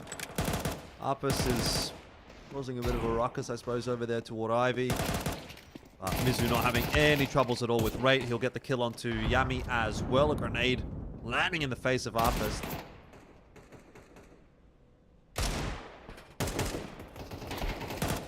Not really much needing to be said about this round, frankly. It's going to be a 3-0 lead. And IHC will get themselves a buy into the next, and maybe we can properly start this half, get it underway with the gun round, but IHC have definitely given themselves some kind of handicap or the alternative. Double AWP. Which is doable. You could have one over towards Ivy, one over towards the A main hold. Really wanted to, you could have one B, but I feel like it doesn't do that much in the early portion of the round. I'd rather it a bit more active. Say that, and Rate is very much heading over towards B. So he might go for the long haul peek up through heaven. Get some information, but they're already into Pop Dog. Like, you're just so late. That rotate towards heaven doesn't really, if they go quick, do much. Now you got 2 AWPs in a retake scenario, essentially. Well, Coolart does get the kill into Lampada. This round's over. It was not even close. Like, Hotu just took so much space on the A side. You can't look at Train as a map and think double AWPs to play when if the T sides play fast, then they're going to be popping out A main and Pop Dog and things like that. The double AWP setup probably just doesn't work. I mean, it's especially bold in that early of a round in the half, right? Absolutely. Where we're in the very first gun round. If you've got money, all your eggs in that basket. If you've got money, I think it's largely fine. But you're 3-0 down. You haven't got money after this round, and the best Rate will be able to save this AWP. And I can understand the play, which is to essentially get that peak and get Hall's control. But you've committed 2 players to the B site because of that. Then you're 3 on A. One's got an AWP. You just can't defend that rush.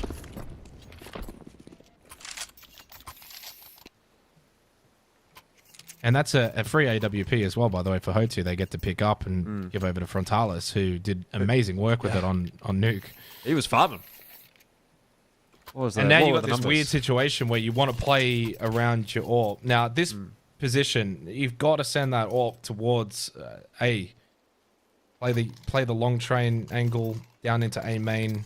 Try and at least get some pressure so they can't just rush out of A main for free. Don't worry about Ivy. You can util off Ivy.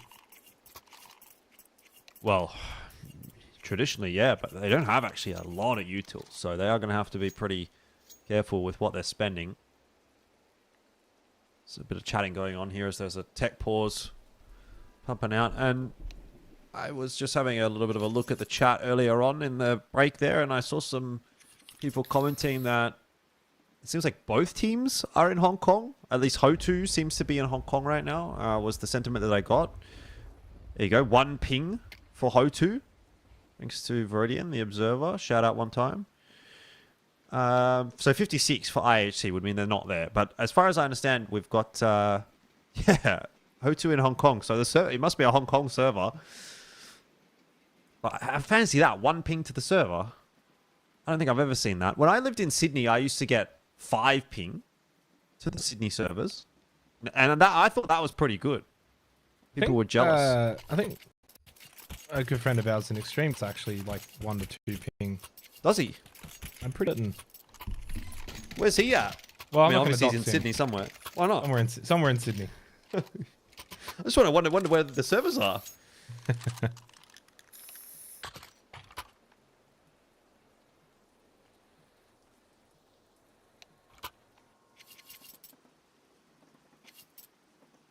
Don't have any info on what this tech pause is, but I'm told it's a short tech.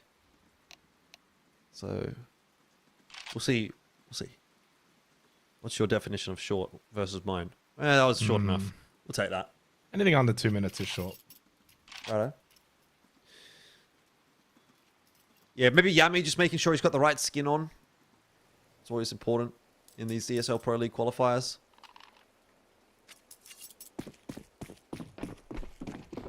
Anyway, that's an in-joke. 4-0 though. Hotu looking pretty good. And unfortunately for IHC, they don't really have a whole lot of util. A lot of it has actually been dumped at the start of that round. And Oral Rate here is going to be cleared out of SL. He gets himself a 1-for-1, which is fine, I guess. But considering he's the only rifle in the round, probably needed more.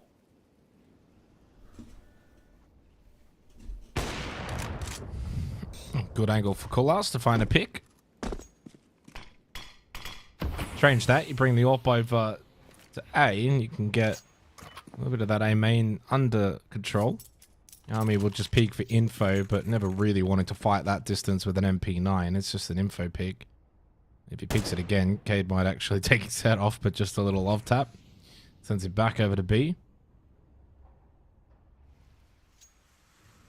Double stack Ivy for Tyler's with the AWP. O2 now forced to play at a slower pace to see if they can just find a pick. They're not going to have enough time to go Ivy to B here. That's the concern. So I think you got to start getting into Pop Dog if you're Cade.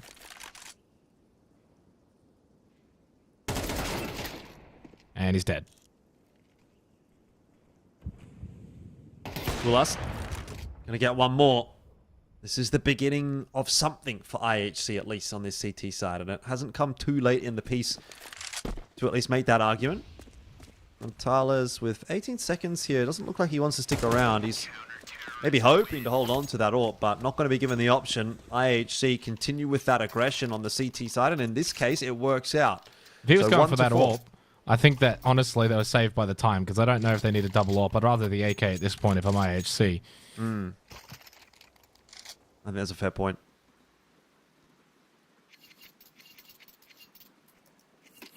Gonna hang on to the MP9s here, even though there is money for upgrades. And an upgrade or two. That smoke lineup, by the way, I mean, like, just very little visual cue help. That's a nice one. Not one that I'd be able to repeat. Jordan, that smoke would be going in many different variations every time I would throw it. I'm sure with enough practice, you'd be good at. You're probably that's what you're best at in these level 10 FACEIT games. Nah. Are you the entry fragger or are you the support player with the flashes and the smokes? No, definitely. I would say out of the boys, their util usage is completely awful, which is why they're all still just stuck level 10. But more often than not, first one out, worst out, best. You know, first out's worst out, right? That's the motto. So no one's throwing the util, which is probably No, even worse. no one is throwing the util. That's not the kind of stack that I want to be in. Anyway, plenty of util getting tossed here by Hotu, and they're going to try and crack their way into the A bomb site, which has worked out nicely. Arpist down early on in the piece. Cooler needs to scurry away as there was a molly onto his position, but still gets caught by the spam. So it's all working really nicely in tandem for Hotu. You can tell that they understand which lines they're isolating, which angles the players are going to be crossing, and spam comes through, and it's too clean. 5 and 1. Lovely double molly just to push them out from that position and try and force them back in through that smoke to connector. This is rough, though. I mean, this is like watching just bullying live. Outside of the one round, Hotu have clearly just been far more dominant. You probably expect it, T-side train. Double up again. They're really forcing this. It's a heavy investment from IHC. Last time out, they took one AWP over towards B. But this time around, it's double AWP over towards the A side, which I did say if they were going to do it, I think this is probably the way to do it. You can always have Yami peek Ivy, but Cade then gets rid of Shinobi. Tried to gain control of Pop Dog. Yami up close near E-Box with an AWP to peek this. Not often you would see the AWPer swinging into Pop Dog. Well, swinging is one way to put it.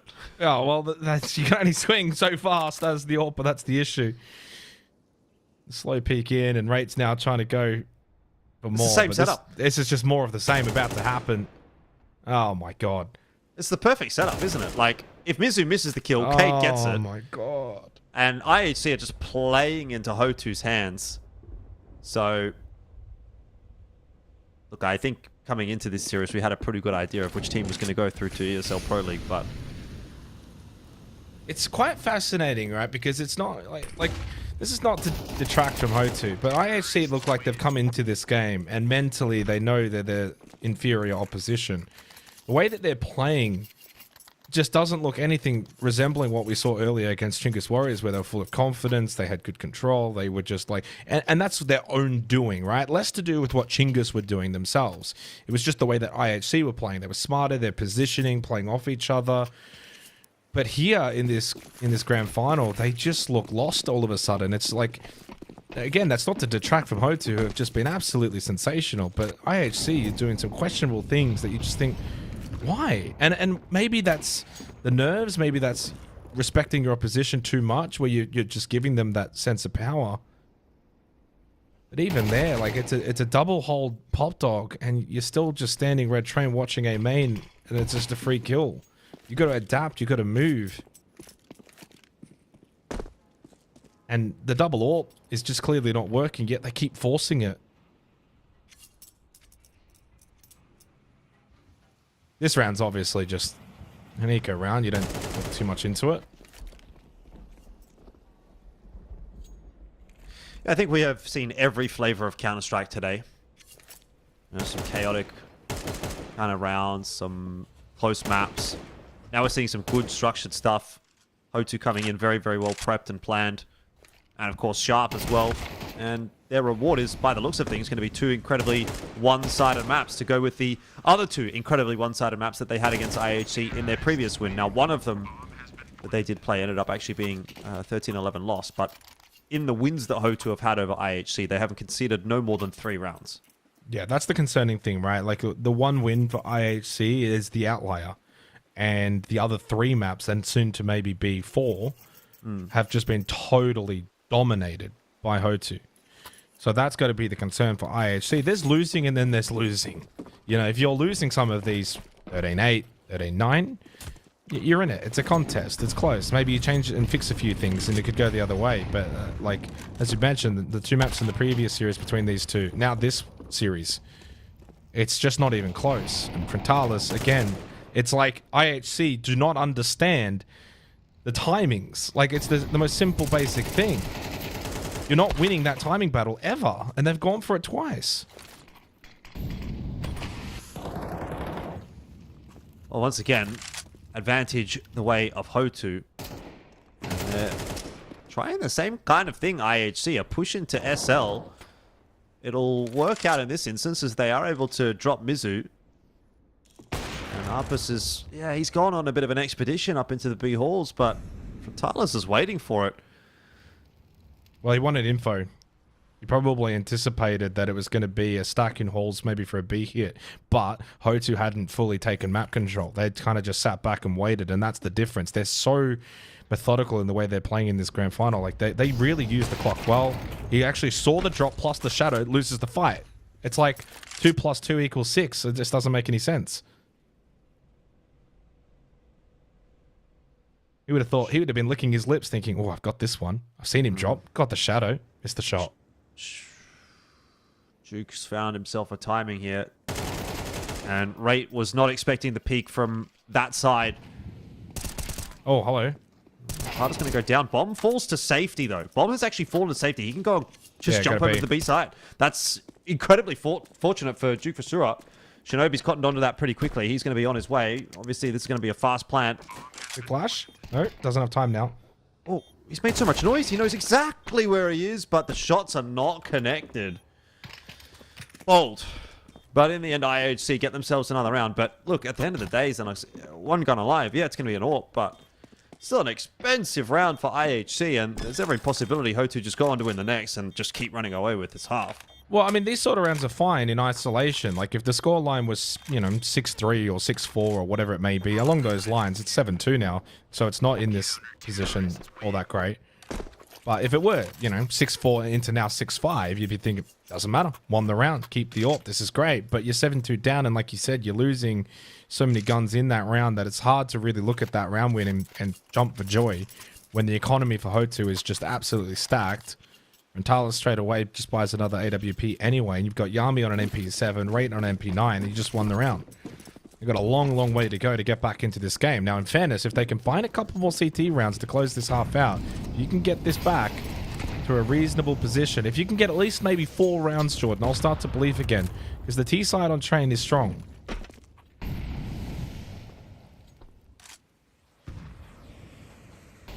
I haven't seen a lot of Ivy play from Ho2. Frontalis is waiting for a mistake from IHC in that Ivy vicinity, but he's also allowing Lampada to push up close as well. So here we go. Peek's coming through, and Frontalis is not going to be missing those. Yeah. Yeah, your He has- hope when you're peeking that is it's not into the AWP. Yeah. And Lampard is... Oh, He's got so much space. Why is Shinobi not more ready for this, though? Like, you've just lost a player, Ivy. So it's the common game sense of, this is dirty now. I need to be ready. And he's just pulling his gun out as he's walking around the corner. It's the little things. Well, to me, you would look at that and say, I think that's just a lack of familiarity with Train. I actually don't play this map a lot. They have not played any officials on this in the last 3 months. So, just not 100% used to it, not 100% got it down. Yeah, and maybe his thought was, this round's over. Coolast is not winning this. At best, he can take a couple guns away, be a nuisance. But maybe his thought was, it's the AWP that got the kill, deep Ivy, and he wasn't ready for the fact that there was actually someone who had pushed up close to the wall with AK and therefore could take the space that quickly. That's the only thing that I would say would, you know, be the benefit of the doubt. Because that's what he's died to. So maybe he's thinking, well, the AWP's not going to rush out. I've maybe got a little bit of time here. But it's just that at this level, this is not, face it, this is not the lower levels. You've got to be so switched on. And I think that's what, you know, Hotu is sort of providing to IHC in this game, is that we're not Chinggis Warriors. We're not going to just throw rounds. We're going to play far more disciplined CS.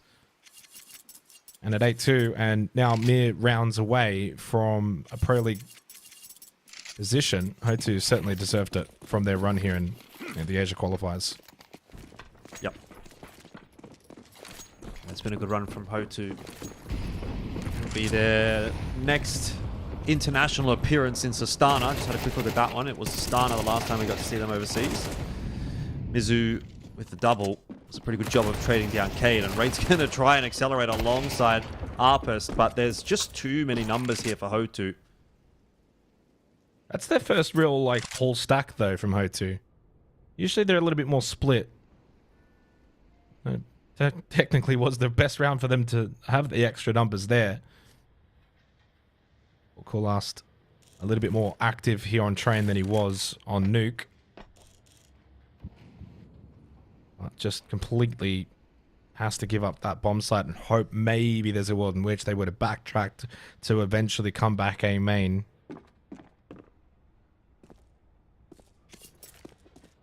Gonna be 9-2. You have to save the AWP. Woohoo. Let's save the AWP. Well, they haven't really... This is the thing, that, like, the AWP involvement for IHC on Train so far has certainly been missed. Like, they haven't really had too much impact from it. Yeah, I agree. It has been a bit of a non-factor. I think where they've, in some cases, looked their most dangerous is when they have been able to take that SL control. But that has been few and far between. The setups have been really good for Hotu.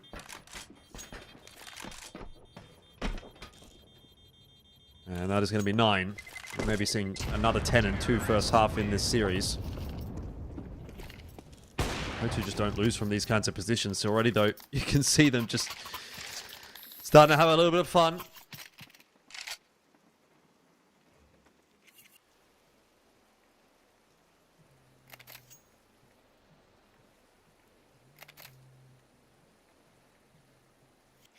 This is where the mental side of Counter-Strike is so important, though. You've been doing this a long time, Jordan. You've seen crazier comebacks. I'm not insinuating that it's a possibility in this, and the in all likelihood is that it's not going to happen. But you as IHC need to believe that it can happen. And Coolast over towards Pop Dog finds 2. And suddenly becomes far more likely that you could actually acquire a third CT round. Got to stay locked in. Got to have that grind mindset. One round at a time mentality. Close this out. Win the pistol. Get on a bit of a snowball on the T side, and it's doable. You always got to have that positive outlook. Yami with a good headshot into the AWP as well. This will be a good way to close the half. It's been a rough one. But there's always a way back in Counter-Strike. Indeed, 3 will give you something. We'll see what Frontalis has to say about that. That's 2 nice, clean kills. Doesn't lose any HP for his troubles either. Doesn't have bomb, by the way. Decidedly more doable, but that is the biggest factor. And he's going in the wrong direction to retrieve that bomb. So, might end up being, what, a wrap around through B. But if he does decide to do that, that's going to take a lot of time. And that's why he's got his knife out here. He has to go con. He has to go con. Well, yeah, but even then, he's getting into the A site with maybe 25 seconds left. Still has to cross the site. That's a really, really tough ask. So almost an impossible round for him, but he's going to give it a crack. And Tyler's, oh, he's been spotted out, and so that'll be that. 9-3 at the end of the half. A little bit of a recovery with 2 of the last 4 for IHC, but Ho2 are looking very good here in the ESL Pro League Season 22 qualifier.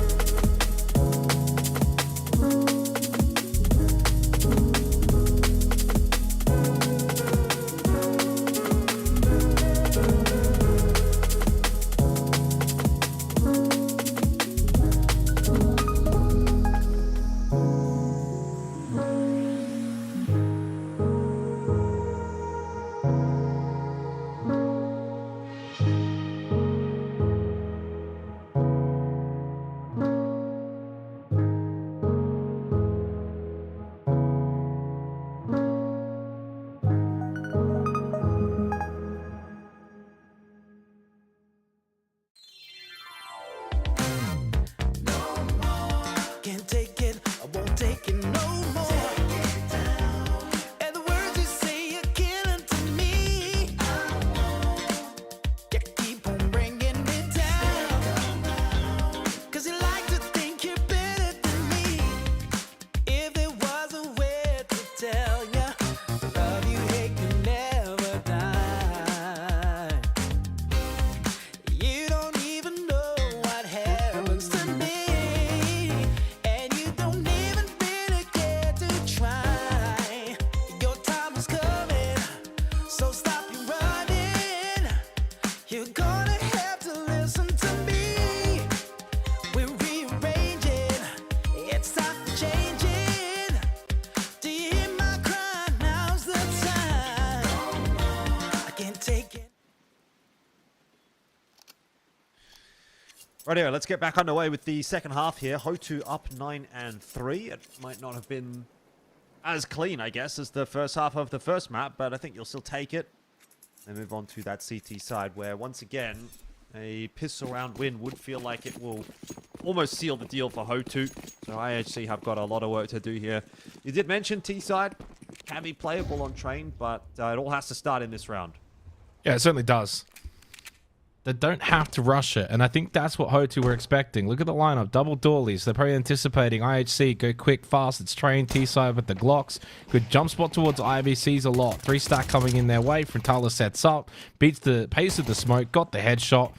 And unfortunately for IHC, while their slow play was not a bad idea, it has not come into any kind of fruition. It's a flawless round in the end for Ho2. I don't mind that from IHC because the easy prompt is, well, let's train, let's just rush out either towards B or A with Glocks, hope for the best. The dualies were prepared for it, but the jump spot Ivy gave away their push. 10-3, full buy round for Ho2. IHC say, you know what, screw it, bring out the Tech 9s. This is do or die anyway.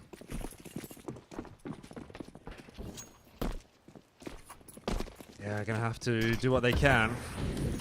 They're going to try and go quickly into A, which Ho2, well, they didn't really set up for necessarily in terms of the util, but the rifles are getting the job done, and that is a bit too easy in the end. It is 11-3, and it feels like we are pretty much hammering the last couple of nails in the coffin here for IHC. Yeah, this one's done. Which is really unfortunate, you know, whenever you have any kind of grand final, doesn't matter what it is, you always want a grand final to be close. You want it to be a proper contest, exciting plays. But the reality in this situation is Ho2 just far too good. And I think, you know, after what you've been saying tonight, Jordan, it's like these guys are clearly in that sort of like 1.5 tier where it's like too good for tier 2. Where are they at against tier 1? Well, we're going to find out because they're off to Pro League. Yeah, they'll be joining all the other representatives from the Asia Pacific region. Envision Rooster through from ESL Challenger League. And Mongols obviously through the world ranking. But I think Ho2 definitely deserves to be part of that conversation with some of those kinds of teams. I think they bring a really good quality level of Counter-Strike over certainly the likes of these tier 2 Mongolian teams, as is being evidenced. Poor Shinobi, 1 HP, sprayed in the smoke, plus the nade. That's when you're kind of sitting back thinking, it's not our day. No. Nothing's worked. Everything that could go wrong. It's definitely not been their day, but also Ho2 is just a good team. You know, Yeah, they are. Thing. Honestly, I don't often say that about teams in Asia. Like, I get on the Copium hype train when it's like Tai Lu playing internationally. Like, yeah, I love these Tai Lu guys. But like, at the end of the day, like, you can watch the way that Ho2 played the game and you think, wow, these guys like actually know what they're doing. The thing is, like, in a lot of cases, I feel like IHC knows what they're doing, but they just don't do the right thing. A lot of the time. They kind of just go, yeah, we know what we should do, but this is what I'm going to do. Whereas Ho2 don't do that. Ho2 are very disciplined. And you can see the benefits of that. Up 12-3 right now. IHC making a lot of noise on their way towards B. Those guys towards SL would have heard that, and so Cade's going to dump a bit of util. And then just back up into the site. Wait for the rotation to come in from Frontalas. Flashing him out on the line as well. And this guy is having an absolute cracker of a day. Another one. And it's down to just Shinobi.